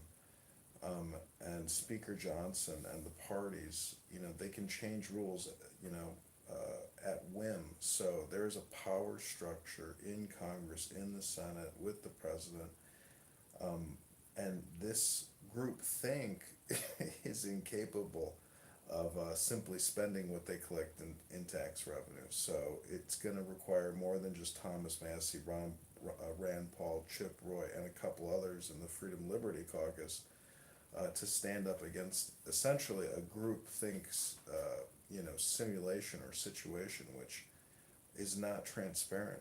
People wanted Trump to be like Thomas Massey, but instead we got the big beautiful bill. It's the bait and switch. It's the deceptive advertising of most Congress people. And you'll never hear AOC talking about the debt because you can't fund the Green New Deal unless you can borrow and spend more. These are communist, socialist, Marxists that want to do they want to escalate the borrowing and spending at like a hyper rate. They want you could call it hyper escalation. They don't want to die slowly. It seems they want, if you go with what AOC is wants to do, they want to blow the deficit out of the water. They don't believe in reality. They're delusional, stupid economists. They're just they're sellouts, and I don't know why. They're not patriots. That's the problem. They really Yeah, don't. that's why I keep going back to the people, John. That's why I keep going back to people. AOC, that's why I said politicians are salespeople. They sell something that they know would emotionally trigger the people, right? And that's what they do. I've been watching these people. You guys don't politics. I don't, but I watch them, and I see people follow. I'm like, what the hell? You know? They're just content creators who And vote people are yes on trying to every avoid bill. pain. People are trying to avoid pain in life. Right? That's what people are trying to do. They don't want to have pain, but you have to go into the pain rather than somebody was talking about fear before. You have to go into it and get through it and get to the other side. But people don't want to do that. That's why the deficit is where it's at. You can blame everybody else. You can talk about all these other distractions, which are valid, right? But the real source are the people. It's easy to say it's the people, but most people, when they go to that ballot box in November and they vote, there's no transparency to their vote. There's no coupling. There's no forensic accounting to that People know vote. that innately within themselves. They just lie to themselves. Well, most people are automatons and they just do things out of habit and pattern.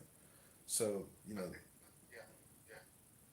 I'm just saying, when you look at Thomas Massey's platform and X account, he's not posting hit pieces on this person, that person. It's not all gossip. I mean, the guy is an electrical engineer who single-handedly created his own debt clock that ties into the API of the Treasury. Most people in Congress are just content creators and yes voters or can kickers.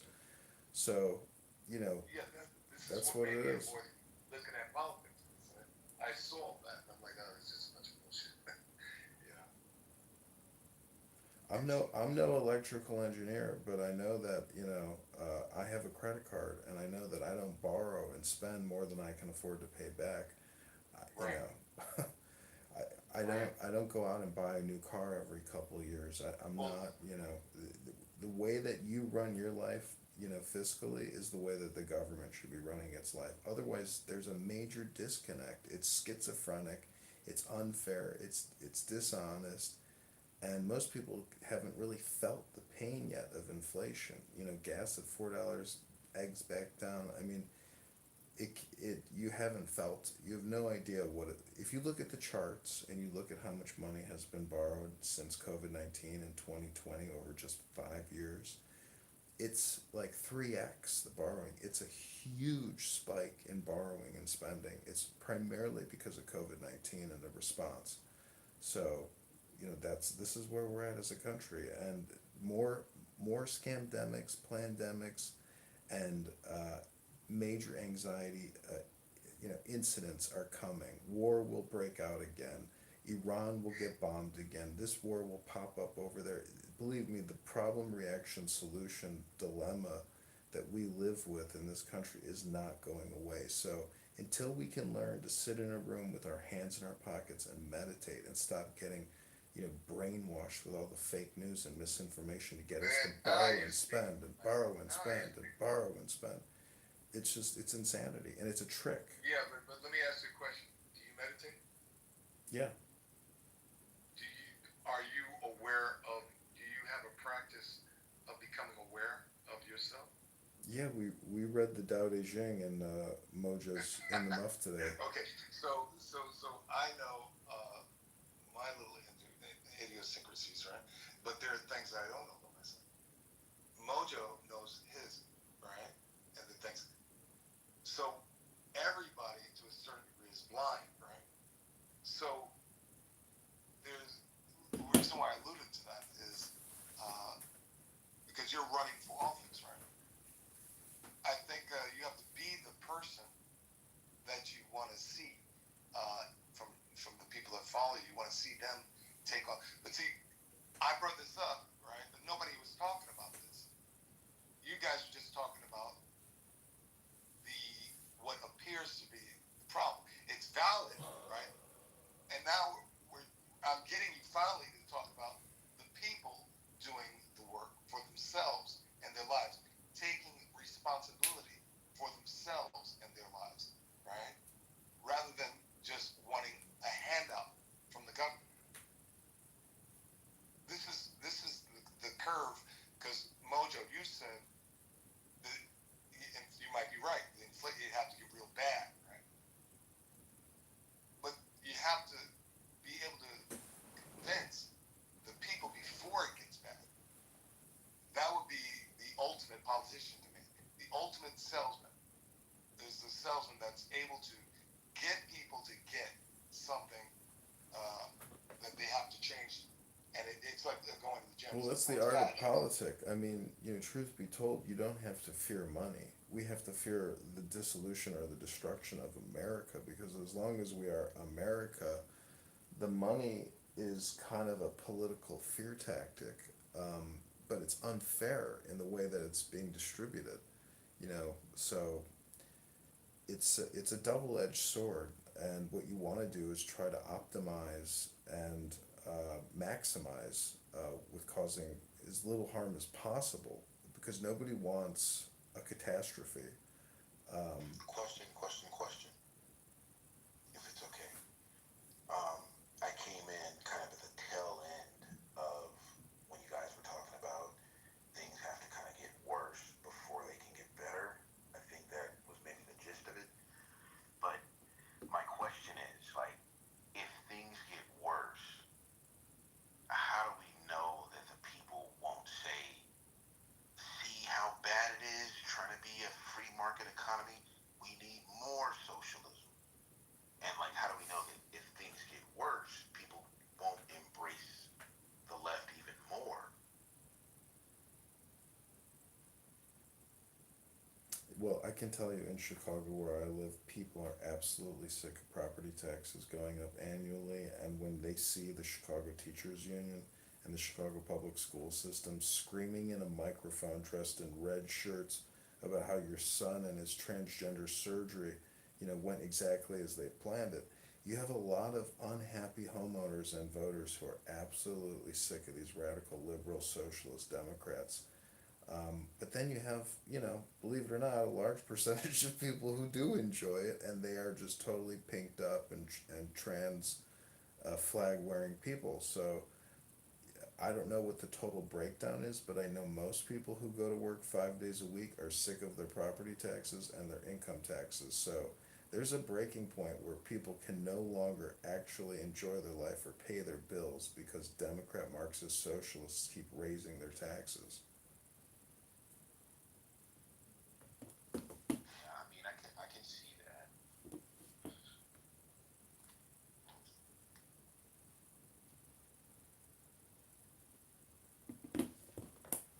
And the fact of the matter is, since the federal government is broke, if they're not willing to borrow and spend, most of these major cities, which get tens of billions of dollars from the federal government, they can't pay their budgets. So the whole system will fall apart. If the federal government falls apart, because most of the system is relying on federal aid all the time.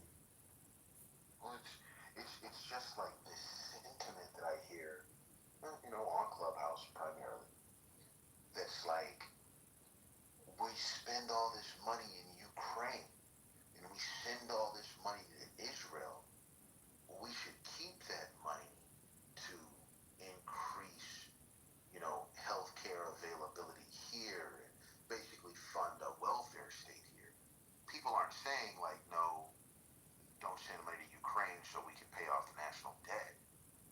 That's not the first thing that comes to mind. It's don't send money to them when Americans deserve that money for increasing. But Gilbert, here's the problem, right? Anybody that would make the argument that the money sent to Ukraine or Israel is the problem with the debt doesn't understand the economic problem.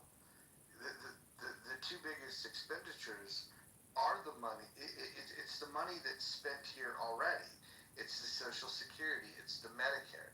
And because of the spending getting so crazy, the third largest item is the interest on the debt. And nobody wants to talk about that. And in fact, when people make the argument that like, hey, that money that went to Ukraine could have went to the U.S. Yeah, it could have, and still wouldn't have done anything. Because at the end of the day, the big expenditures we've been told we're not even allowed to talk about. Like the shit we talk about in here, like the idea of like, hey, maybe we should get rid of Social Security. It's a fucking Ponzi scheme. If you said that, like publicly, and you were a sitting member of Congress, you're dead in any fucking district. You're just dead. And so we're not allowed to talk about the thing that would actually help us. That doesn't mean that there's not arguments of why to consider having social safety nets. It's just the one that we've constructed is a fucking Ponzi scheme that's going broke. And it will be broke. By 2035, the Social Security Trust Fund will be completely empty, at which point we'll only be able to fund 71% of the liabilities. And at that point, you're going to have to do some drastic measures. Raising the age to collect, reducing the benefit, or you could raise taxes. And raising taxes can happen in a couple ways. You can raise taxes across the board, or they could do go after the rich and say that raising the cap. But all of those things are going to be wildly unpopular, and also it doesn't fix the problem. It's still a Ponzi scheme. It depends. The system only works. It only works if you have more people paying into it than you have collecting from it. And so, unless you want to go and mass import labor, which is another issue that, if AI is going to take jobs away from people, then what the fuck would the immigrants do here anyways? The old logic was if you had a bunch of workers, you could get them to work and then increase your tax base, and then that's how you're going to get the revenue. But now, like, increasing the population doesn't necessarily mean that it's going to be an increase in productivity, because our increase in productivity is going to come from robotics and AI. I mean,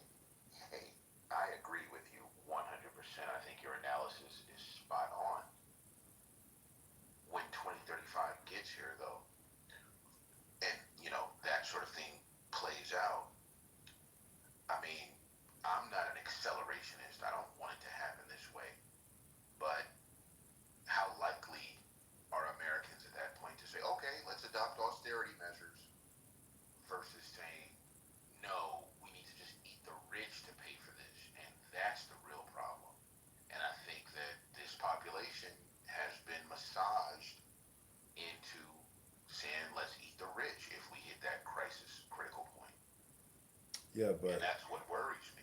You know. the thing is, though, if you look at Mises Institute or you understand like economic scientific principles or just math, you know, and I say math, not math, most of those people just know math. So, you know, if they're not intellectually honest and they're not willing to admit how you grow an economy or run a business, I mean, they're lost personally. But, you know, I know they're brainwashed, no Kangs, and, you know, eat the rich, but if they're honest and they're, you know, intellectually or academically inclined, they have no choice but to accept the fact that like the way that Millier is running Argentina is the way you grow an economy. You know, you slash government and you get international investment in. You know, people, if you can attract, if you can create a candle and attract moths, like this is what we have to do. I mean, it it's like starting a business. You need marketing. I mean, Wrigley said, you know, if he had $1 million, he would spend 999,000 on investment on advertising and $1 on product. So I'm not saying we have to cheat or scam our way out of this situation, but it has to be run like a business. If it's not being run like a business, we're living in La La Land, aka Clown World.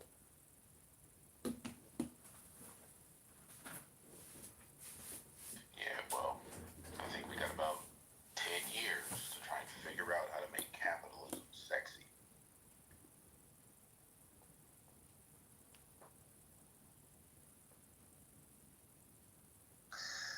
What do you guys think is sexy about capitalism? I believe in capitalism.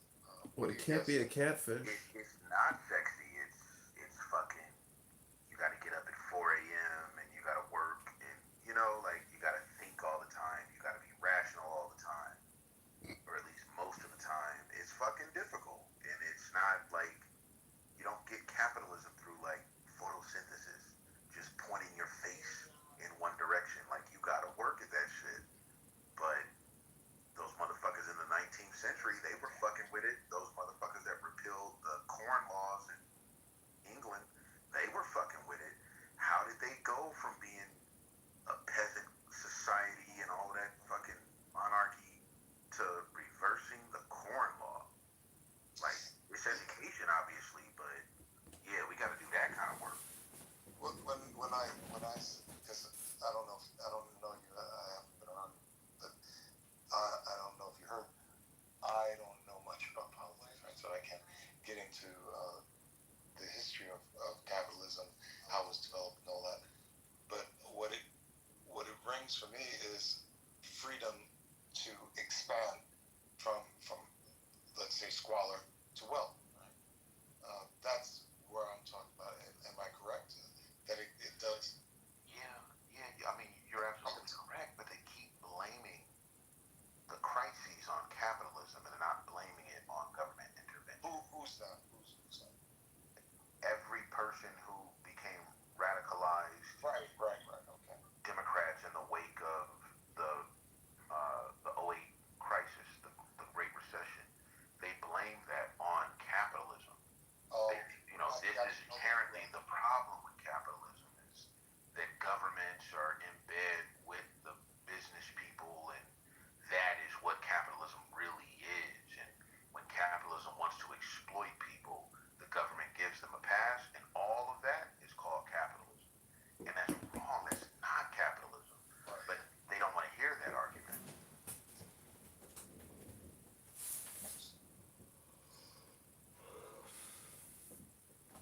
Time, Mike. We are supposed to be living with a credit card that has a max spending limit of 5 trillion a year. Instead, we have a black card that allows us to keep charging 7 trillion a year, even though we only have a $5 trillion budget. Can you explain that to me? Even though we have you said the last part I missed. I said, can you explain to me how, you know, as a country or as a people, we can keep spending 2 trillion more annually than we collect in tax revenue? I already told you that the people don't want to look at this. It's like you got a pen in the government, which is the government, right? And we are the hookers.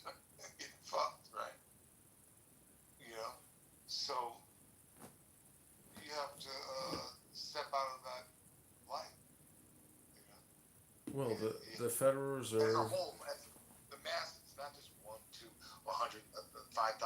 It has to be millions of Americans have to step out of that, their head stuck up in the TV, in the phone, right?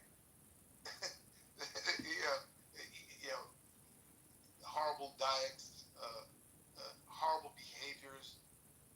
This is when people are willing to grow as human beings, right? Then you won't have this problem. That's just the way it works. It has to be something to do with what you're exposed to, maybe, life experiences as well. In my own case, I went to college and graduate school, and everything was like subtly Marxist, subtly socialist, in all the classes. I was an English major, so I wasn't like a bio major, but, you know, like the assumptions that you come away from college with are America's kind of evil and it owes me something and it should pay it up. And it was like, yo, man, and I'm not like trying to proselytize, but I read one book by von Mises, his book Socialism, and it just discredited everything that I had been told in college. And I was like, what the fuck? Like, it's this easy to discredit that shit? Just read this well-reasoned argument and at least question what the fuck you've been brainwashed into in college? And so it has to be that they don't have the exposure to different ideas. They haven't, like if you're a fair, rational person and you read, Frantz Fanon, and then you read von Mises or whomever, and you just weigh the ideas together, how could you still embrace, like, trying to have a Marxist revolution in New York City? I mean, it's so juvenile, but I just think so many people just haven't been exposed to the ideas, and probably because Fanon is low-key sexier than von Mises. I got a question. I got a question for you, Mojo. So, one of the reasons why I like coming into your room is because you're not afraid to debate, right? And work through these ideas to get to either an agreement, a disagreement, you know. So this is, I think, a little bit what you're talking about. That Gildas. Gildas, yeah. Yeah, Gildas. You get a certain amount of knowledge, right? And then somebody comes with opposing view, and you have decorum enough, to point out what you think of blah blah blah, and you both might learn something or agree that we think differently, right? And let it sit. Well, sometimes Roger, when when he gets people that aren't willing to go down the rabbit hole of debate because they either don't have the knowledge that they act like they have, or proposing out in their conversation, or they do not want to answer hard questions because they don't they haven't really looked deep enough, right? So that's a lot of the reason why I come to the room is because I'll sit debate and I'll see Mojo go down the line. A lot of times, I don't know, I've been in a lot of the discussions with Mike, listen to this. This is a Grok question I just put into the AI. It says, hey Grok, what are the annual revenue and total net profits of the Fortune 500 from 2015 to 2024? List in bullet points. This is 2020. Revenue for the Fortune 500 was 14.2 trillion. Net profit of 1.2 trillion. 2021. Revenue of 13.8 trillion. Net profit of only 0.859 trillion, so almost a trillion. 2022 revenue of 16.1 trillion, net profit 1.8 trillion. 2023 18.1 trillion in revenue, net profit of 1.56 trillion. 2024 18.8 trillion and net profit of 1.7 trillion. So if the Fortune 500 and their total net profit is on average, let's say 1.5 trillion, or let's just put it at 1 trillion, and we're 35 trillion in dollars in debt, adding 2 trillion annually. Do you realize that this debt will never, ever even be attempted to be paid off? Yeah, Because it they're can't out. be. They're out in heaven. They're out in their own mind, in La Well, La Land. well, the thing is, the money that Very, we're very wealthy. the 2 trillion that we're borrowing annually is the net profit of the Fortune 500. That's what it is. Like, that's the profit. Right. We literally create the profit out of thin air. So this economy is not run like a pizza shop. It's run like a pizza shop on fucking Mars by clowns. It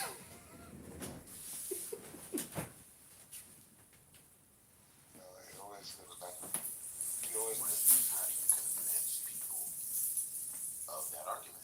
Well, that's like Gildas. That's what I was. That's because again, like I don't know all these things. You guys know about politics and numbers, so I go to philosophy, right? And I go, any problem can be resolved if intelligent people get together that are serious about change, right, and willing to go through the hard work of change as a group and as individuals, that's the only way, because they're the ones who created the problem. As I'm talking about the masses of people, right, and then you talk about, let's say, the 1%. They're part of it. They create a problem with people in a different way, but they are still the problem. So you still have to go to the people to get them to admit that. If you go anywhere, come on, we gotta wake up, right? And here's something to consider, right? The debt that we have, right? The debt that we have, 37 trillion. That's just a number that most people can't fathom. So you have to paint a picture for me and say, well, how much is $37 trillion? And here's the best way to explain it. If you were to take $100 bills, and stack them on top of each other, it would be 25,000 miles high. That's the circumference of the Earth. So you could stack $100 bills across the circumference of the Earth to visualize how much debt we have. Those are $100 bills. It's crazy. Yeah, but they're living in their house. They're getting money. They may be living, like fucked up lives, right? But they're not. You gotta get to a place where they don't have any money, right? This is true. And if you go back and you look at the inflation that they had in Argentina that led to them being desperate enough to go with Millet. You said it earlier. It needs to get real bad. But what my argument was, I don't believe it has to. I believe in general, people run away from people as well. So that's why it has to be bad. It's pretty bad already. Yeah, well, it's been bad for a very long time. Yeah, but if it gets that bad, there's no guarantee that they'll stop at the present rate. They might jump off the edge, and say, this is what we really need to do is embrace socialism fully to fix the problems that the mixed economy has created. And it's like you gotta plunge into that abyss. I don't want to go into that abyss. I don't want my kids to go into that abyss. I don't want it to take 100 years for us to be like, okay, yeah, socialism doesn't work in America. Because that's how other countries have done it. And we're starving. So in order to fix the starvation problem, we need to create a famine. That's basically what they did. And I don't want to see this country go down that route. So how do you convince people before it gets to that point?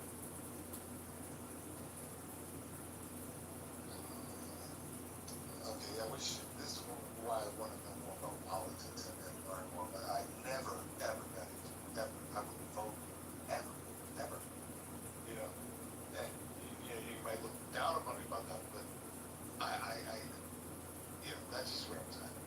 It's a herd psychology. There's a herd psychology to this, that even if you educate the herd and they voted people into Congress, it doesn't mean Congress is necessarily going to follow the herd psychology as in like a democratic fashion. This is like a closed loop circuit that the herd psychology may not necessarily affect, because when you get into the halls of Congress or Senate, uh, you're going to pull the bait and switch, just like how Trump did with the big beautiful bill. Everybody seems to pull this bait and switch when they get into office. Because the powers that be, right? What they call the top 1%, right? Yeah, and I think this is also part of the problem that you were mentioning earlier, where you get the right kinds of like intellectuals and the right sorts of people to speak on the issue and sort of get involved. The problem is that these people could also get consumed by the very system that they're fighting against. And once they get involved enough, they become part of the very thing that was, their antagonist. So that's what makes all this so difficult. Right, because they're human beings. And again, you have what? Well, I mean, look, not just the people, like people respond to. You got Muhammad, right? So what I hear, what you guys hear, and what I think about what I'm saying, it seems to me that it takes people like Jesus to come, because it ain't gonna happen, is what I'm hearing from you guys. That's what I'm hearing. Listen, if they'll kill Jesus, just imagine. Somebody trying to figure this out. Yeah, well, Jesus didn't really give a fuck, right? Jesus did what Jesus had to do. We're all gonna die, right? You can't choose how you're gonna die, Roger. So you might as well, Well, You can absolutely choose how you're gonna die. Oh, you fucking can't, Roger. Yes, you can. You'd like to be a Joker, Dan. Robin Williams did. Well, energy doesn't die, my friend, and we are energy. That was proven by a guy called Einstein. Well, it ceases to express itself. So once you go, you probably won't hear what you have to say. That's not necessarily true, because what you're saying. There's not going to be any fucking Mork and Mindy reboots, is all I'm saying. Did you know in the unknown, right? The past, present, and future are all one, right? You know that, right? It's in the known that we see time. In the known. And that's where you guys are talking about. And I'm talking about that too. But my and pain, right? And suffering, right? It gets to a point where it depends on the person, but it gets to a point where you surrender, right? And that's where you have, it's a whole different world. But you have to go into the pain and surrender.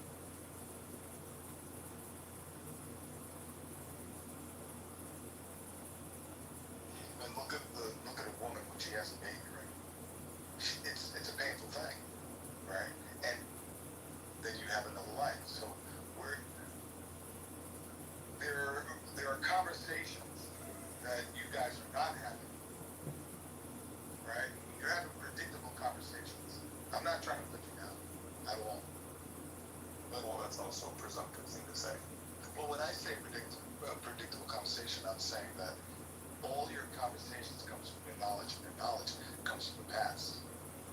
And the past, yeah, I'm sorry. No, it's all good, sir. Yeah. So when you wake up in the morning, right? You wake up in the past because you're thinking about the past. You're thinking about your friends, family, emails, business, money, health, whatever it is. It's all from the past.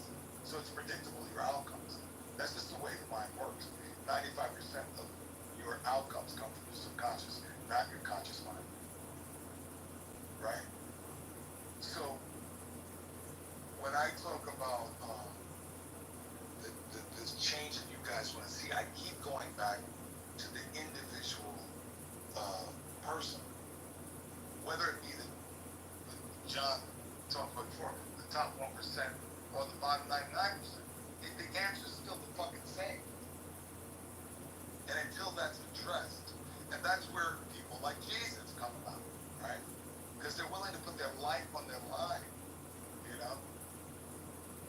there's some people with courage, but a lot of people, for the most part, don't have that kind of courage. Right? It takes something more to get to that place. Yeah. And it's called being selfless, which most of us aren't. We're not selfless. We're selfish. Wait, hold on. I've spent about 18 hours on this app today. I'm very selflessly, I'm just, oh yeah. Zero selfish mother emotion. 18 hours. I helped Congressman Kitover raise $1,000 today. For your own selfish needs. I don't believe in altruism, so I think you're right. There's definitely always something in it for the self. That's right. And I'm with it. That goes for all of us, by the way. But here's the cool thing: the illusion of altruism, the idea that you're helping somebody else, and the fact that it makes you feel good when you do help other people. I think that's a benefit. Imagine if there wasn't that feeling of satisfaction of helping somebody, where you get that selfish pleasure of doing something for others. Then even the illusion of altruism would be gone.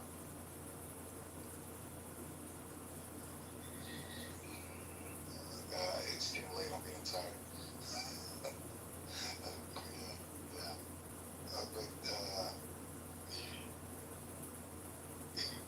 When you give, look, if I go all in the spiritual side of this, right? Life is about attaining the ability to love unconditionally. When I say life is, I'm saying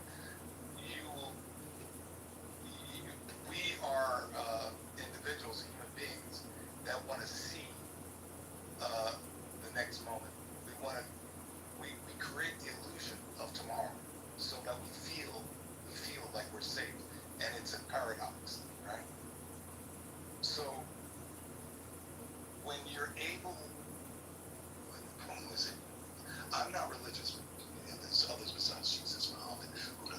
There's others that are selflessly giving themselves. Don't bring up Muhammad. Do you want me to give you a quick? Let me just finish. Okay. Unconditionally loving, right? Unconditionally loving. To unconditionally love, you are guaranteed to be whole, because you're doing it because you're already whole, right? People are walking around incomplete, right? And that's why you have the fucking this deficit. I was just gonna say that there's a pretty significant difference between Jesus and Muhammad. Yeah, I know well, I'm talking. People are able to lead people to love unconditionally. I understand. I don't know enough about Muslim. I don't know enough about them. Do you know what the one common thing is among Jesus and Muhammad and Buddha and others?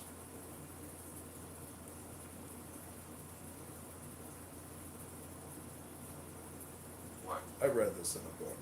But apparently they all disappeared and came back, with revelation. Moses went to the mountain, Muhammad went to the cave, Jesus went to, where did he go? Was it Egypt, I think? So, when he was in hiding. Anyways, everybody has this revelation. They disappear, which basically they go meditate and come back enlightened.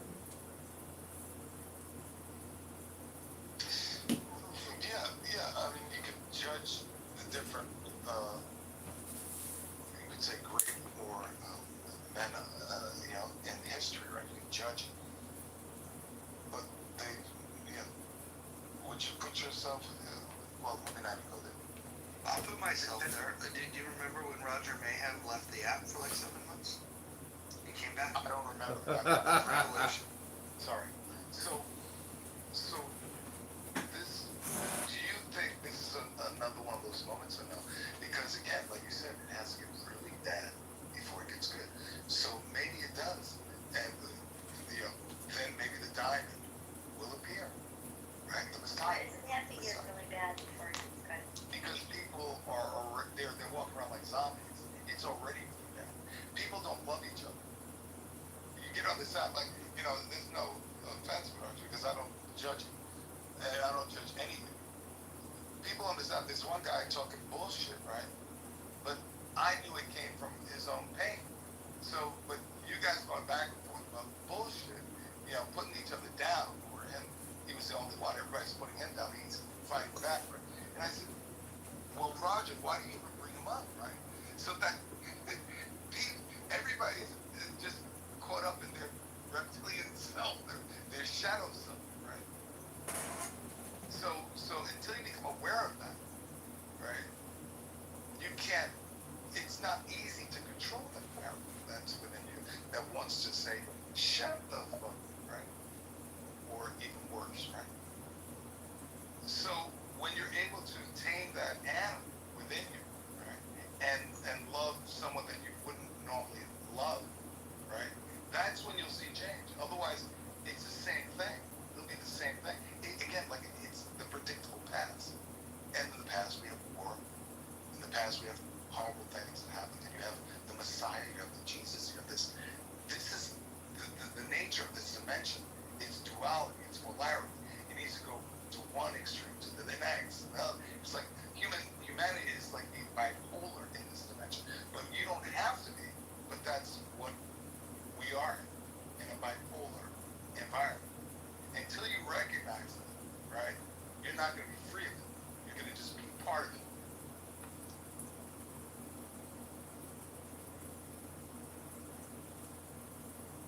Yeah, I have to respectfully disagree with that outlook. Of course you do, because that is predictable that you disagree. Yeah, but trying to mortgage my life to say, I've got to care about other people and put their goals over myself unconditional. Real quick, I said that would be the ultimate, right? The ultimate is that living in a place. That's like what you would say heaven, unconditional love, right? When people die, they come back, they say, I experience a love that isn't on earth, right? My curiosity is how to get that love on earth. That was what I thought when I said, how could that's a challenge to me. I'm curious about that, right? How could I unconditionally love, right? Everybody. Yeah, well, I think unconditional love is a fool's game, with all due respect. Don't just love everybody unconditionally. There's a recipe for disaster. That means the person who doesn't believe in love for everybody unconditionally gets to molest you, gets to oversee you, gets to enslave you. Because here you I'm are. not against the extreme. Don't take it. No, I mean, it's not even an extreme. It's just how it's played out. If I sit here and turn the other cheek, but you're interested in chopping off heads, how do I benefit from that arrangement? That's taking it to the extreme. It's not the extreme. It's just. Well, I'm saying I'm not going to unconditionally get I think chopping off a guy that's going to chop my head off. I'm not going to unconditionally love them. I'm going to defend myself. That's the extreme. The chances of getting your head chopped off dramatically decrease if you leave Muslim countries. Thank you.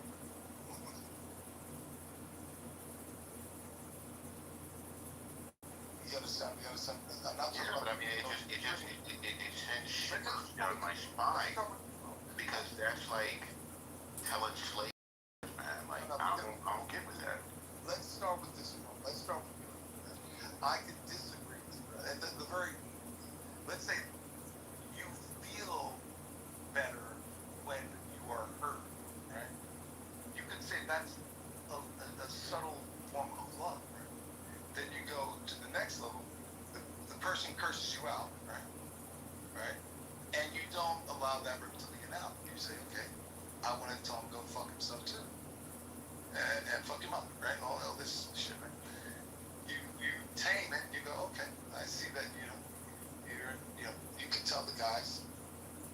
You follow me? That is a higher form. Yeah, it sounds like appeasement. Sounds like appeasement. Your whole, the person can concur. Someone call me a nigga, someone call me whatever they want. It doesn't say nothing about me. It's them. I don't take any of this legit person.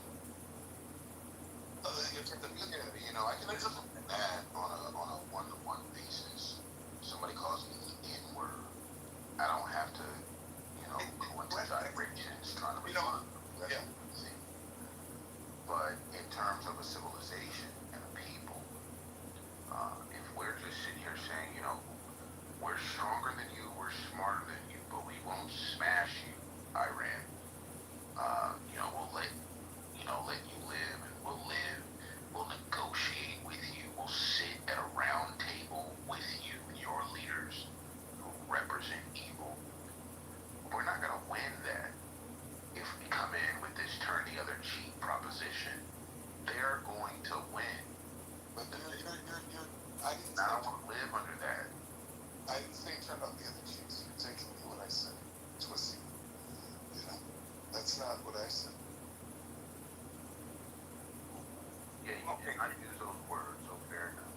To a certain degree, there is some truth in what you're saying. So to love unconditionally, you have to let go of the past. We don't have the courage as human beings. We don't have the courage. That's why people, to say about people who passed on, right? They come back, they see their body, they see everything before they come back. The experience is kind of fun. Right? Then they don't want to come back. Right? So I'm just in the inquiry of what that kind of love is. And I'm in the inquiry. So I know selflessness has something to do with it. I know if loving what you do has something to do with it. So I can go down the list of things that and get me to that place. Ultimately, it's courage, right? Ultimately, it's letting go that this is all that there is, right? Yeah. All right. Let me. I can go down this inquiry over and over and over again, and that's where people get to the place of enlightenment, and they're able to love unconditionally. Because we started this conversation about the dead, right? And I was talking to John, and we keep talking about the results of the thing that you're not talking about, which is yourself, the problem. I mean, let me be forthright. I'm an atheist. Are you a Christian? What'd you say, Ann? I said, I'm sorry to hear that. Well, and you know, is that like what your ethics are based in, like Christian ideology? I think human beings are, born with a certain amount of knowingness, right? That you don't need to be always told how to behave, right? There's something that tells me at a very young age, if I put my hand on fire, if my hand's gonna burn, I'm not gonna grab that other 3-year-old and put their face on that fire, right? So, not to demean religion, right? But I haven't followed religion more than I followed my relationship with myself and the divinity within. I developed, one might say, a relationship with this knowingness, right? Which might sound ridiculous to some people, but it's. Well, I mean, I guess I would say you're not a Christian, but you do believe, like, in some form of supernaturalism. Well, I think we're all supernatural because we're all created. Whether you like what you're creating, first, I believe in that you are the creator of your reality, right? So life is you pushed out. So if you don't like what you see, look at your stuff. Go within yourself. Right? Okay, let me ask you this way, if you don't mind. Is there any context that you can imagine that 2 plus 2 doesn't equal 4? Like, is there some way that might not hold in one context? In this dimension, that's how people are functioning. Oh, it doesn't. Well, I'm asking you, do you believe that, like, there's a certain context where it might not be true? Yeah, in the spirit world. If you go into the unknown, you will get the unknown answer. Okay, so that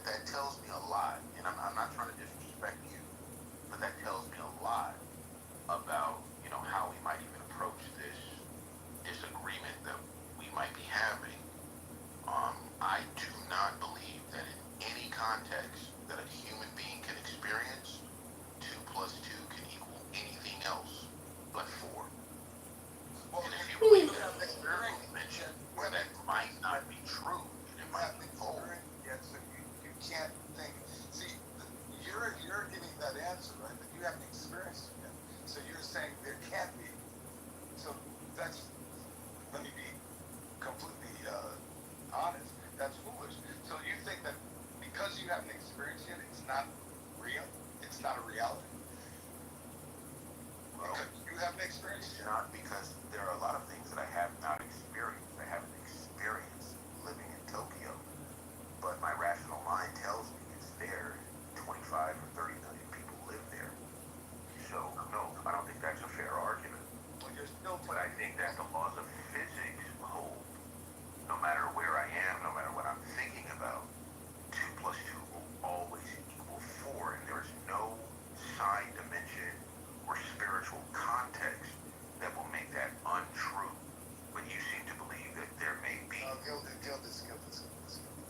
It's just like time slows down. You know a guy named Einstein? You know what he did when he found out, right? I've said it before, right? There's always somebody that proves when you're this idea that you have that 2 plus 2 only equals 4. That's, anyway, I'm not gonna get ahead. I'm going to. I mean, it's a deep conversation. I know we're just kind of meeting each other. I followed you before this room, so I know I must have met you somewhere. But you know, I'm not trying to offend you, and I'm not trying to. I don't think. The thing is, you just gotta sit with your thought and say, is there something else than what's in my mind? And it just my mind. Do I know all things? Have I experienced all things? When you just sit with that, you're gonna come up, and if you come with the answer yes, then my friend, you're not reality because you don't know everything. Well, Gildas, I got a question for you, please. Do you think it's extraordinary or just ordinary that we're sitting around talking on this app? Pardon? That we're going through space and spinning through space, but we're just sitting around talking on Clubhouse. Don't you think that's a little extraordinary? And you're not aware of spinning and going through space? No, I don't think it's extraordinary. Oh, really?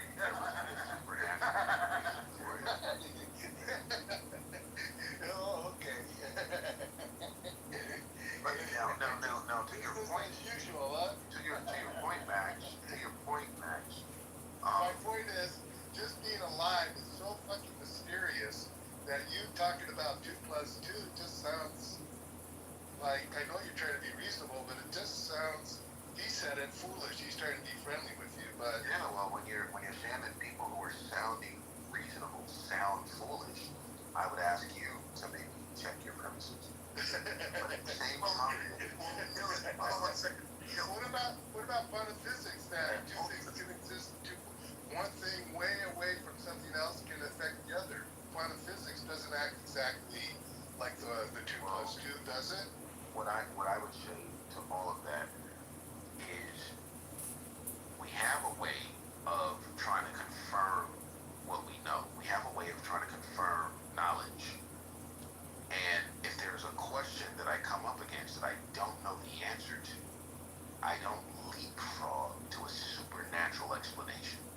I say, well, given the scientific method, I don't know, why the sun went dark when what about if you ever experienced, I understand that, but I'm serious. Okay, now, go ahead. And I'll get off your case because it sounds like I'm being a troll. But No, it's okay. if you ever experienced knowing somebody was going to phone you and you knew who was going to be on the line? I mean, maybe when I had caller ID, yeah. Okay. All right.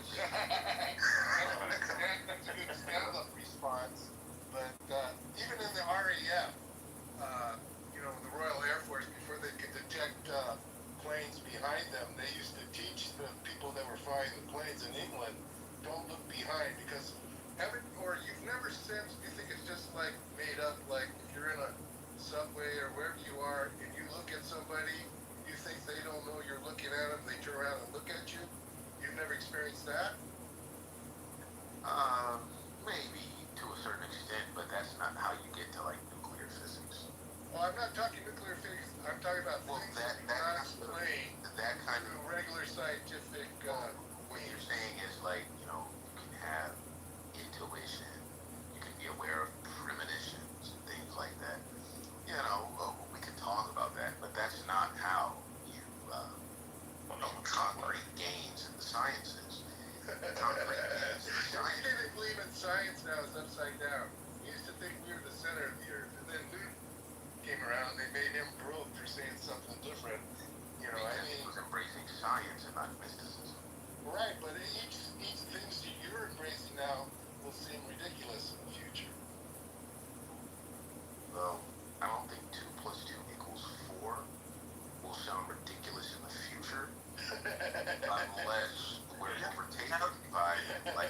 Get married, get married. In the beginning, right? In the beginning, oh, I'm in love, right? Then reality hits. Is that 2 plus 2 equal 4 there? I mean, I think that's a really tacky analogy. I don't think it really fits with the argument that you might be trying to make. Well, all I'm saying is that when you think that you know, right, you're kind of putting yourself in a box.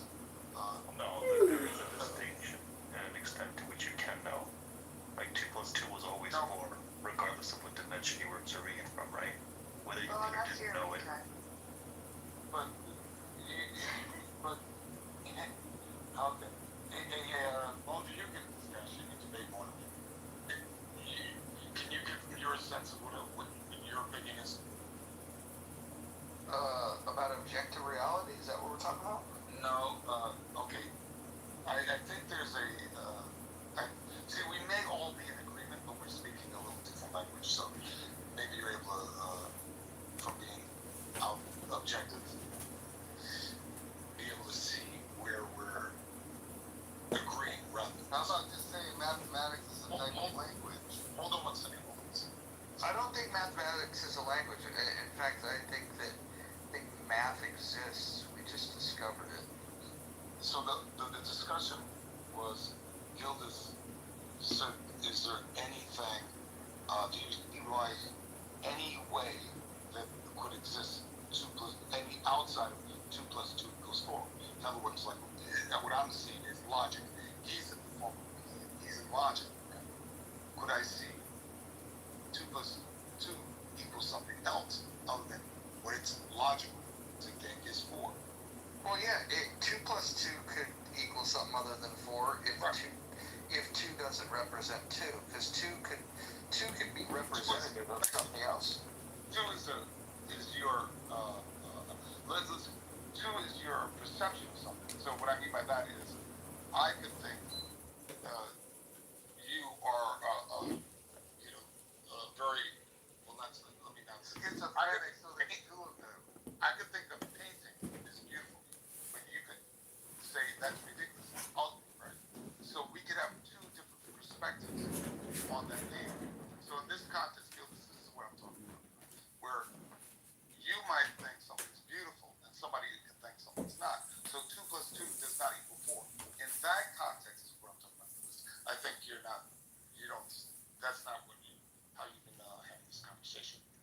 That we're in You're talking about, you're trying to compare an epistemological question, 2 plus 2 equals 4, with an aesthetic question of being is beautiful or not. I'm explaining it. Epistemology has to deal with how we can perceive the world around us. What do we use to perceive the world in front of us? And I believe you use your rational mind to perceive. So if you see one object and another object, that's 2 objects. Now, aesthetically speaking, you're saying, is one object more beautiful than the other? Yeah, there's room for subjectivity in that. Well, that's what I'm talking about. I don't disagree with that. That's what I've been talking about all this time. But I don't know. Can you give me time to talk? After we're finished. I don't know what context exists that I can perceive and can prove that I'm perceiving it, where 2 plus 2 doesn't equal 4. If you are saying, given things are stable, like Mojo said, given things are stable, 2 actually means 2. If you add 2 to 2, it has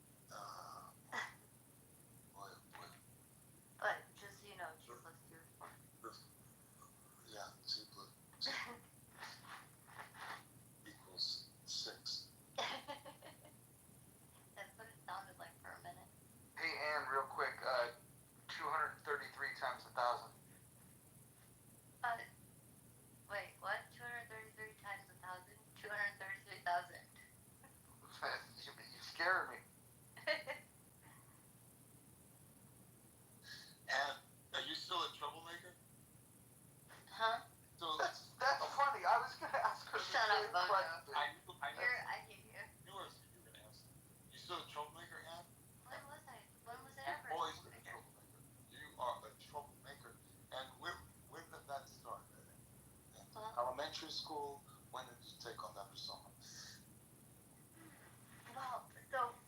Well, tell me why you think I'm in trouble. No, you can't answer the question with a question. I've got a couple ideas. Yeah, go for it. No, because the first that I know that I've only met him in your room, Mojo, recently. So I Wait, do you even know who Timok is? No. He's a famous actor. He's full of shit. Yo. Why don't you go? Hold on, Ann. Go Google The Last Dragon, Timok. Just And I know that. but right. he's the biggest action star of the 1980s. It's crazy. You guys get that? She was a big role. Black folks, right? And she was the only white girl on the stage. That's how she rolls. That's how she rolls. She was going nigga. And I said, I never. Shut up, you liar. I have You're a liar. You're a liar. ever. No. Oh, I broke the rule. Why? Yeah, that is rule number 7. We need to abide. This is 3 or 4 years ago, right? And I go up on stage, because I'm, I told you before, it's no problem. So I go up on stage. And Wait, you're trying to say that I said the N word? Oh my God. You're lying. And you're 5'10". You're lying, but go ahead, I'll let you finish. So I go up on stage. Right? And I go, hello. Everybody's like, you gotta stop saying that word. Everybody's losing their mind. Right? So I go, you're letting her control your emotions. You're all men, you're all men up here. How you let this little white girl control your emotions, right? And then they were kind of quiet. And I said, hey, call me. You can call me. And she went, nigga. I said, see? I said, it says more about her than it says about you. No, that wasn't me. That's why you're a troublemaker and you're a troublemaker. But I never ever said that. That Sarah Fox has. I've never said the N word like that. Okay. I have never. But I have definitely been on stages that you're describing, but I never ever would say that. Gosh, why are you in trouble? You and Brad telling the worst stories about me today. I don't know. Brad saying I'm bush garden, and you're saying that I say the N word. Yeah. You should have been on one of those episodes of TV Batman. You would have been a good character. I used to love that when I was a kid. Batman. Hi everyone, hope today will I come back. What's the issue you're talking about? There you go. Well, Time I'm gonna talk to you. You removed him? No, I'm bringing him on front for you. He wants to talk.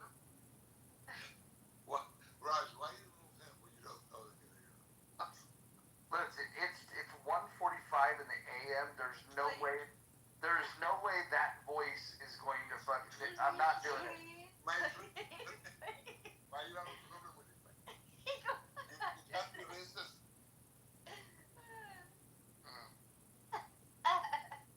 That voice is not the business.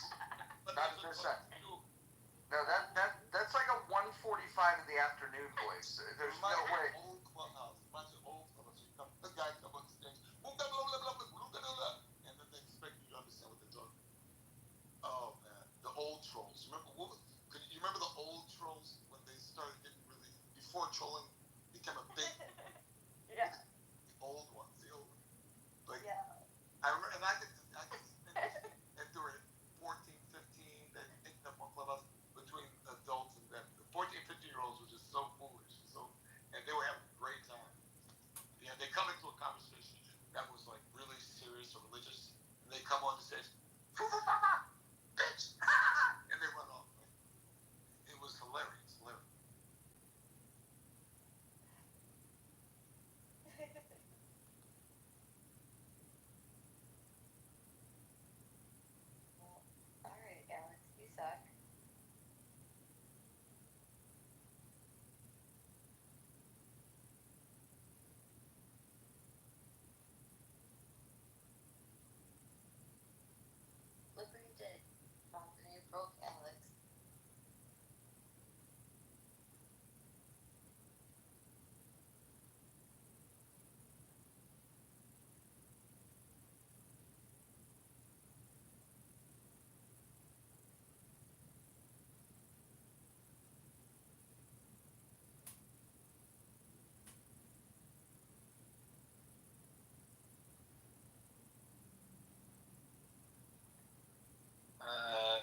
suppose I haven't been in this parish for a little while, so forgive me. But Mr. Mojo, my friend, what is the difference between In the Muff, that other house, and then Healthy Debates? Now, what is the differentiation between these three houses, my friend? I know other people know, but I don't. I'm not in Healthy Debates. Healthy Debates, I think, ran its course, and I am no longer affiliated with Healthy Debates. In the Muff is where I choose to be. It's where I long to be. And then there's the other thing, Rational Discussion Group. That's a place that's designed to have rational discussions, as opposed to being in the Muff, where that does not happen. So, do you feel any emotional longing to that house that you created and spent time, blood, sweat, and tears creating? No. After reading the Tao over the last couple of days, I've really adopted this sense that you need to be able to let things go.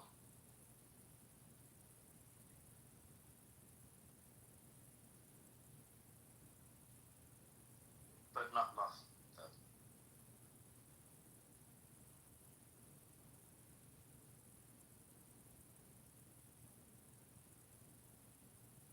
Okay, well that cleared everything up for me. I'm sorry, what was the question? No, I said, well that cleared everything up for me, is what I said. Yeah. So what are you doing? Are you gonna start doing some rooms again? No, absolutely not, sir. Number one, it's a massive time suck. Number two, I was just talking to Adil, or Scoob, as he now calls himself, and I've been slightly sucked back into the world of Clubhouse because I've just moved into a new flat and I have time to think, and there's these walls can be pretty quiet, so you want to hear some familiar voices, and then you just, it's muscle memory, you hit that hand icon, and before you know it, you're talking in a room and whatever, and you fall back into it. But nah, I'm not going to. I don't think there's any point. And I think this is a great entertainment app, and it's a friendship app, and I've met 35 people from this app, and it's truly amazing in that. And actually, this picture was me and Denise Hamilton when she came to London about 3 months ago. But how many truly good discussions are to be had on this app? And to be fair, not to knock the app, how many times do we confront people with different views and we end up with our view being changed, in and off this app? And that's what I kind of like. However, that's not to take away from the great entertainment that you provide on this app, and you're a man of the people, and you know how to press buttons and conduct a room, and I say this to you all the time off the app. You're a genius, sir. Man, we're using that term a little loosely, aren't we? Not at all. You truly understand how to moderate a room, how to get people passionate, riled up. You also know which topics are truly going to excite people. I don't. I'm too in my head, and I want a level of classic discussion. You can do that, but also you can pivot and entertain. Yeah, we were talking earlier about the mix between quality conversation and just mindless banter, I suppose. And honestly, I think I require a mix of that, and I don't know the proper mix. It would be boring if you didn't have a good conversation, but it would also be boring if you couldn't just loosen up and have some mindless fun. So that's the thing I'm trying to figure out is how to calibrate all those things. And I think you're spot on. And I talked about discussion, and you've entered the word conversation, and that's really powerful what you said. And I think that, without wanting to make this at all political, but us on the left are worried about free-ranging conversations, and or at least we are more worried about them. I think that's probably the safer thing to say. But you calibrated just right. You let people in from left and right. Your biases are out there. You don't hide from them. But you engage with people who are good conversationalists and have good points to make.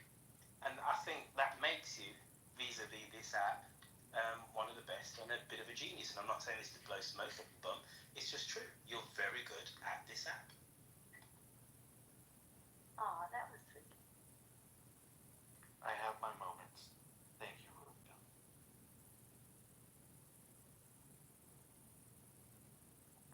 So how did that fundraising go for that dude? We raised $1,000 tonight. Wow. Yep. If we could do that every day, I think he might be the congressman. Surely it's law of diminishing returns, isn't it? Maybe, but there's always, we could take it over to Fanbase for a day, we could take it over to Chatter for a day, we could blow it up on Twitter for a day. What's this guy stand for? Well, you know the $37 trillion worth of debt? I've heard about it. I've heard about this thing. Have you heard about the $100 trillion of unfunded liabilities? Well, I'm vaguely aware, you know. Well, what he's hoping to accomplish is to make sure that people are less vaguely aware, and he could put it in their face and say, hey, this is a problem, and it's a problem that we have a duty to address.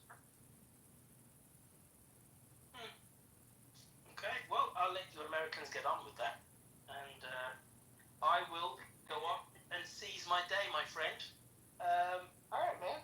Are you gonna have a good old-fashioned English breakfast with no, I've already cold been out. baked beans and tomatoes? What's up with the tomato?